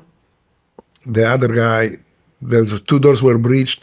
The one guy was kind of jumped away to there were the holes pre-made in the opposite wall in the long hallway, and when we went in, it just happened. The guy was just standing next to me, so just get rid of him. The other one was in the Humvee. We were driving. I think we were driving back to base, and there was a vehicle came in and just like trying to pull next to us, and he just didn't want to stop, didn't want to back out. And that was kind of suspicious at the time. It was, I think, like 3 o'clock, 4 o'clock in the morning on the way back. No, I'm sorry, we're just driving on another mission too, because we were hitting multiple targets at the time. So I just had to stop him, and I stopped the guy. So. Did that affect you at all? No. No? Killing never affected you? Not really, because I did what was right for America, and that was just, we were all prepared. I never seen in Iraq anything that I was not prepared to see. I never did in Iraq anything I was not prepared to do by U.S. Navy. So not really, that didn't bother me at all. I wish I could kill more of them. Because, like I say earlier, if that one that got away, maybe we were able to kill him, some of our brothers would come back home. Maybe that was that guy who got one of us. So that weighs in me. Sometimes at night I think about those who got away, and I would like to kill. So you guys were doing multiple targets a night? Yes. Sometimes at night, sometimes daytime. Hitting daytime targets too. It depends, our missions were dictated by the circumstances. So if we need to get somebody, it was the only chance to get him at daytime, we did that daytime hit and get the guy. We prefer nights, of course. Most of our missions were at night, but there was nothing unusual to do something in daytime if we had to do it. We were prepared for either way. You guys did over 100 direct actions? Mm-hmm. In what amount of time? What's that? What amount of time? The time frame? How much time? Yeah. Well, that was within the first year in Iraq. Wow. Most of it. What was your Bronze Star for? On target, there was a hand-to-hand combat with the insurgent. And we needed this guy alive, so I was able to go and basically kick his ass back and tag him and take him out. Can you be a little more descriptive? Yeah, I don't want to go into too much details because today's environment. But basically, he tried to move away. We need to go stop him, and I was on the way. So when he rushed through me, he didn't make it, and he ended up actually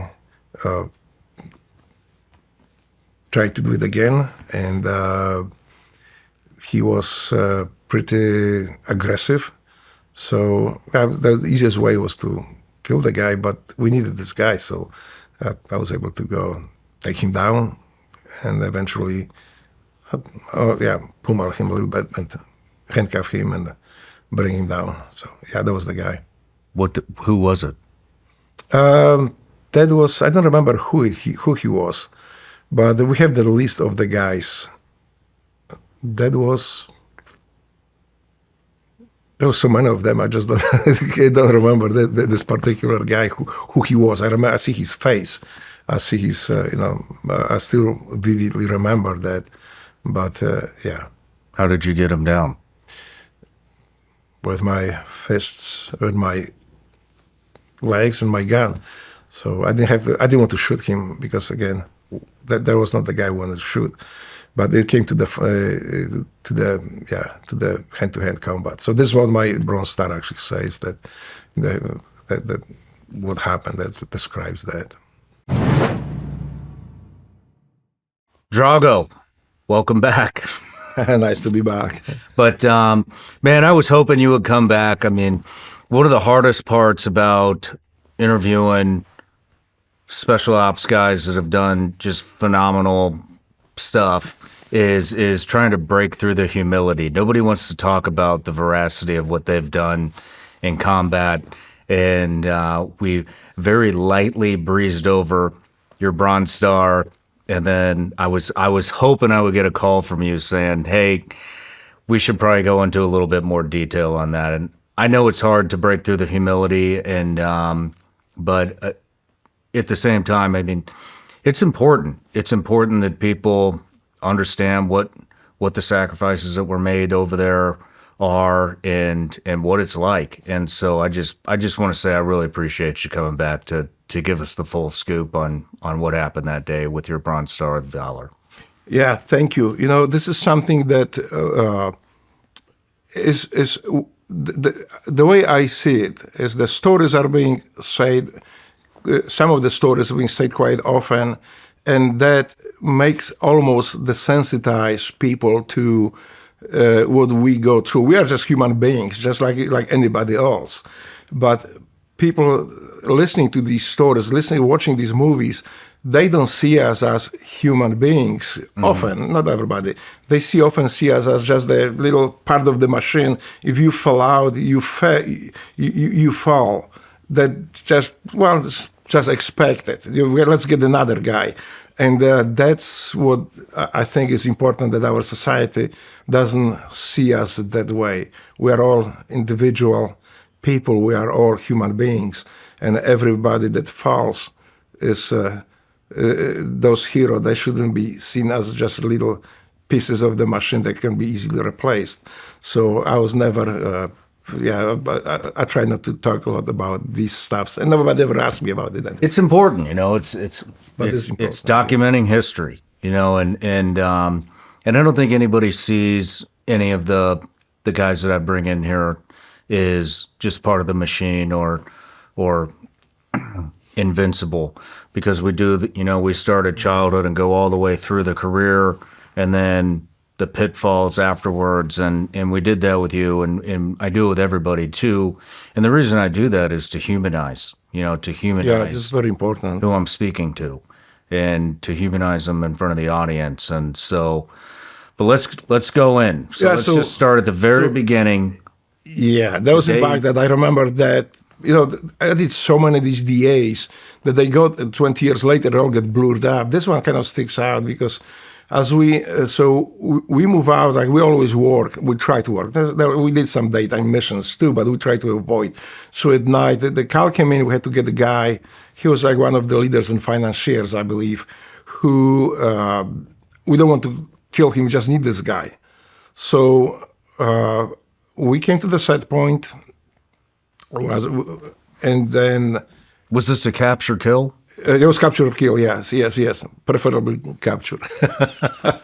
But you know, like we never had this type of priorities that you cannot kill the guy. You have to capture him. That's a very dangerous concept.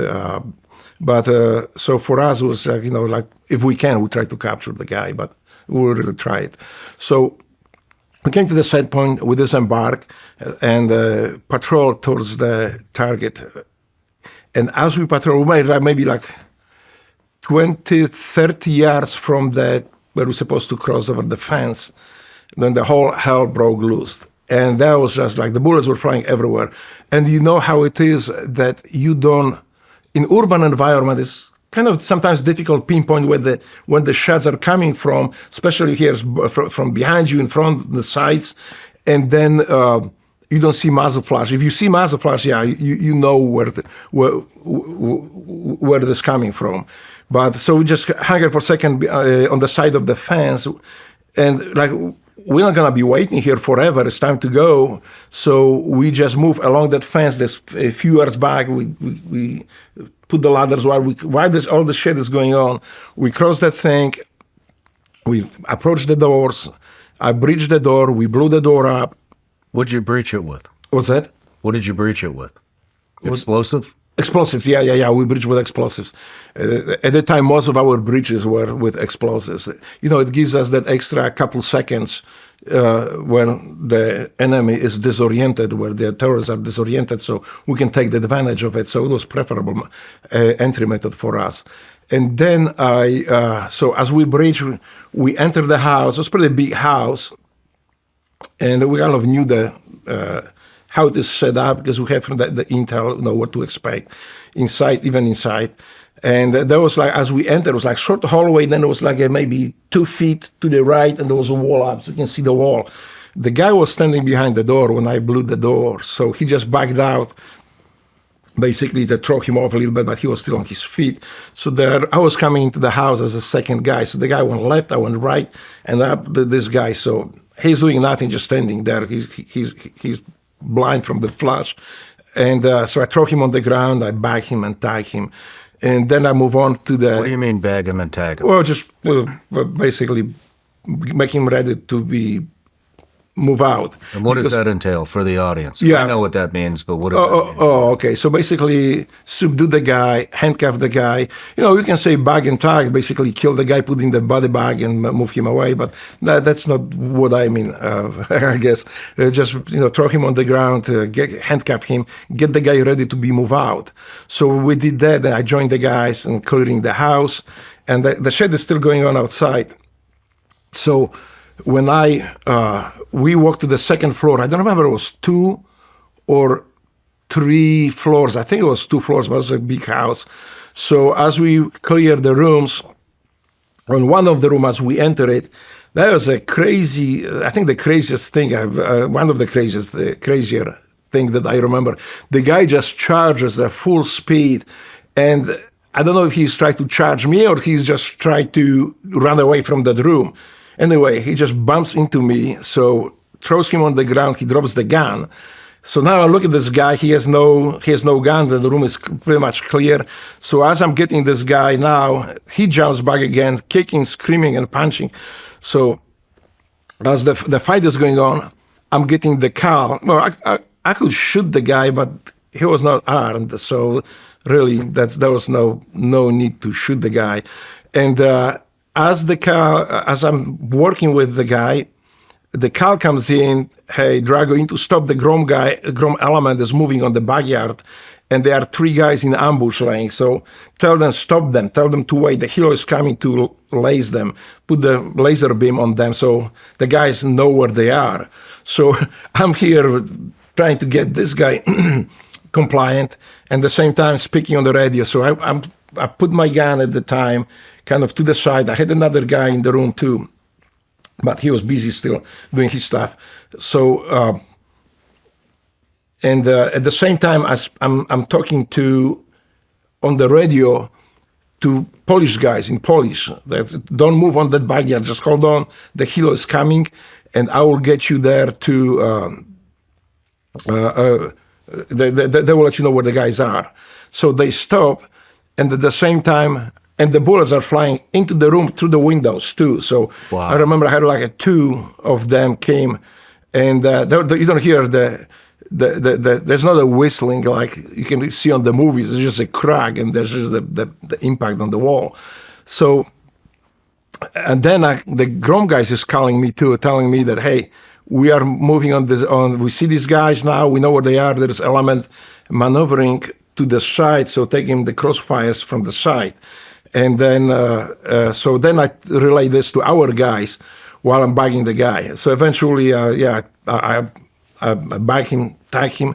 There was the guy. But I don't know which guy it was, the one that we were after, but I think we were after all of them. So I think we haul like from this target maybe like 4 guys or 5 guys. We left, I think, some guys there. They were like for non-important. But anyway, the call came in high. We need to move out because I think there's a group of guys coming on us. You know, we have a limited number of people, so we are not set up to run and gun for like an hour. It's very surgical. Yeah, very surgical. So we just grabbed the guys, whoever we had, and bailed out and left. The whole neighborhood. The whole neighborhood. The whole neighborhood. Yeah, because the guy was very important. So they had he had a setup. He had like security set up inside the house and outside the house in the perimeter. The perimeter was the one that opened up on us. And our external security actually was duking it out with them, took care of them at the same time while we were clearing the house and bagging and tagging the bad guys in the house. So, yeah, we got them. And like I say, nobody got hurt. Those Iraqis in the ambush, they pretty quickly realized that's not a good idea. So we got them too. And that was, that was memorable. That was like one of many those missions that you do it for so long time that it became like almost like a normal thing, but it's not the most memorable mission like that. That the most like impactful on me mission that I did. So, when did you find out? Well, what was it like leaving? Before we get there, what was it like leaving with the whole neighborhood shooting at you guys? Well, that was pretty dicey because at that time, like when we were leaving the house, there was still shit going on. But as we were leaving, by the time everything was suppressed, so there was not so much. There was pot shots here and there. You can hear the bullets cracks. You can hear bullets cracking here and there. But there was no the intensity that was at the beginning. It was especially when our 50s opened on the Humvees. Holy shit! That was like whole hell broke loose. This is where we were breaching the door at the same time. So yeah, that was. Yeah, I remember that. I just never pay attention to like each particular mission. For me, you asked me into one. What's that? It all blends into one. All blends into one, but especially if you do it for so long. And another thing, like I say, the thing more impactful for me was the one time we were in the house, clearing the house. And I was on the left side of the hallway. There was a guy on my right, on the other side of the hallway. And you can see commotion in the end of the hallway. It's like maybe 30 feet maybe. That's a pretty long hallway in the dark. And you can see the commotion. You can see like feet coming out. And then coming out, you can see like a half dresses. And then you see the gun. And then the people come out, and you can hear the guys just like, "Hey, drop the gun, drop the gun." Those Iraqis, I don't think they understood what we were saying. Besides, he was so stressed out. When I look at this is like old man and old woman. He's holding her hand. He's walking with this gun and pissing himself at the same time. He looked like, to me, 80 years old. Guy. So, and I can hear that. So I had the guy on the top, I had a guy low on the opposite corner. And the guy who came low later, I could almost hear the click.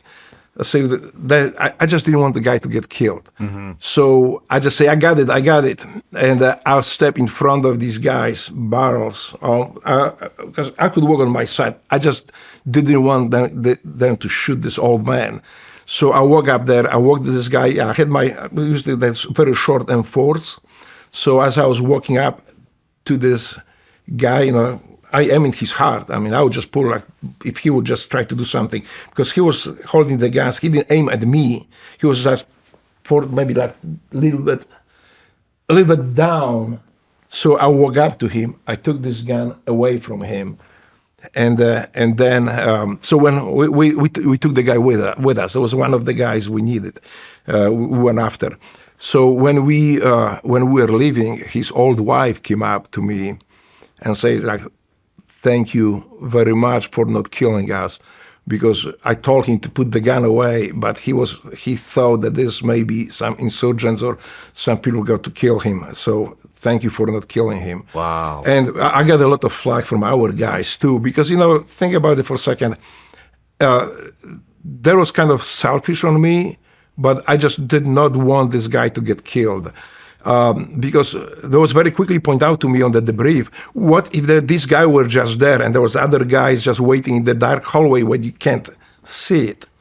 We had a flashlight too, so we hear the commotion, put the flash, we see the gun, right? So, and that you were right in front of our guns. We wouldn't be able to do anything. You can't do it. I understand. I agree with them. It was not tactically, there was wrong thing to do. I don't know. You felt it.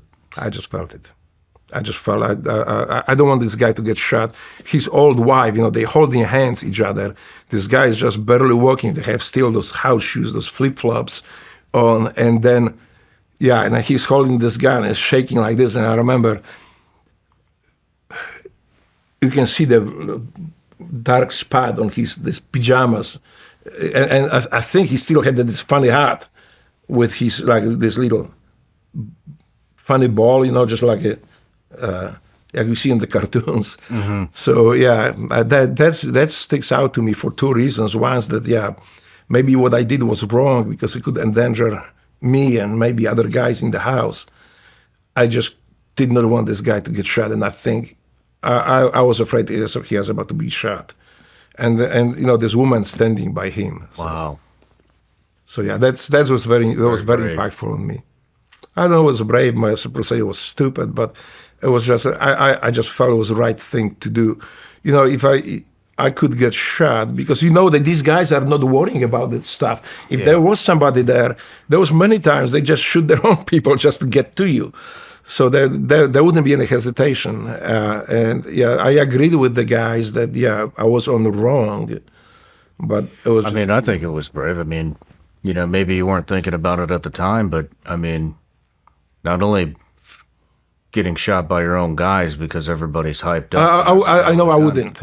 But maybe when the firefight start, maybe they would have to fire above me, but I trusted these guys. There's also the possibility that the man would have had a suicide vest on. True. But I didn't think about it. I just see this lost old grandpa walking with the gun, scared shitless. So and he didn't drop the gun. There was the calls being made. I don't know if he understood English. No, he didn't actually, because we talked to him later before we took him, and he could barely speak English, but his wife spoke English. So, wow. But the wife, they were so scared they wouldn't be able to utter a word up there, and they were working on our guns. So when you got back from the mission, when did you find out who it was that you had pucked? We already knew who this guy was. I just don't remember. There was the guy who he was one of the big financiers of those IEDs and those terror groups in Baghdad. So he knew a lot. So in the house, we didn't know who is who at the time. So we tried to bag everybody and bring in whoever we had there. He was identified later. So, but with the names, I knew their names because we had to learn for the mission. So you can call. It was just normal for me. But now, 20 years later, there were so many of these Mohammeds that I really don't remember. Yeah. What did I'm just curious, do you remember what the write-up says? Not really. I know what it says, but it's I don't dwell on it, so it says nice. I think some, I'm sure, nice. I read it. It's just it's I'm sure somebody else could say it with much better eloquent way.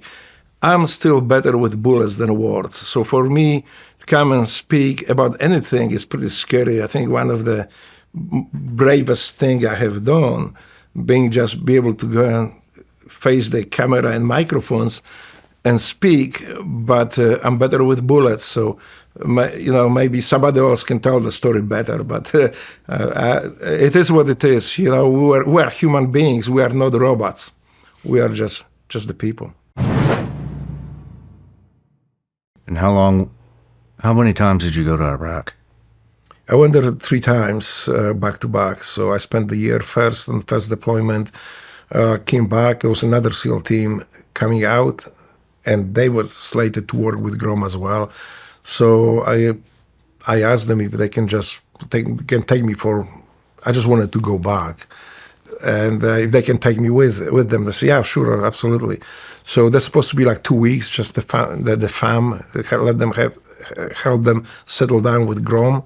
But then, like 4 months later, it's like my team is calling and say, "Hey, Drago, you need to come back because we are about to deploy after these guys." There was the time when the entire SEAL team was deploying. So they say, you need to come back. So I came back and then went back with my platoon again. The missions changed, the tactics changed at the time. So we were tasked with protecting Iraqi politicians. So my platoon had one of those big wigs, Iraqi, that we were protecting those PSD mission mostly.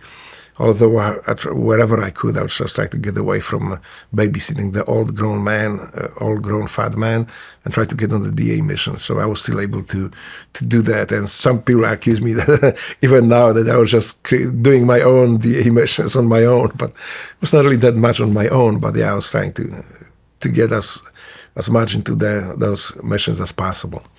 But I paid the price for it too with being a breacher, the injuries that we sustained that we didn't know at the time of how dangerous it can be. Mm-hmm. So that was when on the first deployment, I think I started feeling first symptoms, first things.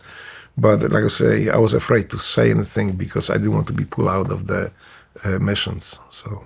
What were the symptoms? What were you feeling? First was I was not able to read.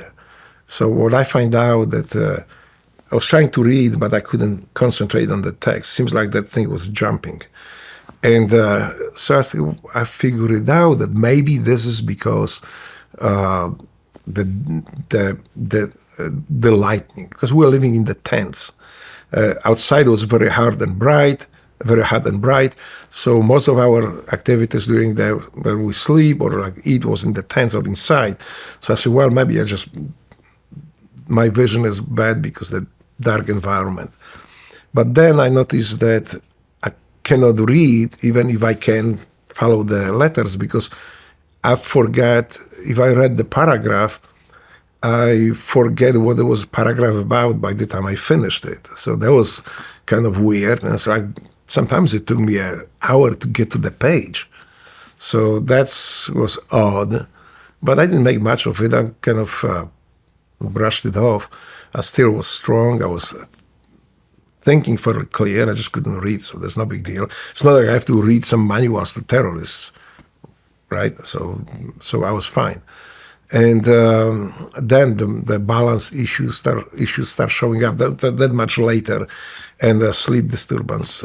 So that was and irritability too as well. So that's when I start thinking that something is not quite right. Then, yeah. But we were like sometimes 5 feet, 6 feet from the breaching charge, and besides me as a breacher, I learned very quick in Iraq to calculate the charge and standoff distance for my team, for my guys, by the manual, by the book. But I also did another calculation just for me. If I can't get in the cover, what's the minimum there is that I can still breach the door without injuring myself. It happened to me not once, but there's one very dramatic time where we actually were assaulting the target. We look, we get the intel photo, intel pictures. So we look at it. We just from our best ability. This is what we make. We're gonna go assault these doors. This is how it's going to go. And this is where we stag our guys. This, as a breacher, I had to brief it before the mission to our guys. And we did, we had a secondary entry point. We had all that stuff pretty much ready to go. And the picture shows this empty space, maybe like that wide between the concrete wall and the building itself. And then there's a corner here where they just walk straight to the door. So I said, well, I'm going to stack the guys right there. The way I briefed, I'm going to go to the door and blast the door, go inside. It's just a standard mission. We did tens, hundreds of them. And that one time, we didn't know that from the pictures, but that space was filled with the rebels. There was just enough space to stack the guys, and there was no space for me. So we go. I already kind of see something is not right here. So I go with the security to the door, place the charge. We're going back. The guys go in, but like there's no place to me. So I like climb the wall. It's maybe like 6-7 feet tall. We found a way later to do something similar. I can talk about it, but that point was like infeasible. We can, if we linger, the longer we linger, the bigger chance that they will be alert, and somebody gets killed. So yeah, it's no big deal. I mean, I knew the distance was still safe for me, so I got on my knees. I put the gun in front of my face. I cooled up and blast the charge. And so, yeah, it's turned me a little bit, but, like I described it in the book, but it's not maybe as dramatic as it is in the book. I did have my nose a little bit bleed, my ear did, but it was not like I was gushing blood or anything. It was just I was a little bit stunned, but not enough not to participate in the assault. So I still catch up on the train, on the back of the train, and we did assault. We took the target down. We got the guy. So yeah, that was. But these things repeating over and over and over, when you stay in close proximity to the breach, it will affect you eventually. And at that time, there was very little known about this. Matter of fact, when eventually I became SEAL instructor in bats, but I still have this issue with reading, with sleeping. So I talked to Howard. What do? You just go to your family. My family at that time was SEALs. I didn't have another family. So say, hey, what happened? I have this. I wake up every 2 o'clock in the morning and stuff. So we're like, well, maybe you were drinking too much. No, I was not drinking. And this happens every day. 2 o'clock in the morning, I'm wide awake. Or maybe this. So finally we agreed there was a ghost. The apartment was haunted and there's a ghost up there and the ghost is waking me up. So that was the conclusion. So then I realized that, shit, I'm scared of ghosts. I need to find a different apartment, because I don't want to be scared sleeping at night that some ghost comes here to scare the hell out of me. So I didn't find an apartment. So finally I resigned myself to living with the ghost, which eventually turned out to be a TBI, the traumatic brain injury that caused me to react that way. So that tells you how little we knew at the time. It's not the case today. We know, we are acutely aware the danger and the damage that those explosions cause. But at the time, it was not that. The funny thing is that I think the NSW came out to the conclusion the biggest damage occurs during the breaching course, because people are exposed to those breaching charges constantly, day in, day out. Well, that is just baby walk next to what we did in Iraq, when you just have these things going multiple times every night, and it's not just for like 2 weeks, 3 weeks, or for the month. You spend a year doing it, eventually you start feeling it. So that's what happened to me. Now, I don't complain. I would do it again if I had to do it, but at least now we know what it is, and we can actually do something about it. And not the only one who suffer from this. You talk to any breacher. I think they can even come with the term breacher brain right now. That's something like this. That's what they call it. But again, I don't complain. This is not complaint. It's just the fact. Maybe somebody who suffers it can recognize the symptoms and things and get himself help. That's what I'm saying. So after all your Iraq tours, you went to Buds to be an instructor. Yes. Well, I had those slated, my orders were to bridging school to be instructor, but I already knew that something was wrong with me, like, and even shooting guns next to my head caused like the headache for a day. So I asked if I could change my orders, go somewhere where I'm not exposed and the break from the noise, from explosions, from the shock waves. And they said, well, why don't you try BUDS as BCL instructor? I said, sure. But then the problem was I already had my orders cut. So I had to actually call. I went behind the back a little bit, and the chief, one of the chiefs, he passed away today. He was in Millington. He became the detailer in Millington. So I called him and say, look, this is what happened to me. This is what I want to do. This is what to change, and I need your help. So within like a month, I got the change of orders, and he called me and said, dude, I got you. You're going to BUDS. So that's how I ended up in SEAL training. How did you like your BUDS tour? It was relaxing, it was fun too. I miss the combat. I miss that engagements in Iraq that you don't have it here. But what helped me get through this assignment was understanding that I might be saving lives. I might be making these people as good as possible. So when they go to combat, they will be extremely effective. They will be mentally prepared. And those who could not achieve that type of readiness, they will be removed from the SEAL training. So I was pretty harsh, but I was very fair instructors from what I was told by fellow students who today are very successful SEALs. Some of them already retired from SEAL teams. But I have a fond memory of the young guys going through BUDS. Matter of fact, I tell you, this is a very humbling experience, because the way when we go through BUDS, it's most of, at least for me, it was a blur. You just go do every day, you do something, you just try to survive a day, just to the next day, from meal to meal, from hour to hour. And it just goes quick. It's like almost you walk in the room, you get a kick in the balls a few times, then kick in the ass out of the door, and you're done.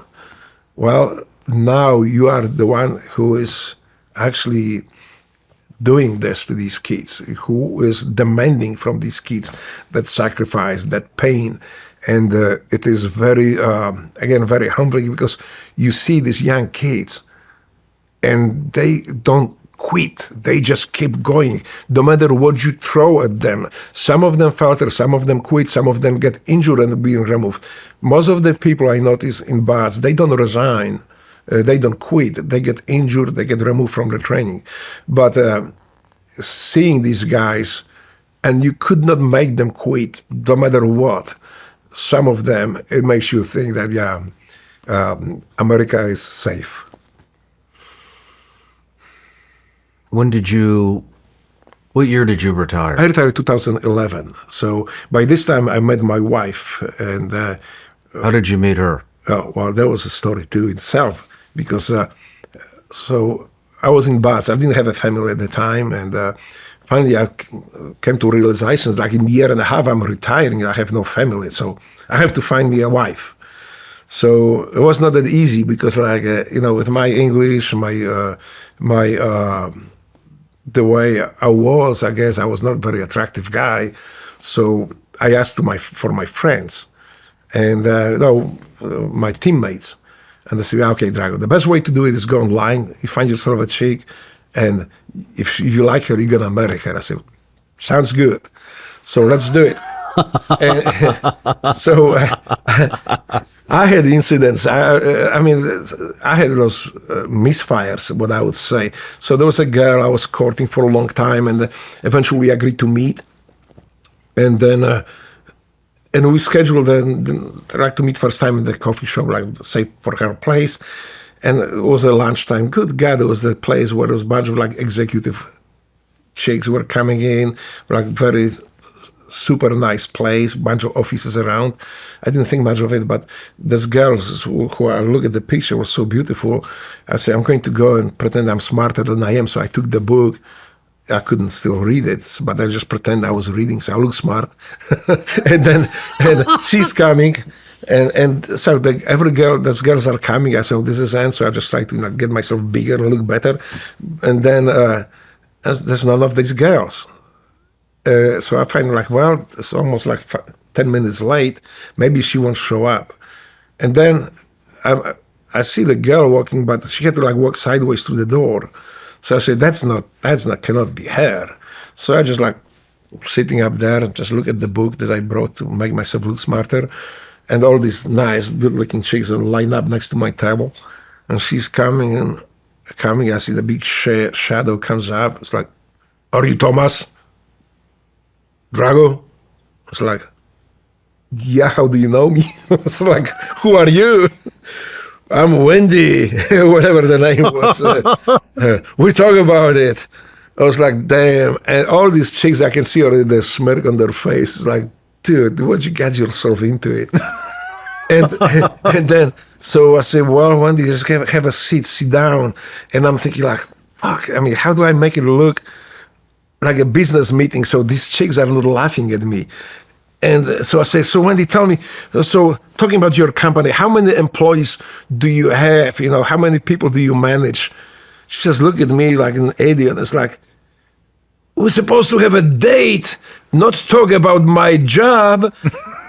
So this guy was just laughing out loud. It was like, dude, you just...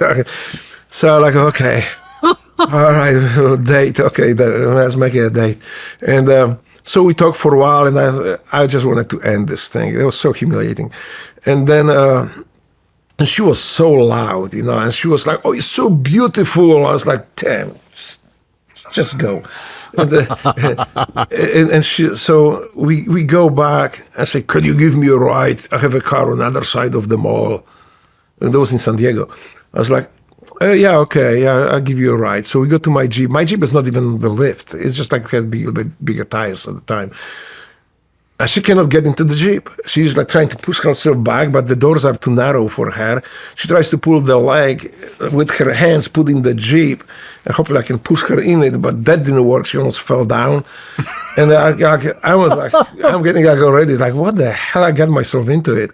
And then she said, well, I just walk. I said, yeah, thank you. You just go. And she left. She called me and, hey, it was a great date. You know, you want to meet again? Let's have a date again. I was like, listen, Wendy, first of all, you misrepresent yourself. We could be friends if you didn't lie.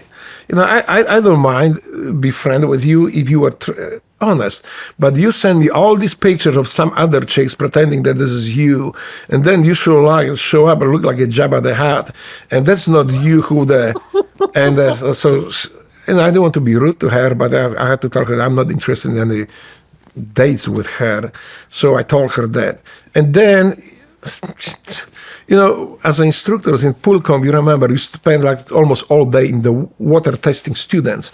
So we have students who are broke dicks, the guys who have some injuries, so they cater to us. So they, like, if you have a phone call, they say, Instructor Drago, you have a phone call here, give me the phone. So you're still in the pool, you eat in the pool, it's like all day for these 2 days of pool comp.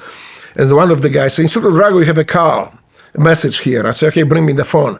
So he brings the phone, he look, and I can see his face like, by this time I was dating Rachel already. So I will come back to it, how we met. And that's, so I'm looking, I see the tits. Like, so I was like, what the hell is that? So I call Rachel, I say, Rachel, don't send your naked breast here. The students are looking every time they pick the phone. They see this. It's like, whose tits are you receiving the messages from? Then I look and say, oh shit, that's not the Rachel. That was the... So that was that fat chick calling me about trying to send me the message. So Rachel say, call her, tell her not to delete her. They tell her not to call you again. So I call her, say, don't call me anymore. And don't send those naked pictures of you. I say, oh yeah, I'm so sorry, my boyfriend is right above your name, and I just by accident send you my naked picture. I was like, yeah, right on, you know, just stop lying, just don't call me anymore. So, you know, I had a problem like this. So then when I met Rachel online, so I see this chick, I was like, holy shit, I'm in love with that one. So, I tried to wink to her, nothing. Wink to her again, nothing. So I told to the guys, "Hey, who do I talk to?" I talk to my family, team guys, sales. What do I do? How can I get her interested in me? So one of the guys look at the profiles. First thing, get yourself some few years off. So make yourself like maybe 8 years younger. I said, okay, 8 years younger. Then write her some nice letter. Well, I really can't. Can you help me? So this is how it started. So then I had the team guys writing the love letters for me so I can send it to her. She was writing back to me, and actually she liked the letters. So we continue this way. With my English, I am proficient with it. I'm proficient in combat, but I'm not really proficient in those lovey-dovey things that, like... Romance. Yeah, romancing, especially romancing online, So that's something that I turned to my fellow teammates, and so like she wrote me a letter, whoever I could find, say, hey, write me the response, write me some nice love letter. So just like type very quick something in and send it back, and it continued. It worked. So then eventually the guys got tired. So Drago, we don't use so many of these love letters. Now you can make any letter out of it, just copy and paste. So I say, okay, I'll try. I was nervous. So I did that. And her profile disappeared from those American Singles website, I remember still.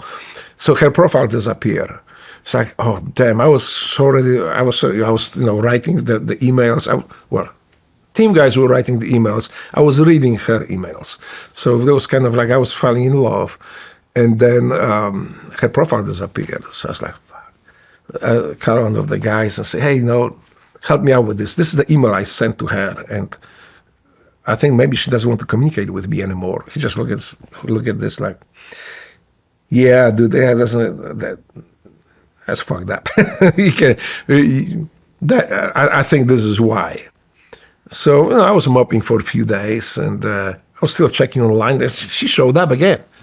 And I was like, shit! And I just need to talk to her. I need to tell her maybe that letter that I wrote because of my English. So she needs to I need to talk to her. So eventually, I coerced her to call me, and she called me on the private line. So she answered. So we talked for a while and say, hey, wait a minute. So let me get it straight. You are not on drugs. You're not drunk when you write to me. You just don't speak English. It's like, yeah, that's it, that's it. So we start talking on the phone. And that's eventually I asked her to come and visit me in San Diego. She did come. And this is where I find out. Where was she? What's that? Where was she? She was living in Ohio, in Dayton, where I was living. So I flew her to San Diego. And it was a funny story, actually, because after the bad experience with these chicks that they were not who they tell me they are, I asked a team guy, say, hey, can you go with me if this is another Jabba the Hutt, if this is another person that I'm not, really lied to me, I need you to bail me out. I will run, and you tell her that I was called for just some combat mission in Iraq, whatever, just tell her something. So we both are waiting. And here she is going down the escalator. He recognized actually her first. He said, dude, is that chick? I said, yeah. Did you just rob the cradle? Dude, she's decades younger than you are. How did you pull it off? I said, well, you wrote the love letters and I lie about my age and it worked. So here we go. Say, okay, Drago, you got it. You're on your own. She's hot. And he just left. And I remember so nervous because, I had all this with my emails. When I just wrote the email, I was really like not up to speed, up to her standards. Now I was supposed to go and talk to her in person. I was very nervous. So when she came out, I was like to be like super gentleman. I was just like very stiff and saying, hi, Rachel, I am Drago. And she just looked at me and say, yeah, cool, but I didn't fly 2,000 miles to shake your hand. Give me a hug. I was like, holy shit. So I give her the big Drago hug. And then I remember, so we start talking, but she takes a step back, say, wait a minute, I think I know you. It's like, for team guys to meet the girl who you don't recognize and she says she knows you, the first thing through my mind was, what did I do to her? when. But they say, yeah, you know what? When you were in the HAPS training, you are the new guy in your platoon with your group of guys. You went the HAPS training, and this is where I met you first time. I remember you for your accent and the belligerence. I say, belligerence? Yeah, because, you know, like in the HAPS training, HAPS training is the high, you know what it is, right? There's the chamber ride when they ride you to like 20,000 feet, the air pressure. And then, so you can recognize if you have a problem. Let's say if your equipment malfunctions in the real life, in the airplane, you can recognize, because you learn in the chamber what your symptoms are, how you will react. Then you have a few seconds actually to remedy the situation or step away from the ramp in the airplane. And so that's, we're sitting there, and they took us up. Rachel was in the chamber actually. And when they asked who wants to be the volunteer to demonstrate the hypoxia, I mean the lack of oxygen. So like I was a new guy, so like that guy right there. It's like, okay. So they told me, they drove us like to 25,000 feet. I took my mask, and then I had to do those toys, you know, like throw the square peg into square, in the ball square, like things, they sign my name and stuff. And these guys start egging me. Like say, yeah, Drago, you can blah, blah, blah. And I got mad. And I was threatening to kill everybody of them in the chamber. I'm going to kill you. I'm going to do this and this and this. And then, you know, I passed out. So they just put the oxygen mask on me very quick. And other guys were on the mask. So I didn't know who was saying this. But they're just saying, you know, Drago, you know, you're going to pass out. You're going to do this. You know, I was getting mad. And so when I came to, the crew in that center, they were excited. They were like, dude, this is awesome.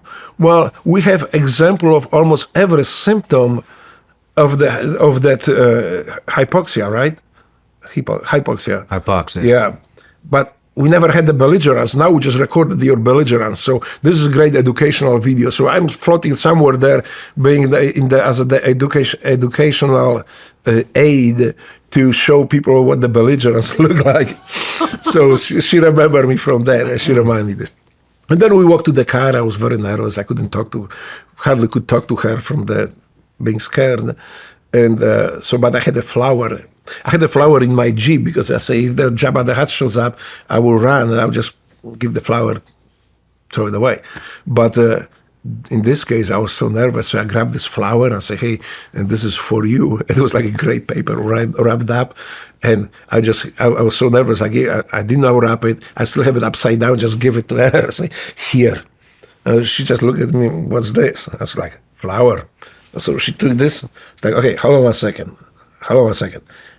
She told me to wait. She unwrapped it, throw the paper thing, flip it upside down. She grabbed my hand. She went, okay, try it again now. It's like, okay, here.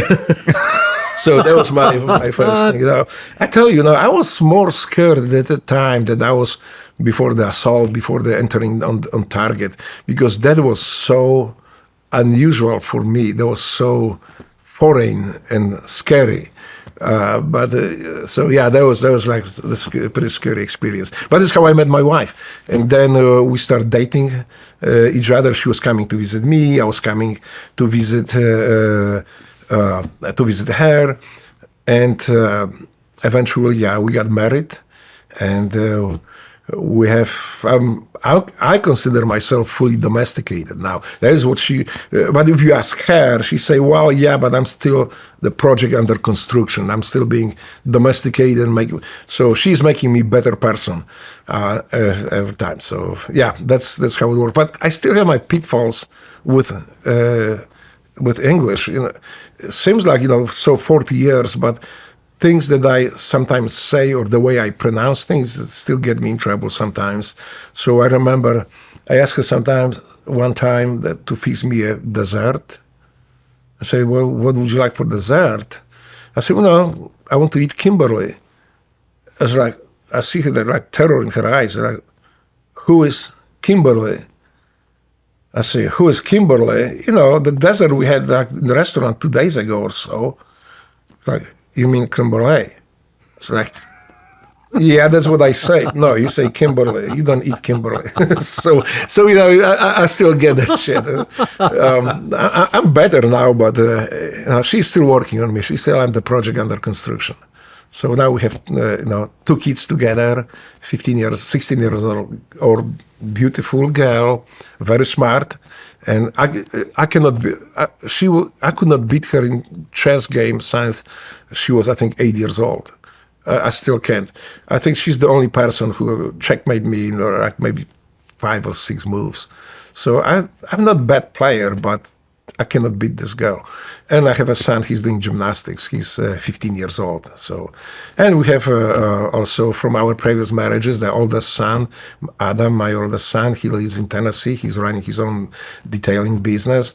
My other son, Blake, is actually a student. He was Marine. He spent 1 year in Afghanistan.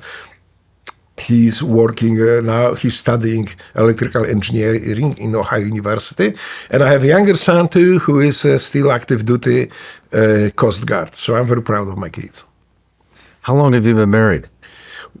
Oh, that's a dangerous question. Now you got me in trouble because now she's down there listening. Yeah, she's down there listening, and she listened then to the podcast. Then I get myself in trouble. Those are the most kind of dangerous questions for me. But I think since 2007, so we got married in August 18. A kind of funny story because August 18 is the presumed date when Battle of Thermopylae started, when 300 Spartans with 5,000 other Greeks defend the Greece against 250,000 Persians.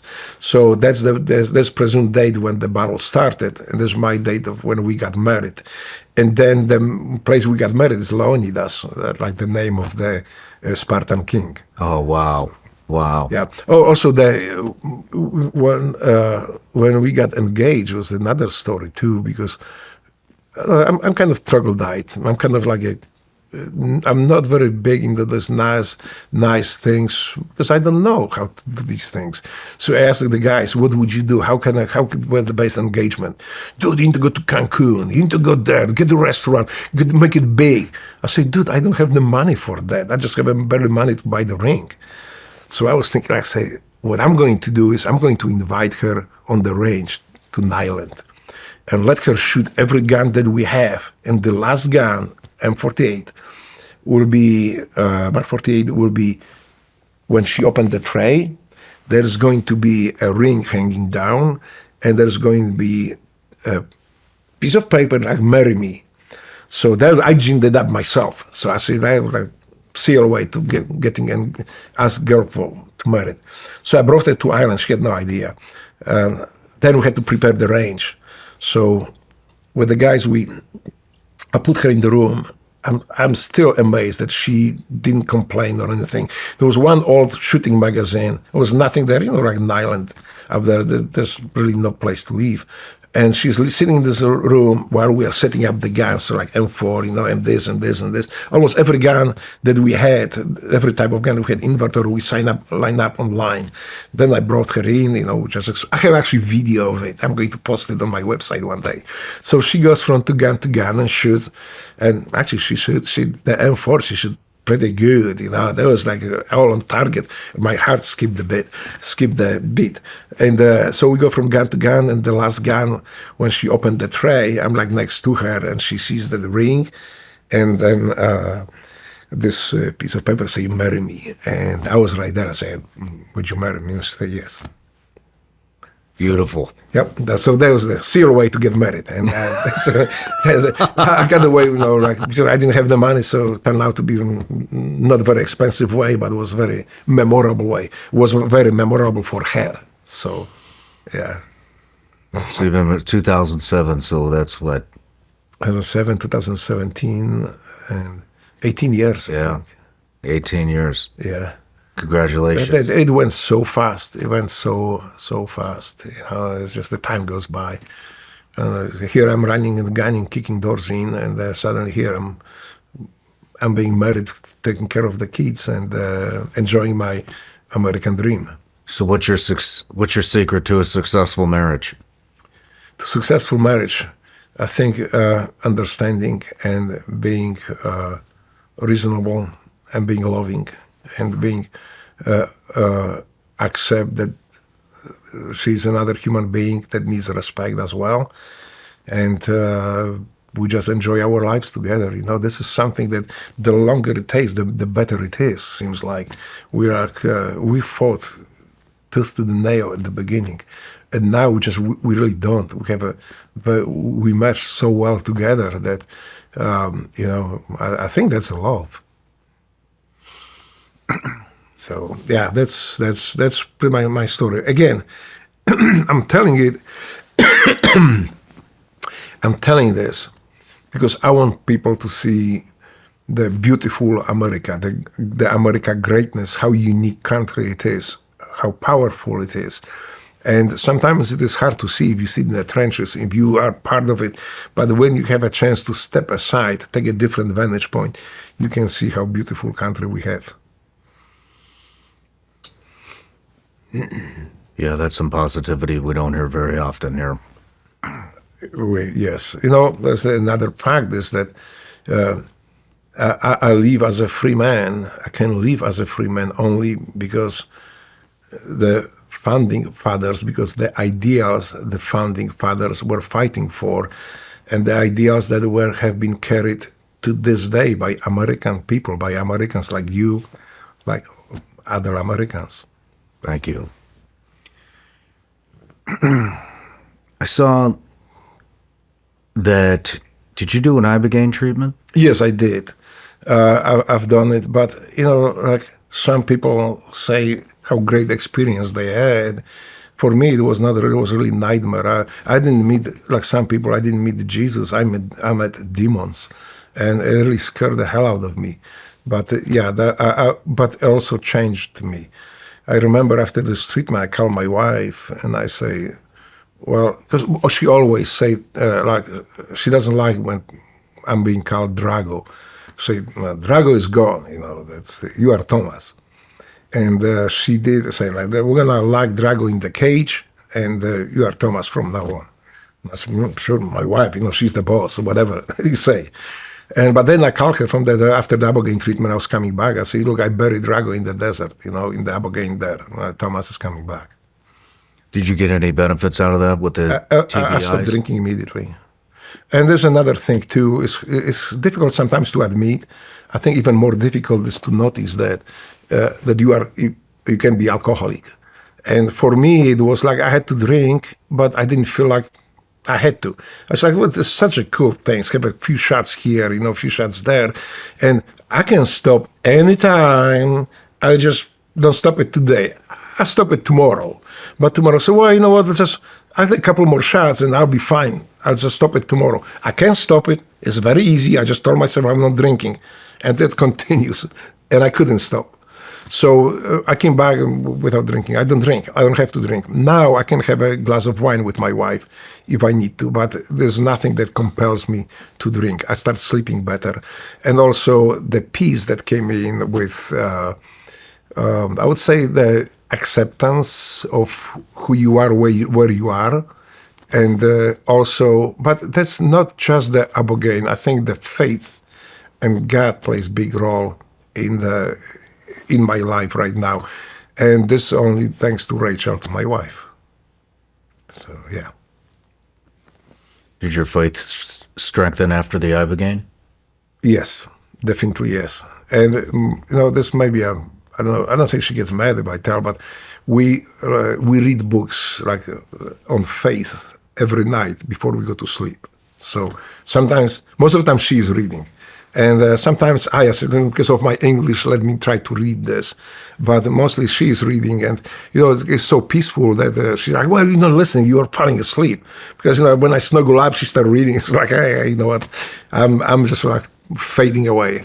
But yeah, so yes, definitely yes. And the faith plays big role in our life. And I think this is also another reason why my marriage is so successful.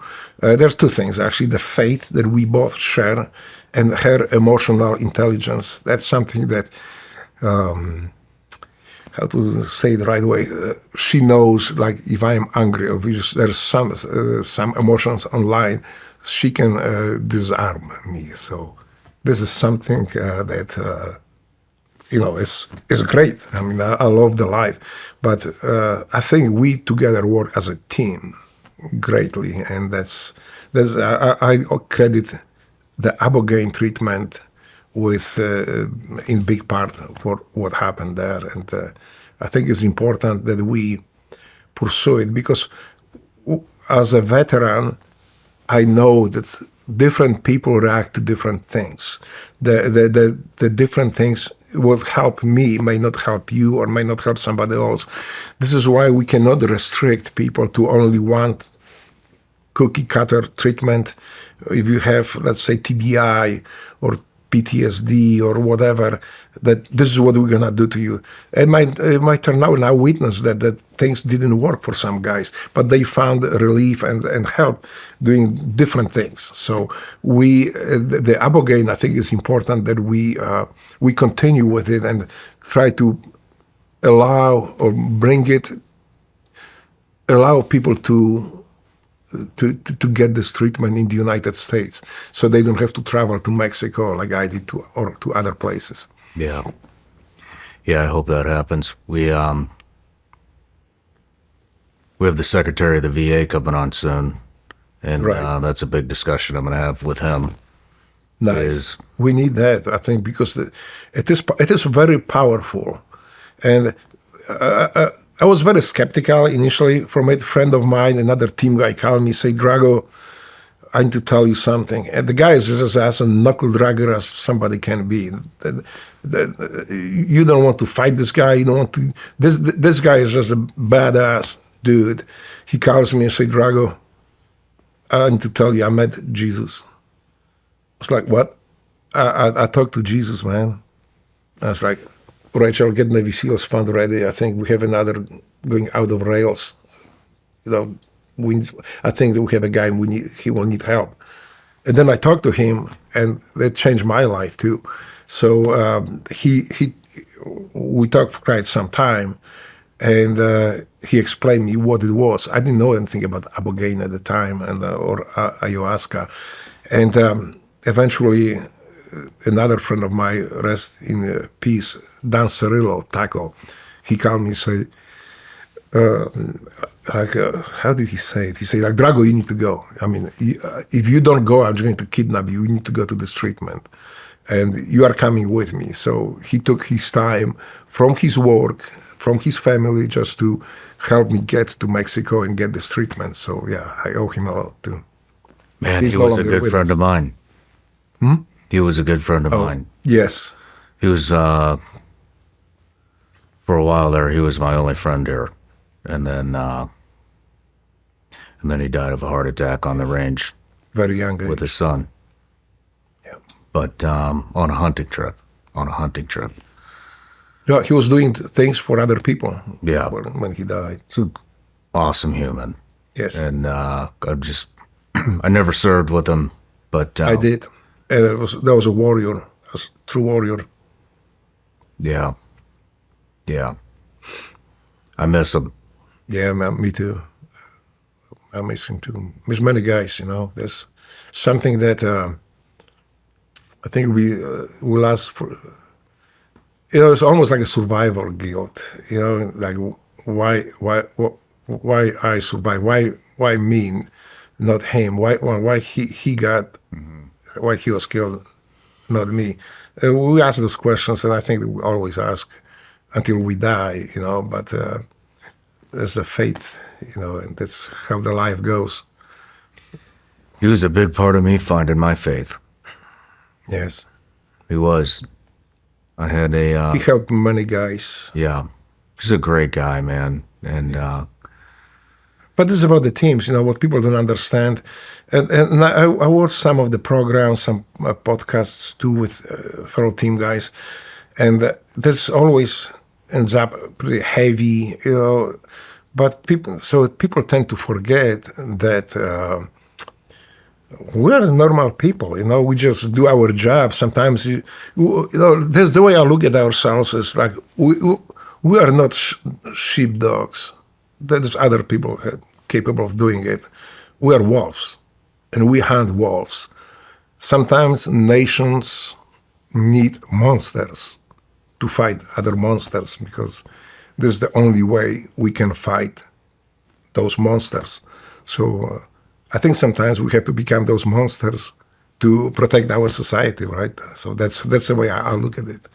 And yeah, that's sometimes that's life, you know. And we all knew what we are getting in SEAL teams. We all were ready to do what needs to be done to protect our citizens, to protect America. And I'm proud of it. Well, I'm proud to know you, man. I think that's the perfect way to end this. And I just want to say, Thomas, it was Thank you. an honor to interview you and just get to know you. And like I said, I've just heard so much about you, and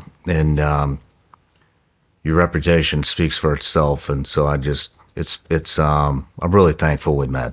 So. Thank you so much, but I'm just a product of SEAL teams. I always wanted to be like you guys. I wanted just to keep up with you guys.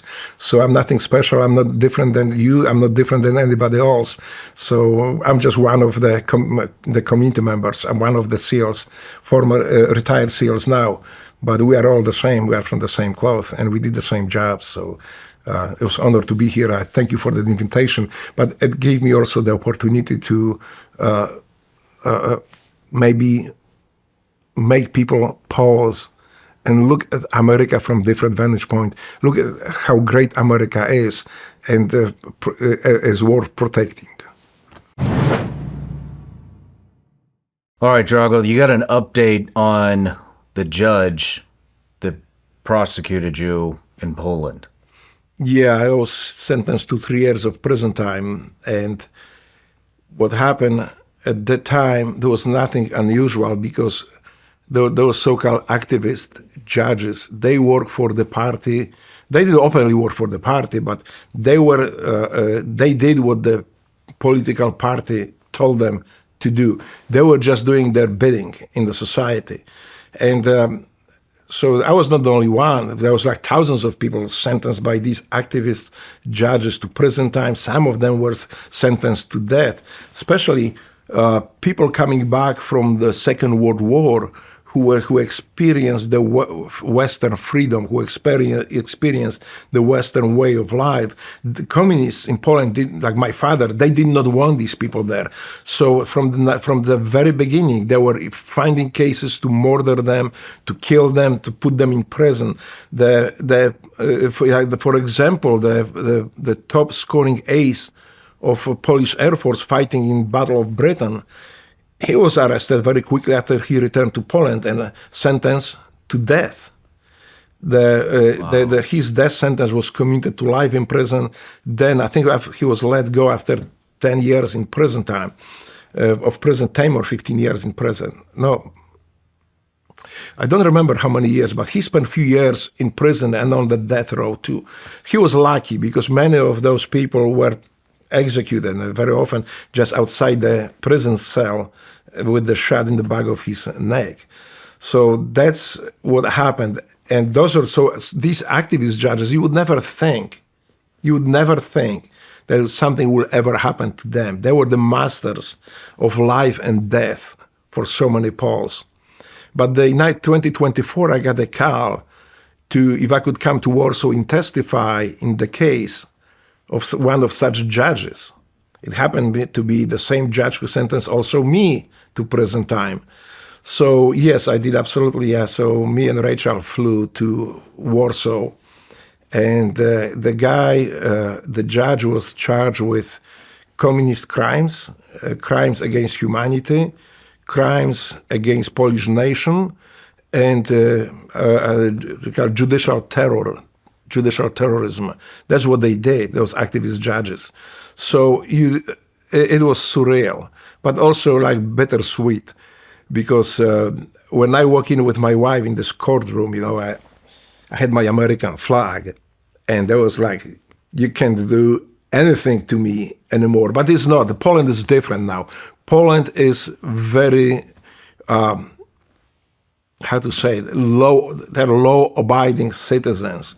They go by the law, but they want to protect themselves from totalitarian systems like communism, socialism, Nazism.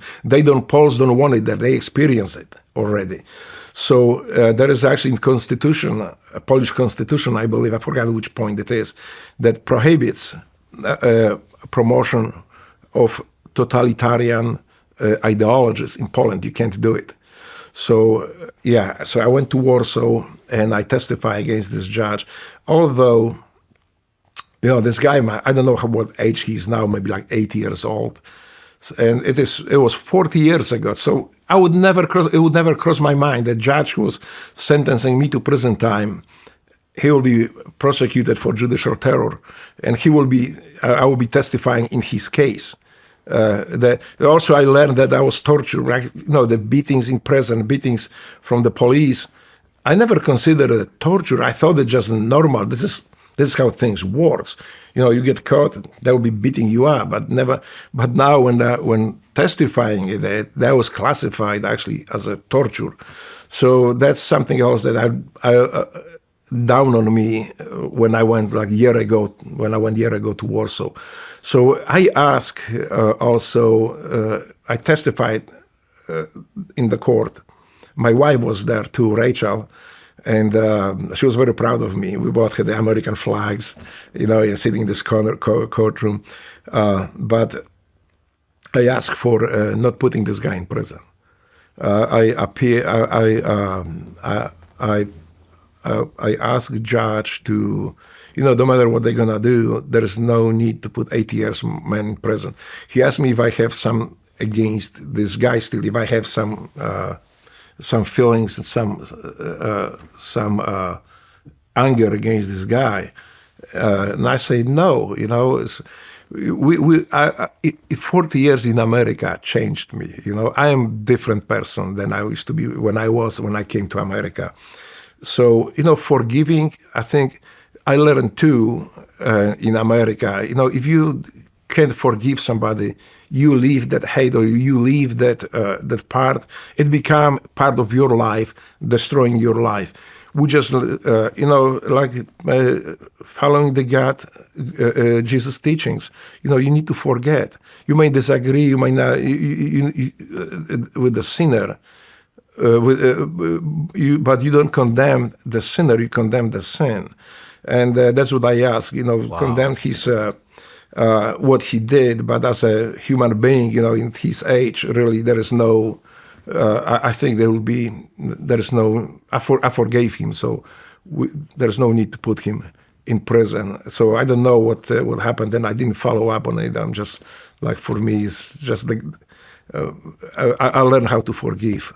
And that's America changed me. A lot of people need to learn how to forgive. If you don't, that things goes with you wherever you go. You don't live as a free good man being free. You have this thing on your shoulder. So if we can learn how to forgive, not forget about how to forgive, I think we are better people. America made me a better person. When you forgive, you free yourself. Yeah. You also, you asked me about what I feel when I kill the guy. Oh, by the way, I was thinking about it too. I get so mixed up. The first guy that I killed was the guy in the car who following us. He just pulled from behind the corner. I was in the last car. It was so fast. Then as he was coming at the, car 50, I think I was on 50. So I was on the last car. He pulled out next to me. He was coming to our right. And I see with the with the flashlight, with the lights that we have, but also the street lights, there's a guy on the right sitting with the AK. So it was surreal. I was like, what is he thinking? We can just obliterate these guys. But anyway, so he started pulling in. My concern was that if he has, if this is ID, VBID, we can all get hurt. So I didn't think much. It was almost so close. I just pulled the pistol. I killed the guy on the right seat with the gun, and I shot the driver. So they went they hit the light pole, the kind of funny things is like, so we're driving, I didn't think much of it. I said, okay, guy's gone. And I got a call from the front, from the OIC, say, hey, do I hear some shots being fired? What's going on, guys? Everything is okay? I said, yeah, I just stopped the guy. He was just coming. He was coming on us. So I stopped the car. He say, okay, no problem. No question asked. Because we were actually driving, I think, we were driving to the mission. So yeah, we didn't want any interruption. Say, oh yeah, let's see what happened to this guy. There's no time for it. You just take care of the business and move on. So yeah, but the thing is what you asked me earlier too. I was thinking about it, about that, the feelings of it. I was never like a feel touchy guy. For me, there was no. I say like I really didn't feel anything. I didn't because I was thinking about it. I see myself more as a technical person. So for me, the dwelling on it was more like, what could I do better? How could I kill him better, more efficient way? Not like, oh my God, he's dead now. That my priority was always life of American citizens, the well-being of America. Any foreign entity has no value to me. I say no value. I understand. It comes second. I'm not so eloquent, but yeah, the American life will come before any foreign life. Number one priority. It's number one priority. America and American citizens. Well, Drago, thank you again for coming back and setting that record straight and being open and vulnerable and it'll lack for better words, setting humility aside for the full story. I really appreciate it. Yeah, it was kind of difficult. Again, like I say, we're talking about these often, and people watch all these movies. They stop seeing us as human beings. They see us more like just part of that machine. That if you just broken, something happens, you'll just bring another one. Some people almost expect you to be hurt and replaced with somebody else. So that's something that maybe I don't like people to see. That's why, I don't wear the trident. I was mentioned about it earlier. I wear American flag because American flag encompasses the trident and everything that is good. And I want, when people see me, to think about me as American and not the Navy SEALs. I'm no longer a Navy SEAL now, of course. I lived that life for 20 years. I loved it. But now I am just American. There's no hyphen in front of this American. Thank you. Thank you.